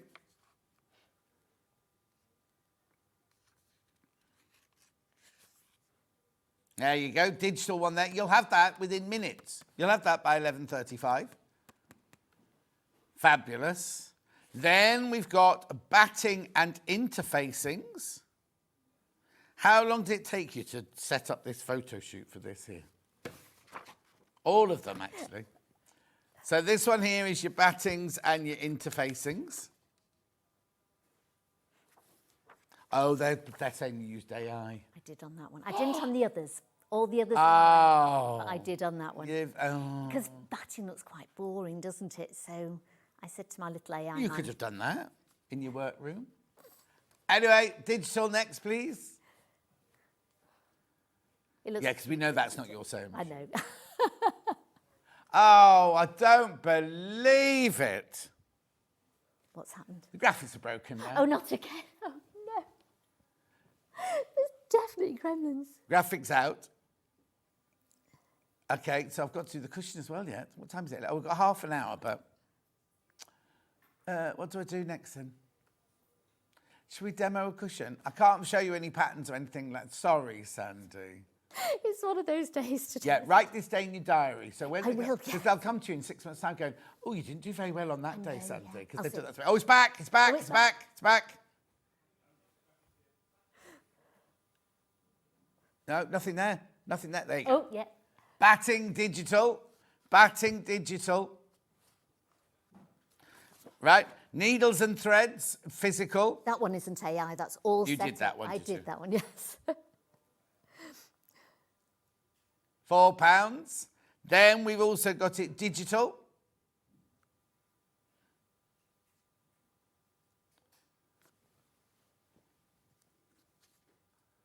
Beautiful, £4. Then we've got sewing with difficult materials. There's the scissors, you know that one, Sandy. That's Look. right, yes. Here they are. What's a difficult material, Michael says? Leather, PU, fur, denim, velvet. Anyway, then we've also got digital. Oh, hang on. There you go, go. What? Beautiful. Then we've got. Oh, right. Now that's it. That's all your The four. That's. I thought there was a big tick. I know. Yes. Yeah. Right. Cushions. I've got 4 bundles. Teal. I've got teal and ochre first of all. So in this one, now in this pattern, there are several patterns, aren't there? There is. There's 4. There's 3 quilted fronts. Yeah. So we've got the stripes, we've got the smaller one, and then we've got this one. Yeah. And then there's 3 different backs as well to do. So you've got an envelope back, a zipping back, and a button back. Wow. $37.99. So in this one, you get your beautiful teal velvet, your gorgeous teal canvas, and your ochre or gold velvet, and your black velvet. Yeah. Yeah, so the lovely striped one behind Sandy. There you go. Oh, she's coming over here with it. Gorgeous, thank you. Look. Oh, there you go. Lovely colours, aren't they? There's the little one. Okay, and this one's also made. Now, out of that bundle, yes. Do I have to choose which one? No, you can make all 3. There's not enough of the canvas to make the backing on all 3 of them, but you can make the fronts. Wow. All 3. So that one, that one, and then, oops, this one here. The one you're going to show is the pinwheel. That's right, yeah. So out of this bundle, you can make all 3 of those, but you haven't got enough to do all the backings on them. There's enough to do 2 backings, I think. Brilliant, righty-ho. So that's that one. That's your ochre and teal. What did you say was next? And you obviously get the instructions, a great big instructions booklet in there. Brown next, that's this one here. So you've got in here your brown canvas, your instructions obviously, your brown canvas, beautiful brown, really dark chocolate. Then I'd say kind of a more of a caramelly brown. Milk chocolate. A milk chocolate one. Milk chocolate. And then you've got your latte velvet in there as well. $37.99. Then we've got the pink and black one. Is it black? So you've got your beautiful latte, your deep, deep rose, Bordeaux, claret sort of colour. Then you've got your black, and then this, and that's got your, I always call this vanilla. It's got the little slubs of vanilla in it there. $37.99. And last but not least, we've got this one, which is your oak, chartreuse, pink champagne, gold, and your Bordeaux in there. $37.99. Right, Sandy, what are you going to show us? Right. Is your sewing machine working? I don't know, lad. Just We might need another sewing machine, leave in a minute. wait a minute, I'll check. It's one of those. Oh, no, I've got the pattern on its own. Got the pattern on its own. I'll do that while Sandy's looking at the machine. I think it was the bobbin. Sorry. $9.99. Yeah. And it's $9.99. Beautiful. Make sure you go through that so you get all 4 of the pattern. No, all 3 of the pattern fronts and 3 pattern backs. $9.99. Have I got this one in digital? Yes. I've got this one in digital. Yes. Because the pattern pieces are quite small for the quilt, okay. so you wouldn't have. You can There's just a lot of pattern pieces. And there's sort of colouring sheets. There's quilting templates. Oh, blimey, that's ridiculous for $9.99. You've been ripped off, Sandy. Look at that, all of that. Beautiful, $9.99. That's your digital version. You'll have that in minutes. Right, we've only got like 10, 12 minutes, so let's get going. Okay, so I made this one earlier on. Oh, yes. So that was sort of putting the half square triangles together. So we put 4 half square triangles together and then join them in the middle. And I did say that if you've got a clapper, you can always use it for that little lumpy bit in the middle there. Then you put your half square triangles onto the side.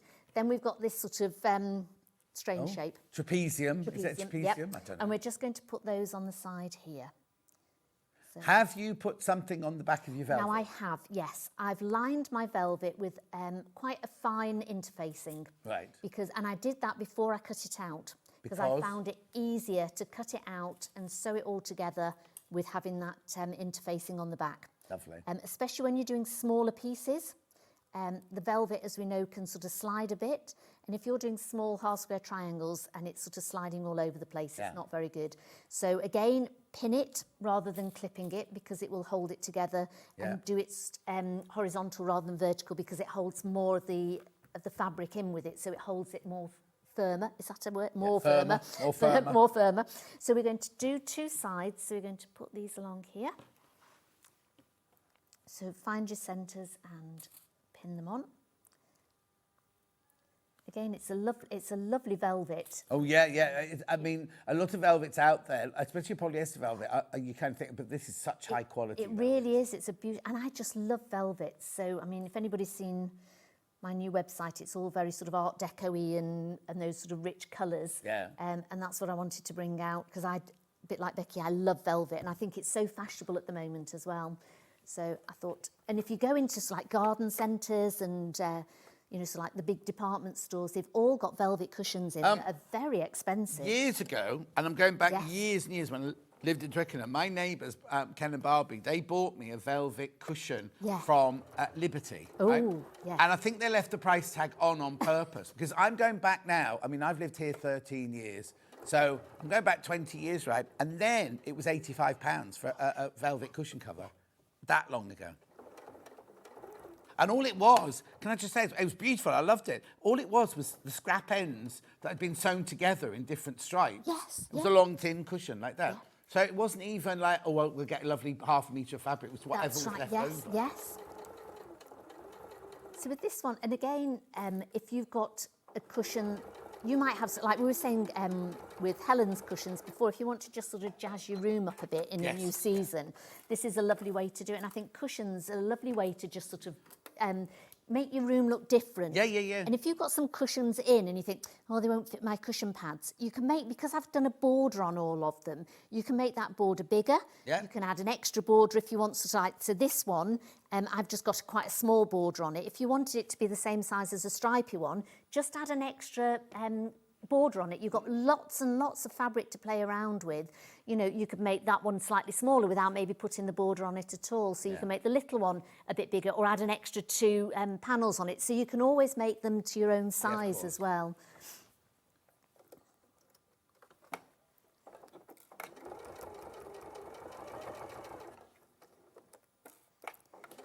So are you counting down the days to your cruise? I wasn't, and then oh no, Susan, is it working on our website? She's put it down. It's on everything online at the moment. That she can't see anything online at the moment. Is it just Facebook that's down? Okay. Well, no, it's just somebody's just put it on the Facebook page. I've lost the complete broadcast as everyone lost it online too. Oh no. Oh, there you go. Our website's working. Our website.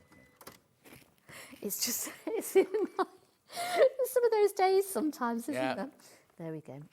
And then I'm just going to, you can iron them out or iron the seams. I always find them with quilts, I don't know.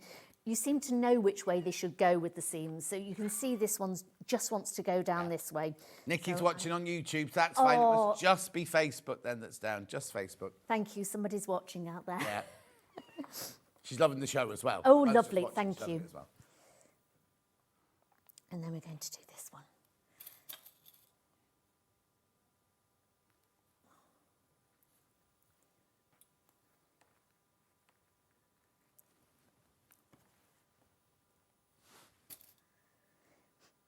wasn't it nice to actually come in this morning with the sun up? Well, it wasn't. I'm an hour before you, but it was just breaking through. It's beautiful. Yeah. But when I woke up, the moon the last few days has been amazing. It's been beautiful, hasn't it? The worm moon. Is it it? It's called the worm moon, that one, yeah. It's beautiful. But yeah, so what happens is over the next few days, we get so used to driving in the light, and then the clocks go forward, and we're back to driving in the dark. Oh, yes. Because it makes such a difference to us, because we left this morning about 4 o'clock, so it was still dark then, but by the time we'd sort of stopped at Strensham, it started to get light, and we always know when we come out of Strensham after having our breakfast, it's light, and you think, yes, it's getting summertime again. It's lovely. Did you manage to see the planets when they were all aligned? No, I didn't. We went out, we saw, it was a lovely night. Oh. I think we saw about 4 of them. Yeah. And it was brilliant to see. When you think that you're not going to see those again for... No, well, we'll probably we never won't see them in our lifetime, will we? Yeah. Unless we live to be very old. But But then they'll be there, but we won't. We won't be, that's right. Yeah, they'll still be going, but we won't. But when you saw pictures of them on Instagrams and things, they were just amazing, aren't they? It's incredible when you think about what, we kind of think of our little lives driving to Redditch in the morning. Yes, yeah, absolutely. Actually, when you start thinking the bigger picture, it's quite friendly. And haven't they also found noises now, like voices coming from another planet, miles, light years away, sort of thing? So, there could be a Sewing Street on some planet somewhere over there, and they're kind of, I think there must be. I don't see how we can be the only planet in this vast universe that have got anything on it. It's when you when we go to France, we go star watching sometimes in the evening, because they live out in a beautiful place in La Roule, and it's there's no light pollution or anything there. So you sat in the evening having your little glass of wine and by the pool, and you sort of look up and the stars are and you think, all those are dead, aren't they? They're not there anymore, but we see them, and the whole sky is just covered, and it makes you feel very small and insignificant, doesn't it, really? But I also can't believe that we're on a planet that's spinning round. Why don't we all fall over? That's what I say all the time. They laugh at me, though. I'm glad you said that, John. No, they laugh at me when I say that. It's weird, isn't it? Because it's spinning, isn't it? Yeah. I often said, because we could be upside down, so why don't we fall over? Yeah. Yeah, it's weird. Like, we've got things on the counters and this. Yeah, why they're not falling off? Yeah. People go, gravity. I said, I know, but it's just weird, isn't it? Weird. Yeah. There's a lot out there that we don't know. We think we do, don't we? But I don't think we do. Well, my friend Dulcie is just about to start June 3. Now, obviously, she can't tell me about what's going to happen in June 3, but she's told me about June 1 and June 2. Oh, right. How they're on planets with no water and things like that. Yeah. And they use the water from their body. Ooh. So it's make-believe, it's not real. Yeah, no. But they've got these costumes, well, not costumes, but where they put this on here, and when they breathe, it creates liquid for them to be able to... I don't understand it either, but the costumes look nice. Yeah. But she's just about to start on that as her next film. So because didn't June win a few Oscars? Oh, yes, it's won lots of Oscars. Yeah.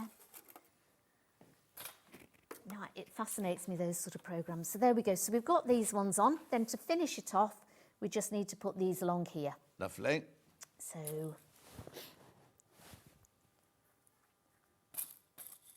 and then that makes the big square. Facebook is now back on. Woo! Just as I'm leaving, I think it's trying to tell me something. You've got time to check out. You've got time to check out now. There we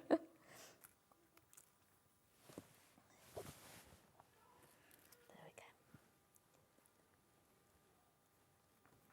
So you want to just sew all these on. Which I'm not going to sew all of them on. There. Just need people to catch up on Facebook now, because apart from me and Ben, there's 4 other people watching on Facebook at the moment. In fact, I've done it wrong. I always do that wrong. It's all right. Don't say that one. I thought... What have you done? It goes on this side. There we go. I always think it goes across. Yeah, you'd think you'd have to fill that space, wouldn't you? Every time I do it, and I design the pattern. Every time I do it. In fact, it was Andrew last time. I was going, do you know, I said, I've done this pattern. I said, I've done it wrong somehow. He said... I know, he said, you put them on the wrong side. I was going, no, but there's a corner there. He said, no, they don't go there. He said, look at your pattern that you've done. So yeah. Maybe we should get Andrew on to do the sewing next time. I know, I think we should actually, yeah. I keep saying he should come in and do it. He's getting very good. He designs some of the patterns sometimes now, so he needs to just do the sewing bit. Has he been on his boys' holiday yet? No, not yet. When's that then? It's going soon, the end of this month. Oh, good. Yes. Does that mean next time you're in, you have to come on your own? Do you have to... Might have to, yeah. I think he's back by the time okay. I come, yeah. So I'm not on for another 3 weeks, I think, with my lovely bunny back. Oh. Yes, so if you're confused by today's and you're thinking, why is he doing a Helen Newton's cushion? It's because a courier company lost all of the patterns for the show that we were supposed to be doing today. So we moved the 11 o'clock show to 9 o'clock. This is what's left of the 9 o'clock show. It should have been a brand new bag. I know. Don't start her off. Don't start her off. I've been crying all week, honestly. I couldn't believe it. Oh. It was like... Because when you see them off, it's the first time really I've sort of sent them by a courier and we sent them off and I was going to Andrew, it's like my baby's going, you know. Yeah, no, of course. And then Sewing Street phoned me up on Thursday. Thursday. Especially as, I'm going to tell them, normally Sandi brings them with her on the morning, so we know when she arrives, all the patterns arrive and everything like that. But there's a new rule in the building now for all the designers that the patterns have to be here a week before so they can be checked into and all that. And the one time we do that, they lose them. Yeah. We haven't lost them, the couriers have lost them. Yeah, the first time I've done it in like 2 years. And it's like, I waved them off thinking, oh God, my babies have gone, you know. And you'll get home, they'll be sitting on your doorstep. They will, probably, I know. So you'll do that. Or thrown over your back fence. That's right. You get that sometimes. Oh, too, don't yeah. you? We came home one time and there's something outside the conservatory door. Well, you can't get to the conservatory unless you climb over like the garden gate or the side wall. No. And I was going, how did somebody... they couldn't even chuck it over. They had to literally jump over, come round. Wow, athletic DPD I man. know, because I thought, I'm missing this. And they go, no, it's been delivered. And I was looking everywhere for it, behind the bins, you know, in the bins. And also open the back door, the conservatory door, and there it is. It's so... it does annoy me that because I've got a big box outside my front door where everyone knows the parcels go. I even fill it in on the form, going, if I'm not in, please put in the plastic box. Came home the other day and there was one in the rain on the front doorstep, and I don't have a porch. I just have my front door. That's right. Yes, I do. It's ridiculous. Yeah. Anyway, sorry. So no, that's fine. So we sew those corners on, so they go on. Hooray! And then we just put a border on. So again, you can make this border whatever size you want it, depending on your cushion. Yeah, of course. You can put that's one a border. Lovely colourway. You wouldn't think can about putting those three colours together, really, would you? And they go really well, don't they? And again, I've sort of done it with this colourway, but you can change whatever fabric you want. So if you want the inside to be, say, the mustard and the lovely sort of Bordeaux-y sort of colour, you can do that. Yeah. And then do a mustard on the outside. So whichever way you want, which is why we put colouring sheets in with the pattern as well. Yeah, of course, so that you can decide. So literally just sew that on afterwards and then use this as a lovely backing. Yeah. So Julie Vaughan says, Sandi, you're doing fabulously with all these technical issues. Carol, they won't have organised Festival of Quilt yet because they've got so many other ones to do before now. We're definitely there. I know we're definitely there because the people came for the meeting while we were at the other one, at the other show the other day. But I don't know. I won't know which day I'm there yet, if I'm there at all. Anyway. Are you done? Yes, I'm done with that. She's done. That's good. So let me recap, because we didn't have Facebook on earlier. Let me just recap everything. These cushions, from these bundles, you can make all three patterns, because in the pattern there are three patterns. There's not enough canvas to do 3 backs, but you can do 2 backs of them. So let me do the first one first. Right. Let me give you that. Thank you. Right. Yeah. So which one? Teal, black and gold. That's this one here. Teal, black and gold. Right, so you get the pattern. You might need to go a bit further away. There we go. And then you've got your black velvet, your gold velvet, your teal velvet. These are all inside out, just keep them safe. And then your teal canvas in there. £37.99. You can make 3 cushions. 1, 2, 3. You can make 3 cushions, but you haven't got enough quite to do 3 backs. But you can just use your own fabric for that. I just say the canvas that we've got in those kits is beautiful. Oh, no, I say that every time. The canvas we sell here is gorgeous. It's lovely, because when I was talking about having canvas on the back of it, Jen sent me some samples over. I said, is this the canvas? I said, this is gorgeous. Yeah. It's like a Panama canvas. It's heavy, but it's not too heavy that you can't get a drape with it. No. We say you can make clothes with it. Yeah, absolutely. Yeah. It's beautiful. It really sort of makes, because the velvet's quite a sturdy material and thicker, you don't want like a thin, you don't want like a cotton or a thin material on the back, but this canvas is lovely for the back of it. Sorry. Right, now I've got the brown and cream. So you've got your brown canvas. You've got your milk chocolate, dark chocolate and latte. Or Milky Bar Kid. The Milky Bar Kid. Plus your velvet, plus your instructions there. $37.99. Nowhere near. Beautiful. Then we've got the pink and gold with the chartreuse canvas and your instructions. My Amazon driver opens my front door and puts the parcel in my hallway. Says Georgie. It's happened twice now. Don't we know somebody who came down their stairs and the parcels, they were in the shower and they came down the stairs. One of our demonstrators, experts, they came down the stairs having been in the shower and all the parcels were sitting on the steps in a house. No. $37.99. Beautiful. And then I've got the Bordeaux black and cream one. It's that one, plus your instructions. Gorgeous. And then we have instructions on their own. Physical.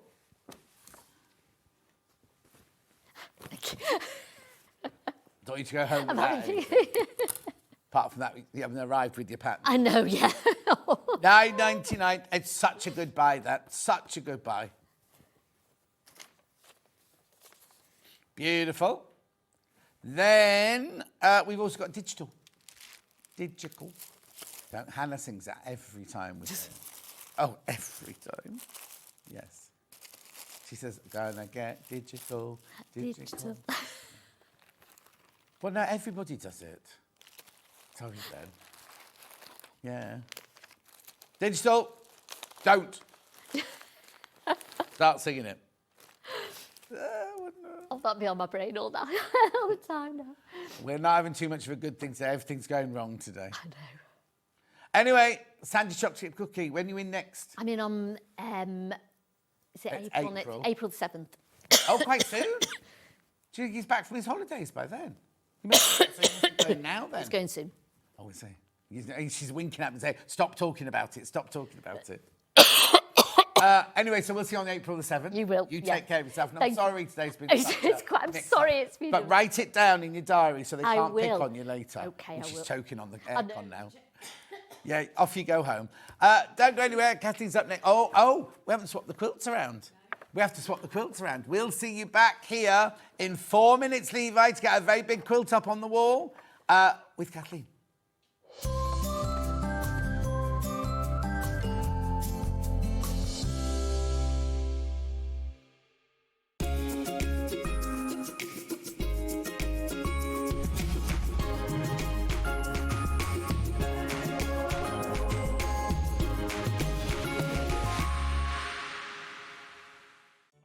Did you know at Sewing Street that on various products we offer split pay? That means on certain items you can spread the cost over 2, 3, 4 or sometimes even 5 interest-free monthly payments. Just pay the first instalment when you purchase and you're away. So shop your way with split pay.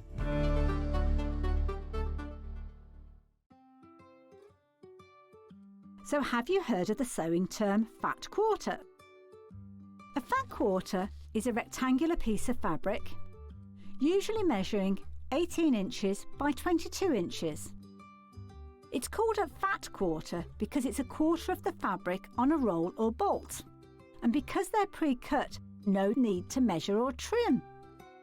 You can find fat quarters in different styles, plain, patterned, or even bundled together in matching sets. So now you know what a fat quarter is. Shopping with Sewing Street couldn't be easier. You can shop via our website at www.sewingstreet.com, where you can watch our live shows and see all the products from that day. We also have a huge amount of products on our website, from your sewing room essentials to fabrics, sewing machines and much more. You can download and shop on the go with our Sewing Street app. Simply head over to your app store and search Sewing Street. Alternatively, you can contact our UK-based call centre 24 hours a day on 0800 001 4433. Shopping made easy at Sewing Street.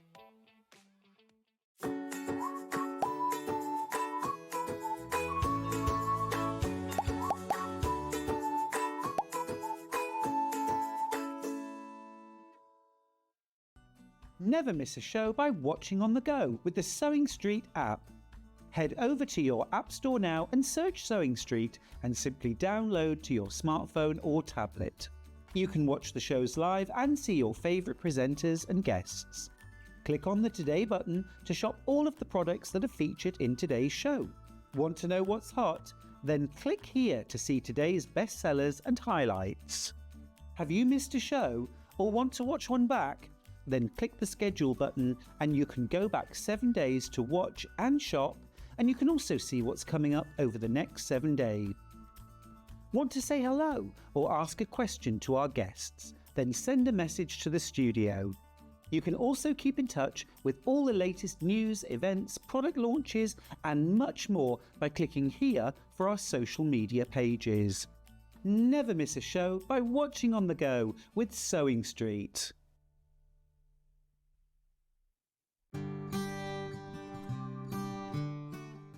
Your pattern will often tell you to put your fabric RST or right sides together. This means that you put the right side of the fabric with the pattern on the inside and sew on the wrong side of your fabric. Then when you turn it round, you can't see any stitching. Fold your fabric so that your pattern is on the inside, i.e. right sides together. Make sure your edges match carefully and pin them.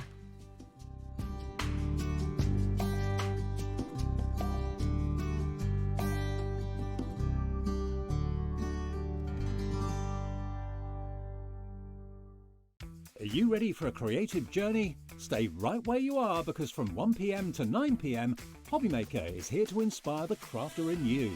Join us for an exciting lineup of crafting demonstrations, exclusive deals and expert tips that will spark your imagination. Whether you're a seasoned pro or just starting out, there's something for everyone. And you're in safe and crafty hands as we work with the biggest brands the crafting industry has to offer. So grab your favourite drink, get cosy and don't miss a moment of fun. Stay tuned and make sure you keep it right here and let Hobbymaker fuel your passion for creativity. See you at 1 p.m. Here at Sewing Street, we only charge 1 P&P throughout the day.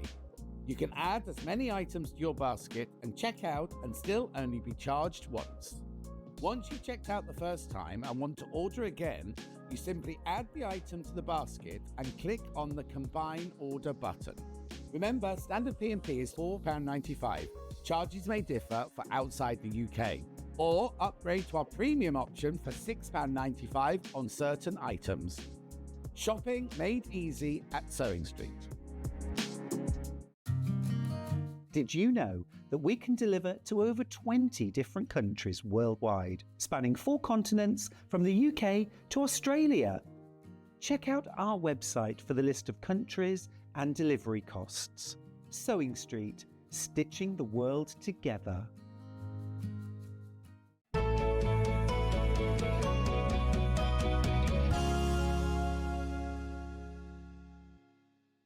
Waterlilies, they're gorgeous, aren't they? It could be waterlilies or it could be like almost lotus, couldn't it, as well? Yeah, are they the same thing? I don't think so.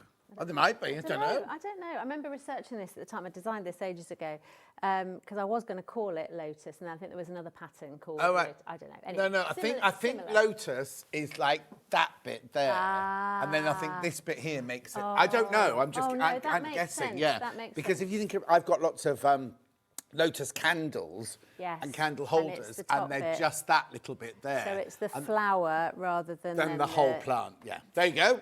Got you. There we go. Learn something. Right, I need to explain something before we start. This pattern is exclusive for us for 2 weeks, and when it goes on your website, it won't be as affordable as it is here. Yeah. First thing. Second thing is, this is it as a huge one made of glorious Liberty fabrics. Is that Liberty? Oh, I don't think they were Liberty, but well, it was ages ago. I can't Liberty. remember what they are. They're Liberty-esque, let's call it that. Yeah, they are essence of Liberty, but they look very Liberty, right? So that's the big version. The bundles we've done today are for the throw, which is 57 by 57 inches. But in the pattern, you get the pattern for the baby, the throw, and the large throw. So is that a large throw? That's a double bed, isn't it? Yeah, it is. It depends. On American standards, it's a large throw. Oh, is it? Okay, then. Be a large tray But for again, Levi, yeah, wouldn't for it? me, it's like, it's absolutely gigantic. That's like king I size. can't really hold it up, but yeah. So that's the very large size, but we're going to demo. Yes. talk So about very size basically, today. we've got 3 different bundles for you. This is the first one, which you are going to love. Look.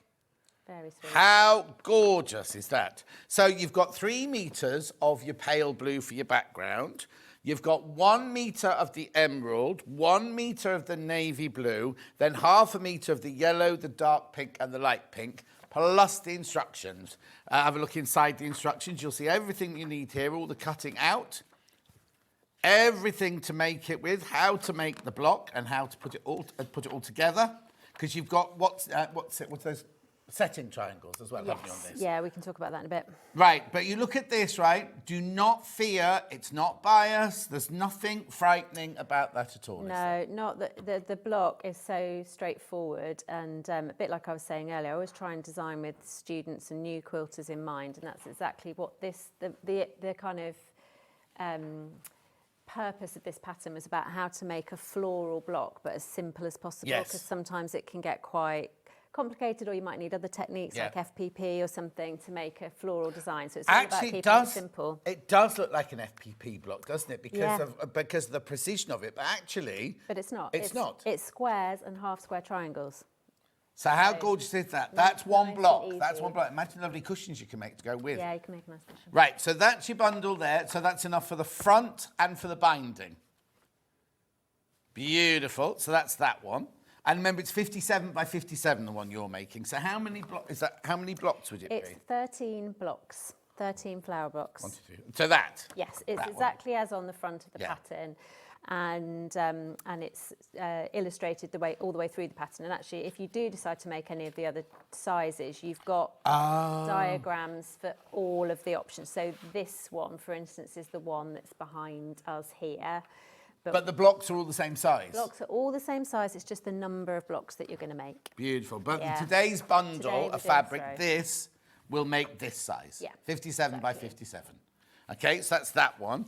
Then we've got this one here. So on this one, you've got dark teal. Which one are you demoing? Are you demoing this one? No, I'm demoing this one. But dark teal background, which we know, because these are going to look like a black opal, isn't it? Then you've got your 1 meter of your green mixer, 1 meter of your blue mixer. So hang on. So this that's your goes background. there. Yeah. And then these will go... So I'm guessing, let's have a little look. What do you want? Oh, I don't know. These are half metre each, these. Yeah, so they must be our flower pieces. Right. And then, and then we've got like bits, pond. Oh, that's pond, is it? And leaf, yeah.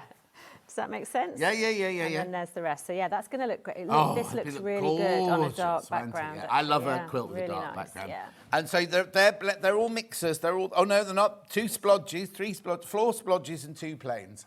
They're good. That's really rich, that colour. That's going to be beautiful, isn't it? Yeah, really nice. $54.99. $54.99. That's stunning, that one. And you get the instructions, obviously. And then the last bundle is Liberty. Yeah. Right, so you've got 3 meters of your... Now, what colour would you call that? Is that cream or vanilla? Ivory. Is that ivory? I don't know. Ben will look it up now. Then you get 1 meter of your green Emily Bell. You get 1 meter of... So, again, leaf, see. Cream, that's cream. Liberty Bell, I can't remember what that one's called. August Meadow. Then you've got Wiltshire Shadow. Then you've got more Wiltshire Shadow. And then this one's either Oxford or Cambridge, I think, isn't it? Oh, it's York, that one. York. So there you go. So this is your background. This is your water. That's your leaf. And then that's your flower on the top there. Oh, that'll look gorgeous. Yeah, look. that would be really nice. And that's, like you were saying, that kind of Liberty-esque. It would give you the same kind of feel as those fabrics. That'd be really nice. Yeah. I thought it'd be more than that for Liberty. I don't mean to be rude. I'm not being rude. But Liberty, if you think of our planes and how much Liberties are by the half metre, I thought it'd be a lot more than that. But anyway, very, very, very impressive. Right, let me just tell you about the pattern on its own, because you might want to do it in your own colours, mightn't you? I think, right, now, can I colour this one in? Yeah, you can. I just had that one there. There you go. Look, so this is our version, Yeah. your version here. Yeah. you could colour in whatever colours you like. So you might have a bedroom that is a certain tone. You might have a sitting room that's wherever you're going to put it. Yeah. You might have a tone that you want to do it, so you can colour it in yourself there. Yeah. Do you know $9.99. the other thing as well is you don't have to go with water lily colours. Do you know what I mean? Oh, no. Because you can go completely abstract. You can just do something. I've seen versions of it that are, the colours that they've chosen aren't the colours that you would find in nature, if you see what I mean. But it just still, because of the shape of the block, you still get that sense. I'm thinking monochrome. Oh, that would Monochrome, be very and cool. then maybe that one there to be, I don't want to be red because it's a bit too Habitat 1986, but you know what I mean? Like that could be that one there. It could be a little different colour. punch of colour. Yeah, that would be really cool, actually. Yeah. Sparkle. Yeah. That could be sparkle. Anyway, $9.99 for the physical pattern. We also have it digital, which means you'll have it within minutes. Beautiful. I love it. I love it, love it, love it. $9.99. You see, the thing is, that first one, this one, are my colours, but I'm loving that dark teal background. Do you know, this looks so nice with a dark background, even if I do. So I haven't made it with a dark background myself, but I know a few people who have, and it does look really, really, really effective. It's lovely. Gorgeous. Right, I'll tell you about all the other things in a minute, but for now... Oh, is your iron on? Let's... Yep, iron's on, I think, is it? Oh, no. Yeah, no, it is. It's very confusing. Red means on. Yes, I've just realised. Right, so let's make one. Yeah, let's do it. All right, so like we were saying, actually, this block comes together with squares in a grid. So it's a 4x4 grid, okay? 1, 2, 3, Oh, yeah. blocks of squares. Now, some of the squares are half square triangles, and some of these ones are made up of slightly smaller bits and some slightly smaller half square triangles. Yeah. But the point with this pattern is that the blocks are set on point, which just means if we look at it from overhead, it's just rotated so that it sits like that. Okay, and then we join so the blocks come together in diagonal rows, and then we have some additional pieces around the edge. So there's nothing that these are not blocks cut on the bias, because people automatically think if they're on point, they must be on the bias. No, they're not on the bias at all. They're completely square, and everything's cut on the grain. Half square triangles cut in made in the usual way, which we're going to run through in a minute for anyone who's not seen that before. It's completely square and on grain. It's just the way that we assemble the blocks at the end. Ollie's just said down my ear exactly what I was going to ask. Oh, and we're going to make it, will we get a whole block made? I'm just thinking if you don't want to put it, and I'm not dissing your design at all here, but if you didn't want to and you put one there. Yeah, you could. And then you put a blue one there, not blue, another one going that way there. Yeah. Another one going that way there. So you're then going to create like a big blue square with 4 flowers on the edges. You could. Yeah, she doesn't like that. No, I'm just... you could, John, if you want to. It's your quilt. And how many am I making? Say 16? No, 13. 13. Oh, no. Unlucky for some. Yeah. 13's fine. I got married on the 13th of a month. Was it a Friday? No, it was Saturday, but it was still cheaper because it was the 13th. Oh, really? Because we were saying earlier that people got married on a Monday. No one wants to get married on the 13th, apparently. Saturday the 13th, but it was near Christmas. Yeah, Rebecca Reed would, wouldn't she, just to be like, difficult. Yeah, so I'm good with the 13th. That's fine. Silly that we have that, isn't it? I don't even know where it comes from. What's the origin of that whole thing? It's weird, isn't it? Right, so where do we start then? So what we're going to start with, when you are cutting out, all the details, all the dimensions, everything's in the pattern. But essentially, everything you cut out is a square. So you've got some complete squares in this block, like here. Yeah. And we make our triangles from squares. 13 guests at the Last Supper.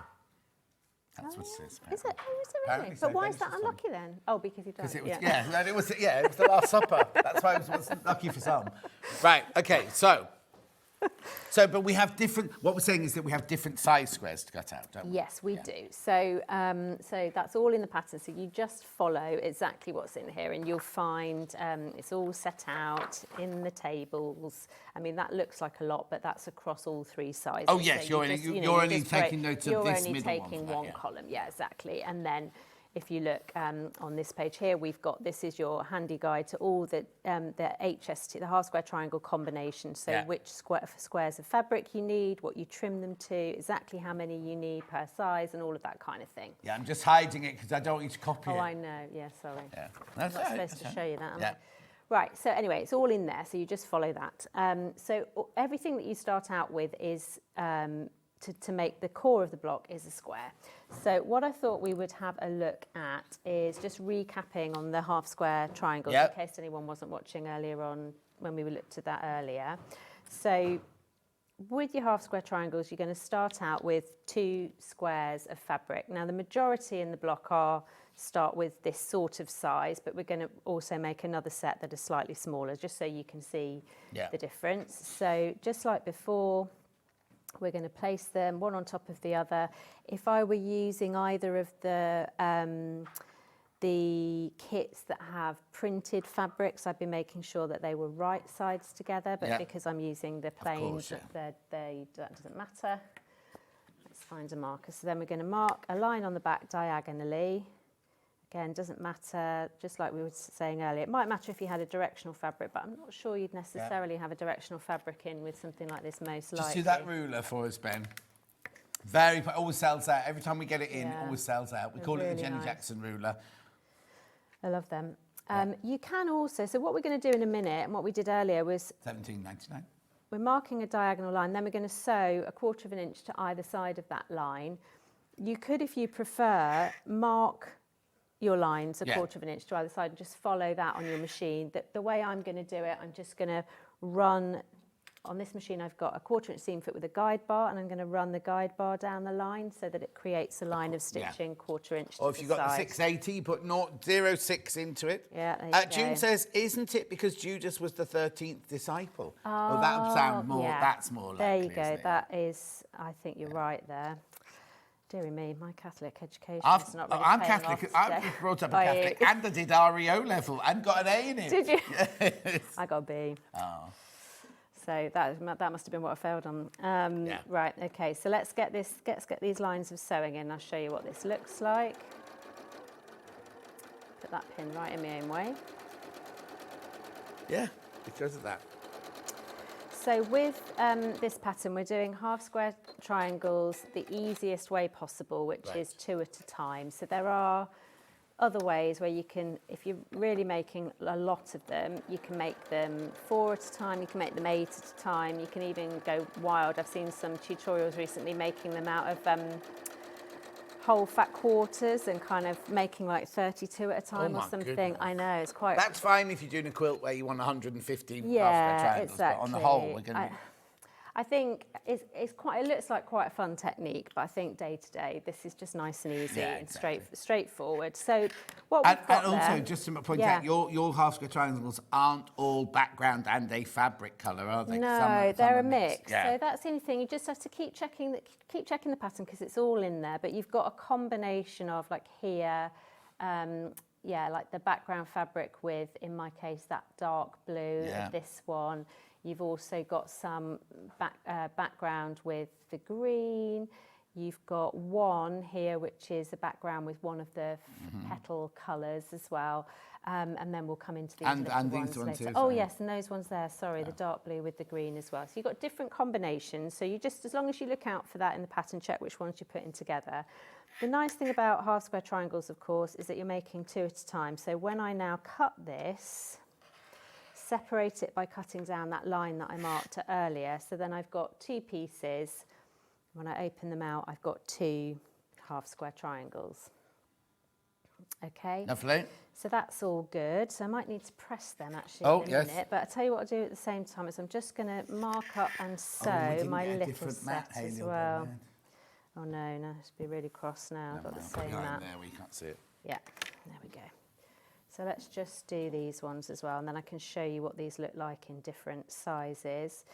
I was saying earlier, but if you didn't see that, with all of my patterns with half square triangles, I always size them up so there's room to trim them down so they're the exact size, and it is a trim rather than just, a shave. A shave, yeah, close shave. Because it's just much easier to manage. especially if you're relatively new to quilting. Yeah, of course. Which you may be. Oh, no, that's the wrong button. Which doesn't come out. Yeah. Oh, there we go, we're all right. Okay. So same again, 2 lines of stitches, 1/4 of an inch to either side of the marked line, and I can just separate that out. And then I'm going to press them. I'm going to press my seams open, but you can press to one side if you'd rather. Yeah. Yesterday it came out. Judas was one of the 12 disciples, but he was also the 13th person at the Last Supper. There you go. Okay. Oh, yeah, I feel like I've Got an RE lesson. gone back to school, yeah. It's good. Come out with some knowledge. Right, I'm going to... Oh, I keep doing that. One day I'll get used to it. This Clapper. Let's put the clapper in. Yeah, I'm putting the clapper on to get my seams nice and flat, because that really helps. Can you reach? I will in a minute. I just need both hands. This is a bit like I was just talking to Sandy's husband about. We've bought an electric car, and it's just very different. It's like driving a toaster. Oh, is it? Just like it's all buttons and no pedals and all this kind of thing. So it's like operating. I've got a courtesy car at the moment, and I heard you say. Oh yeah. Don't want an automatic, don't want a big one, and it's both. Yeah. Well, this thing, electrics are all automatic. Yes. So I didn't have much choice about that because I prefer a manual as well, but I'm getting used to it though. Yeah. It's fine. It's very good. And have you done it to save the planet, or because you've got a cheap deal on your electricity? Because we've got a cheap deal on our electricity. Yeah, it's so much cheaper to run. Have you got what's those things called on your? Oh, no, you won't have your grade 2 listed building. No, just plug it in the wall. Oh no, because one I won't say it. Somebody in my street who's had it, and he's got panels, so everyone just charges their car on his. They go around to his, and his plugs out, and they're all there's always a different car in the drive because they're using his panels. Oh, I see. That's quite smart, isn't it? Maybe I need to do that. Yeah, it's otherwise it's too tricky with the listing because we've got to run the electricity across the front of the house, and it's just not really going to work. Anyway, so once they are done, so a nice, hot iron pressing mat with a clapper, and you get those lovely flat seams, which just makes everything really manageable as you put the block together, which I like. So we were saying earlier, weren't we, about when you're trimming your HST, it's really important to make sure that you're always keeping an eye on keeping your seam exactly on the diagonal. So if you don't, you won't have that nice, where's one we've done earlier? Let's just look at that. You need your seam to run from one corner to the other corner. Now that looks a bit odd there, but that's going to go into our seam allowance, so we don't need to worry about that. So then I need to get my head into this ruler again, ruler and mat combo. So I like to trim off all 4 sides evenly, just to make sure I've got a nice finish. And if you've got a rotating cutting mat, now's a good time to whip. Still wrapped, I'm afraid. I know, it's fine. I didn't unwrap it because it looked all fresh and new, and then I felt a bit bad about unwrapping it. But was Levi glaring at you? No, he wasn't. He very sweetly Normally said I could use whatever I wanted, but then I didn't want to unwrap it. unwrap Oh, he says that to you. If I unwrap anything, he stands there glaring at me. I didn't want to unwrap everything. 3.5. Sorry, I was just checking my measurements. Yeah. Do you know what? I might switch. No, I won't, because that doesn't work. I'm going to go to 3.5, which is going to be about there. Okie doke. Sorry, I'm making a bit of a meal of it on this. It's just so funny what you get used to, isn't it? Yeah. Right, there we go. So once we're all trimmed up, we have our nice square, half square triangle. We've got a triangle shape on both sides. We've avoided cutting on the bias with that. Well, we have cut on the bias essentially, but before we've done that, we've locked all those fibres in place with the lines of sewing. So it's nice and neat, and that can go to one side. And what we start to get, I'll come back and trim some of these, but I've made some of the bits of the block already, because it just starts to come together in essentially square sections that we can then lay out according to the pattern. So I've not quite finished this yet because I needed to make the half square triangles while we're here, but you can see that it's just square to square to square in a row, so no bias cuts if you're worried about that, like John said before. Okay, so I'll get the rest of these trimmed and then we'll start putting that all together. All right, lovely. All right? Which one have you got in? Which bundle have you got in? Oh, the teal. Beautiful teal background, which is this one so here. Nice. I'm going to have to do it over here, I'm afraid, Ollie, because... sorry. No, don't apologise. Shunt over a bit? No, I'm not going anywhere near your blade. We used to have a demonstrator called Joy on, and every time she cut with the blade, she'd make me stand away from the table with my hands behind my back. Oh, really? Yeah, like this. So if she was cutting out, I'd have to be like this. Yeah. Well, they are... Well, they can just take the top of your finger off. I had someone in a class actually take the side of a finger. Yeah, people having their lunch now. Oh, sorry. That's right. Oh, don't worry. I used to do the Sunday lunch show on LBC Radio with Carol McGiffin, and the amount of times I got into trouble because the conversation turned to bodily functions and things like that. And people like, John, they're eating their lunch. You can't be talking about that. Yeah, exactly. I'm going to switch to this because I think this is good. Wait a sec. What am I doing now?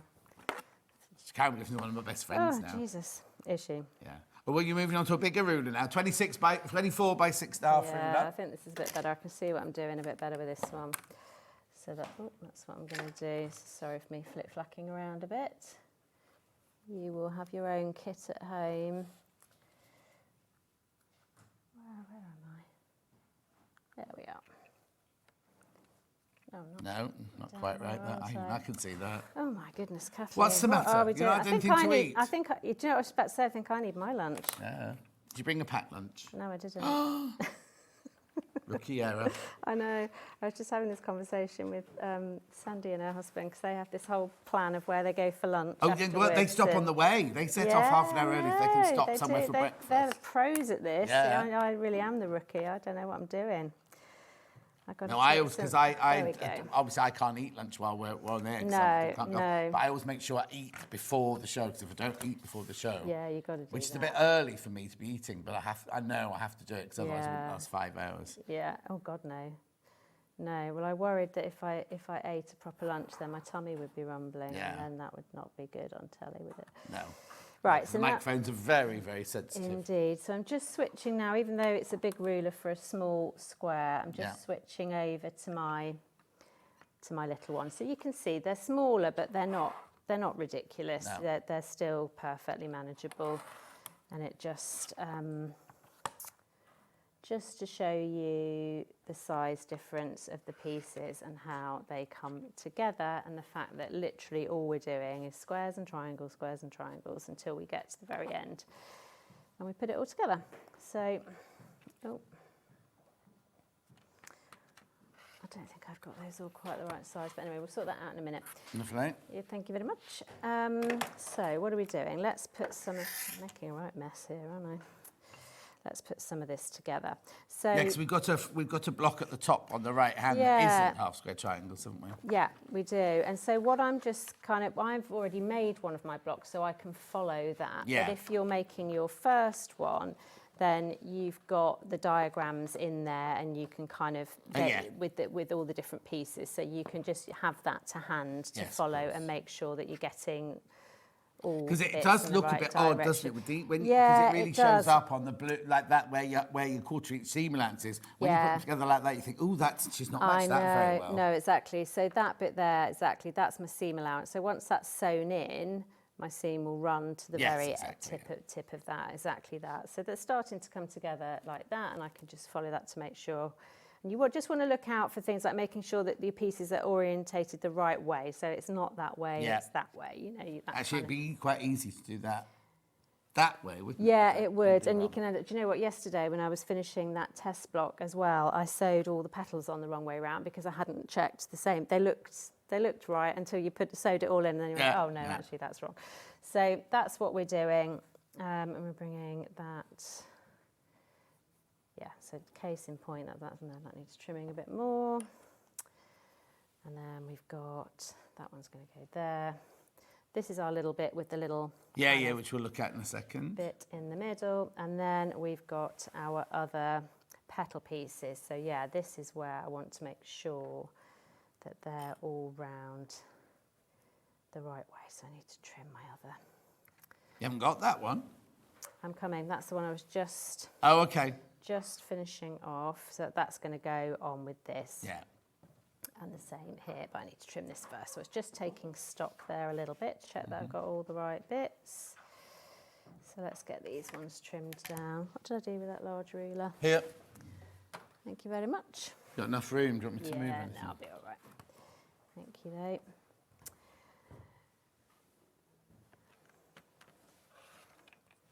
So yeah, keeping your fingers out of the way. I did have this handle, which is really good. Handles on big rulers, I really like for avoiding those mishaps with your blade. That can really help. Actually, I might flip to that one now.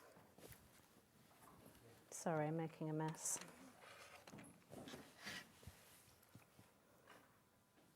So there we go, we're nearly there.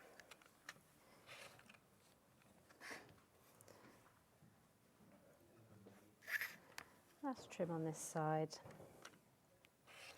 And then to finish off these petal pieces, I'm combining them with another little square that you will have already cut out. Okay, so that's and again, you've got to make sure you get it from on the right side, don't you? On that make one? sure they're on the right side, and again, just watch out for your orientation. But once you get into the swing of it, it's fine.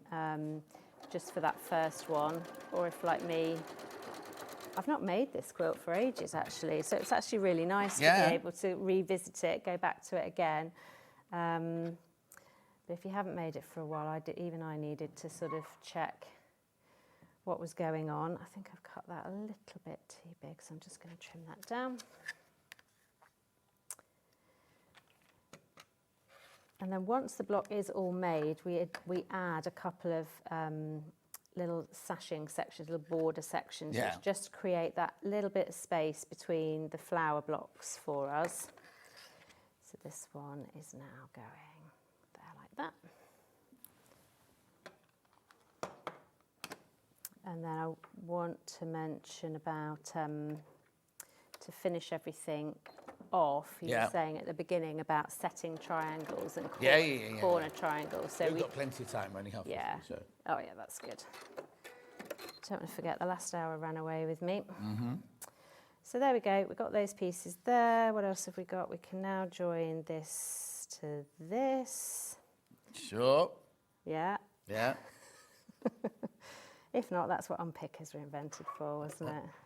Is your workroom as messy as this when you're at home? Yeah. Do you know what? That's the really good thing about teaching from home is that forces me to clean up every few days, you know, because if there's a class coming in, I'm like, right, okay, got to get sorted out.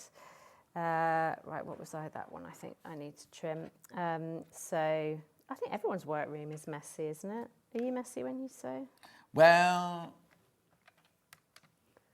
yeah. I think everyone is really a bit. Just trying to think what I was when. I suppose what it was when I worked in theatre, I always had my cutting room and my fitting room were where the actors would have to come to be. So I always tried to keep that really tidy. Okay. So but the main workroom was always a tip because we used to do exactly what you were about to do and then just go like that. Chuck it on the floor. And there were no such things as cleaners in those days. We had to do it all. Yeah. Right, I think I might need an iron now. And then Here it is. Press a few. Oh yeah, there it is. Press a few bits, and we'll get them sewn together. Yeah, I think. See, I unfortunately have carpet in my workroom, which I don't really like. I would like to replace it at some point for something else because it does thread and stuff just sticks. Oh gosh, sticks to it. It's a nightmare. So I don't throw my bits on the floor, but I do.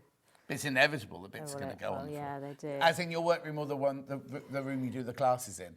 They're the same room. So yeah, unfortunately, I don't have somewhere where I can just leave all my toot. Yeah. But like I say, it's a good discipline because then you are cleaning up regularly. So it stops me from getting too messy. But if you're in the middle, when you leave, if you're doing something for yourself, when you leave, you know you're going to come back the next morning to carry on doing that. Yeah. So why would you tidy up? Because you're going to take off where you left off. It's annoying. Well, it's not. It is what it is. It's Yeah. fine. But sometimes, to be honest, I will then put off starting something if I know, like I've got a class tomorrow and I need to be tidy and sorted out. So it probably makes me. And how strict are you about your procrastinate a bit children's more. bedrooms? They have to be tidy. No, they're all right. In fact, they really like. They're quite good at tidying up. That sounds good. after They see what a mess themselves. you're in, and they're going, "We're not going to be like that when we grow That up." slob. Yeah, that's true. Maybe they do. I mean, they have their messy moments. Don't get me of wrong. course we But do. on the whole, probably my husband's the messiest of the lot. Oh, If really? I'm honest. Yeah, he's a very messy cook. At least he cooks. He does cook. He's a great cook, but it's like a bomb's gone Yeah. off. But you can't say anything because you get your dinner on the table. So you got to, we live with that. It's funny, isn't it? Because I always used to be one of those people who go, "Oh, I'll do the washing up in the morning." And that's now what I do. I really like coming down in the morning to a nice clean kitchen. So I always do, even no matter how tired I am, I do tidy up. Yeah. And the cat bowls go away and everything like that before I go to bed. Yeah, exactly. No, I think I think you're right, actually. It's a good discipline. Yeah. But it's tempting when you're tired, isn't it? You can't Oh, just yeah. can't be bothered.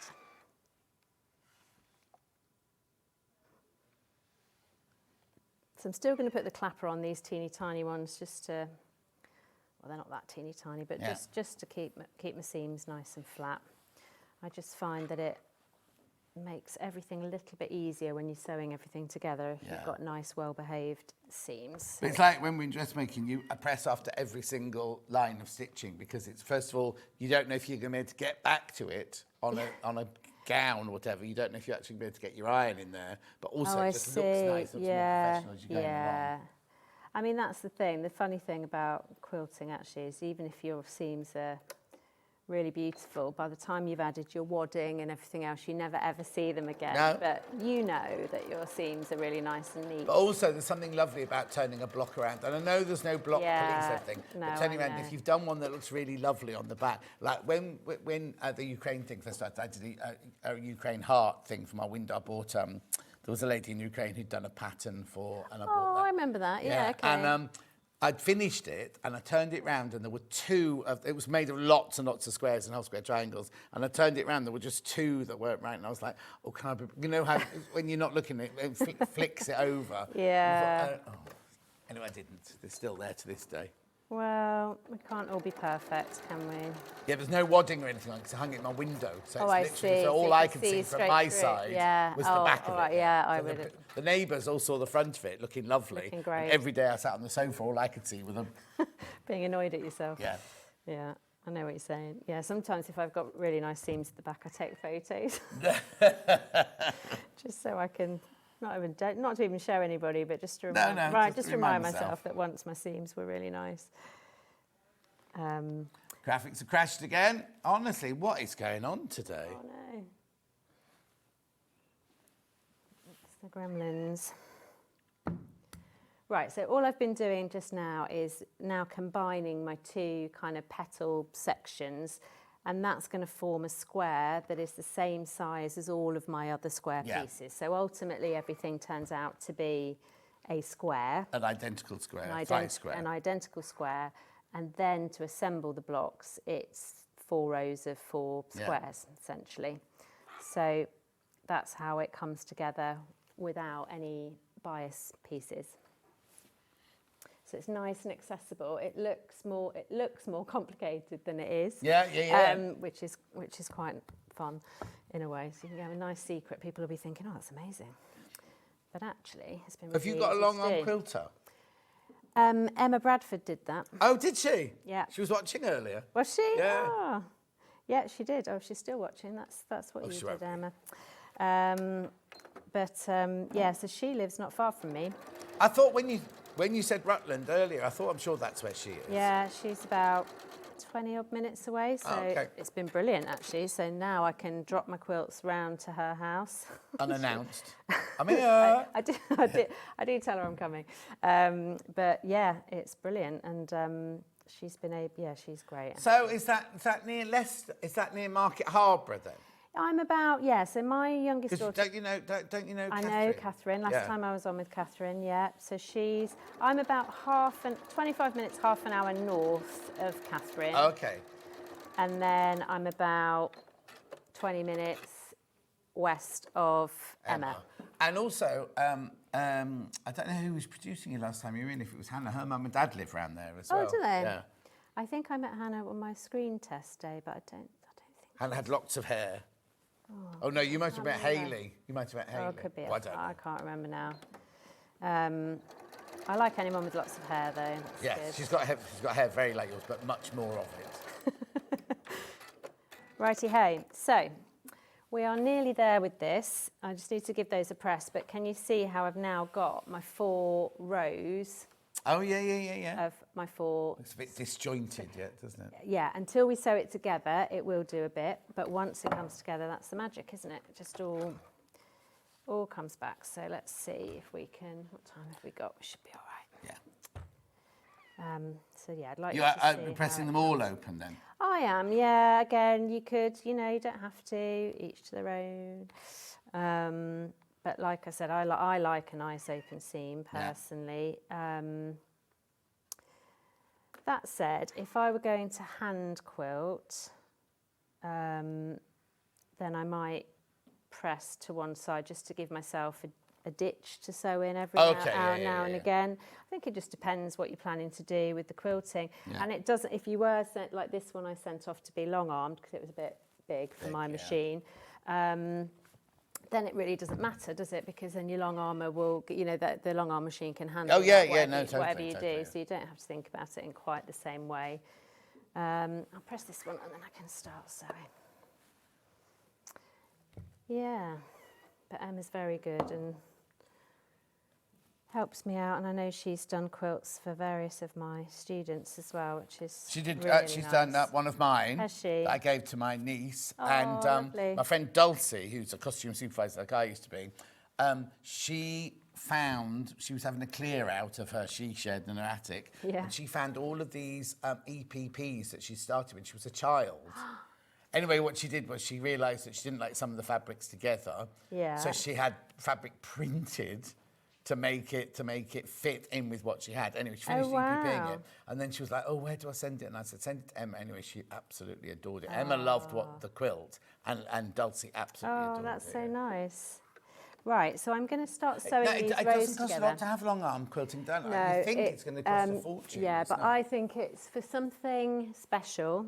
If you want a special motif or something that is just harder to manage on a domestic machine, it's well worth going for. I mean, and that was, you probably can't necessarily see it on the camera, but it's got this really lovely, Emma suggested it, the pantograph is like all kind of swirly, so it looks like a pond. It really fits, and if you get a good long armour like her, they'll give you some good ideas and suggestions. That's the whole point. And, you can go thinking, because Jane Alcock made me a quilt for my 60th birthday, and it's log cabins, so I love log cabins. And then she had it long-armed by Amanda Little, and all the long-arming is swirly. And I was thinking, oh, you wouldn't put swirly with a log cabin, but it's beautiful. It's really beautiful. Do you know what? Every time I've ever sent anything to Emma, I've always gone, oh, I like this design, and then she always gets me to do something else, and she's always right. But don't be thinking, oh, they won't let me have. If you want, if you go to a long arm and you say, I want this, they'll do that for you, but they will come up with those suggestions. Yeah, they will, and also like good suggestions about thread, colour, and stitching, like all the details are just really, a good long armour will give you really good advice. Also, it means you don't have to make the quilt sandwich. Oh my God, yeah, that's a game changer. I hate basting. Especially something big. If you've got something big like that one, it's hard work to baste it. There we go, look, so I've just joined the first 2 sets of rows, so you can see it looks less, when it's pressed out. Yeah, when it's pressed out. And then I'm going to do the same again here. Yeah, it's a nice thing. I've done a few commissions here and there over the years, and often sent them off for long arming to be able to access a sort of, you know, a really nice design that means something to the customer. Or also, if you make a memory quilt with like old T-shirts or baby clothes or football T-shirts, things like that, a long armour will deal with it much better than your domestic machine. But So I did a commission for somebody who. It was a quilt that, actually, funny enough, an EPP that her mother had started in the 60s. Wow. So before I was born, and I was, but I was able to finish it. I know, sorry. Finished it for her, but using all of the original bits that she cut out thousands and thousands of hexes, and all the papers were all hand cut out of letters and bits of the yellow paper. I mean, it was like archaeology, you know, sort of going through it all. I thought it was amazing. So I saved all these papers for the customer because I thought she might want them back because I had her mum's handwriting and stuff on. She was like, "Oh no, just put them in the recycling."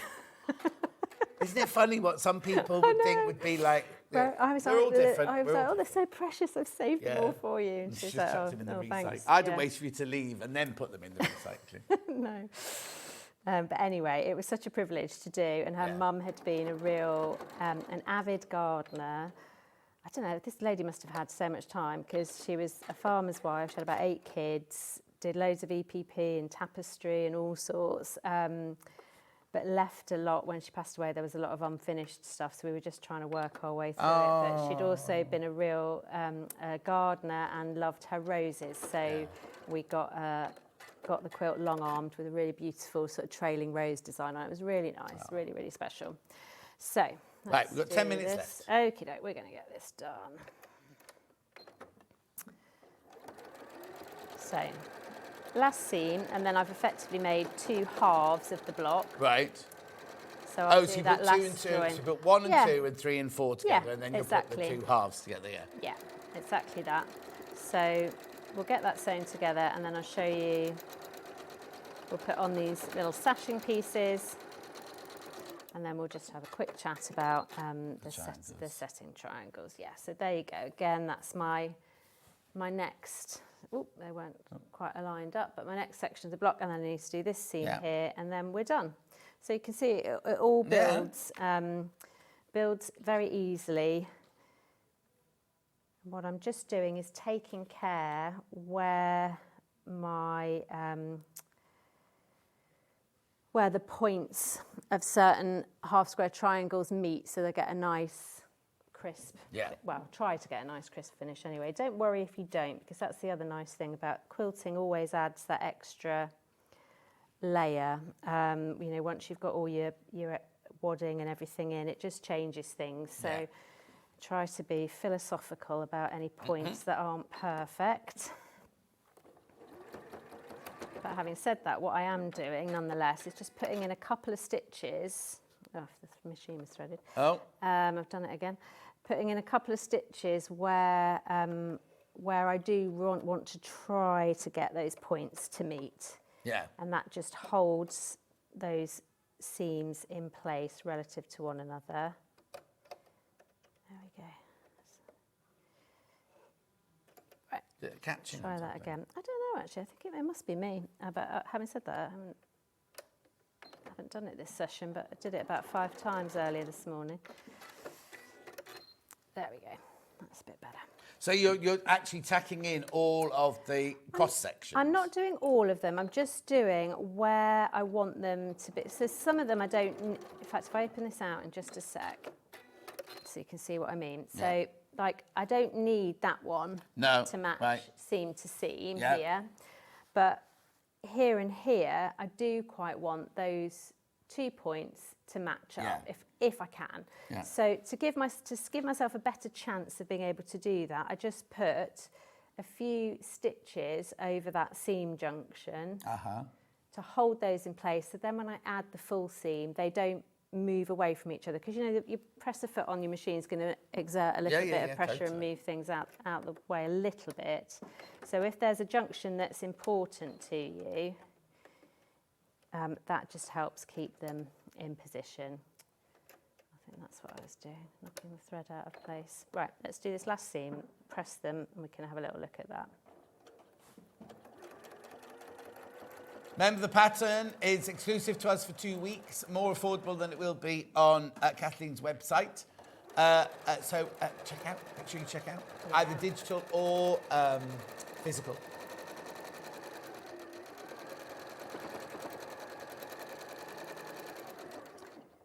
Yeah, it'd be nice to see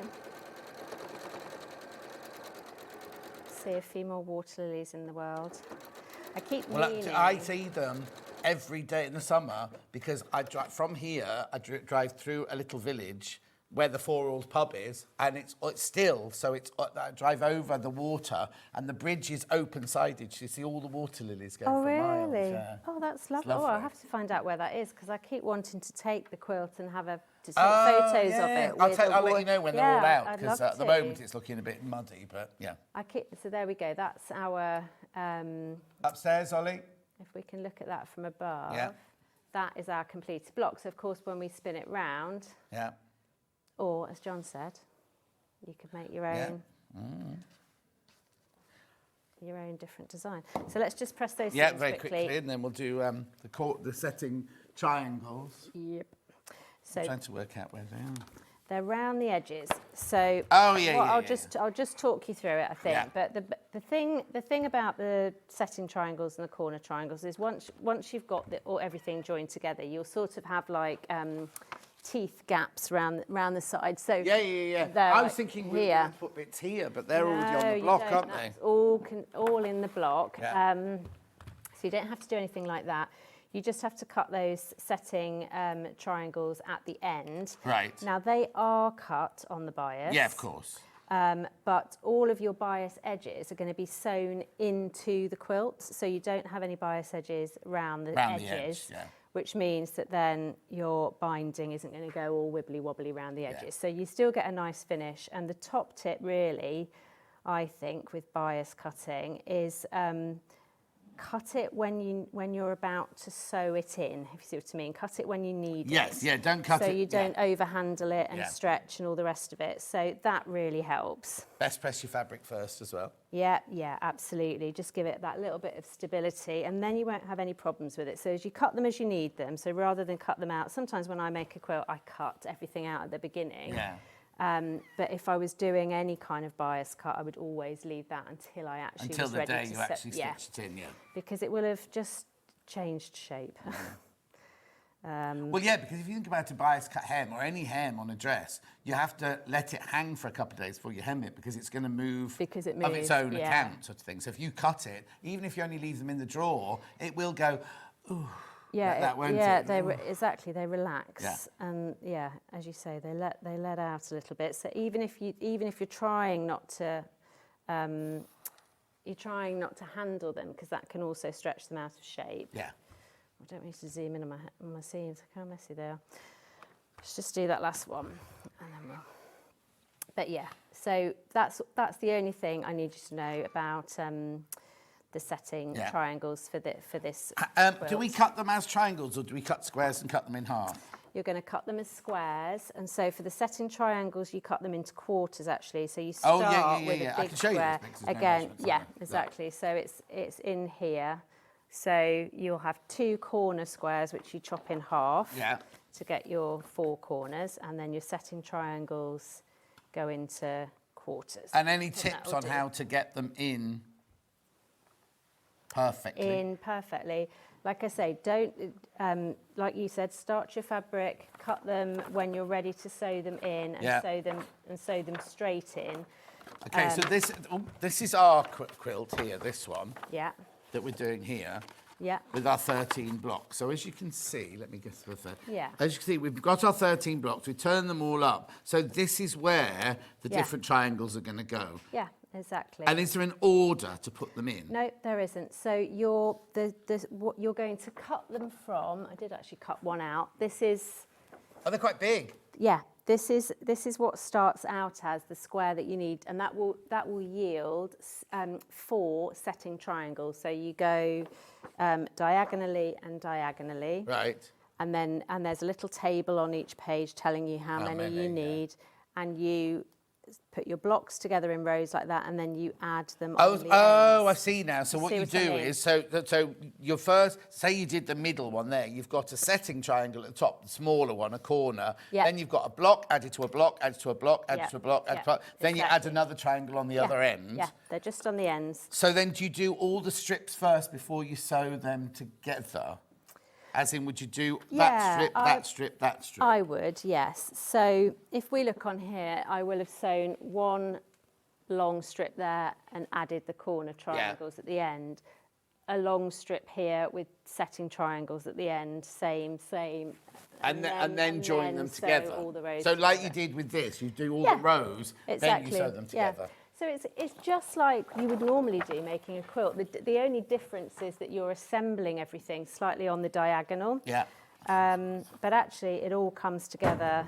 And so those setting triangles and everything else are only going round the edges and on the ends. So all I'm going to show you now, just to finish off the block, is we just add a couple of bits of sashing to the top edges of the block. But only 2 edges. Only 2 edges, and that just gives us a little bit of space, because down here we've got quite a bit of space anyway. Here. So when I was designing it, I played around with that, but decided in the end, so like those are the top edges of that block, but that gives us a little bit of space between this block and this block. Do you see what I mean? Yeah. Otherwise it'd be too much. If you did it all the way around, it'd be too far apart. It just looked like Right, very quickly, I've got to just recap now. Yep. So we've got the one with the pale blue, the one we're working with here. You get the pattern, exclusive to us for 2 weeks, and you get 3 meters of your 3 meters of your pale blue for your background, a meter of like your emerald, a meter of your navy, half a meter of your 3 gorgeous colours there. That's enough for the front and the binding, $54.99. Then we went to the one with the teal background. So again, you get that to your background, 3 meters, 1 meter of green splodge, 1 meter of blue splodge, and then you get your half a meter of yellow splodge and blue, and then your Bordeaux, $54.99. Then we went to Liberté, cream background. Then we got a metre of your green, a metre of your blue, and then there, that will make the most gorgeous, well, not orchids, Waterlilies. Lotus. Lotus. Lotus on the top, won't it? Beautiful, because they're your traditional lotus colours, aren't they? Really nice. Pattern on its own physical, $9.99. Now remember, it's exclusive to us for 2 weeks. $9.99. Beautiful. And then digital.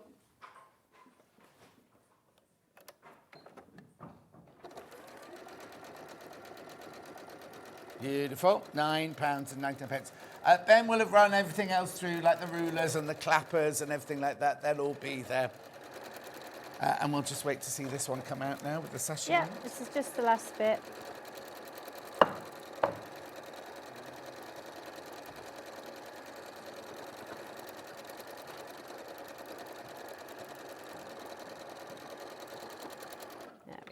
Oh, do you need the iron again? No, do you know what? Don't worry. I think Sure, we can we'll just probably, finish in we'll a minute. just imagine. So you can see if they were pressed out like that, that finishes off Oh, I see. Yeah. your block there. And then your next block, once your next, so in fact, well, I might have a nice, so then you can see that this would come in. Right. Like Okay. that. So now, Create if you your did rows. the Ollie and I version, would you even? Yeah. So this is the Oh, there you thing. go. So you could leave So those.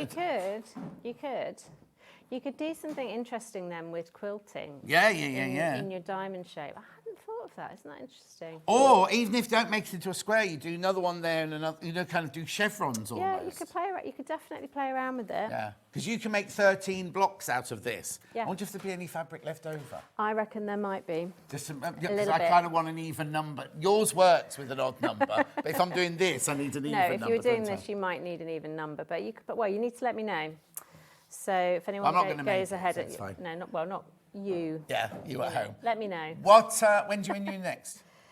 The beginning of June. Oh, okay. Yeah, I couldn't make it in earlier, unfortunately, but we're going to be back in June with some patterns that I hope you will like. Some Okay, nice- perfect, lovely.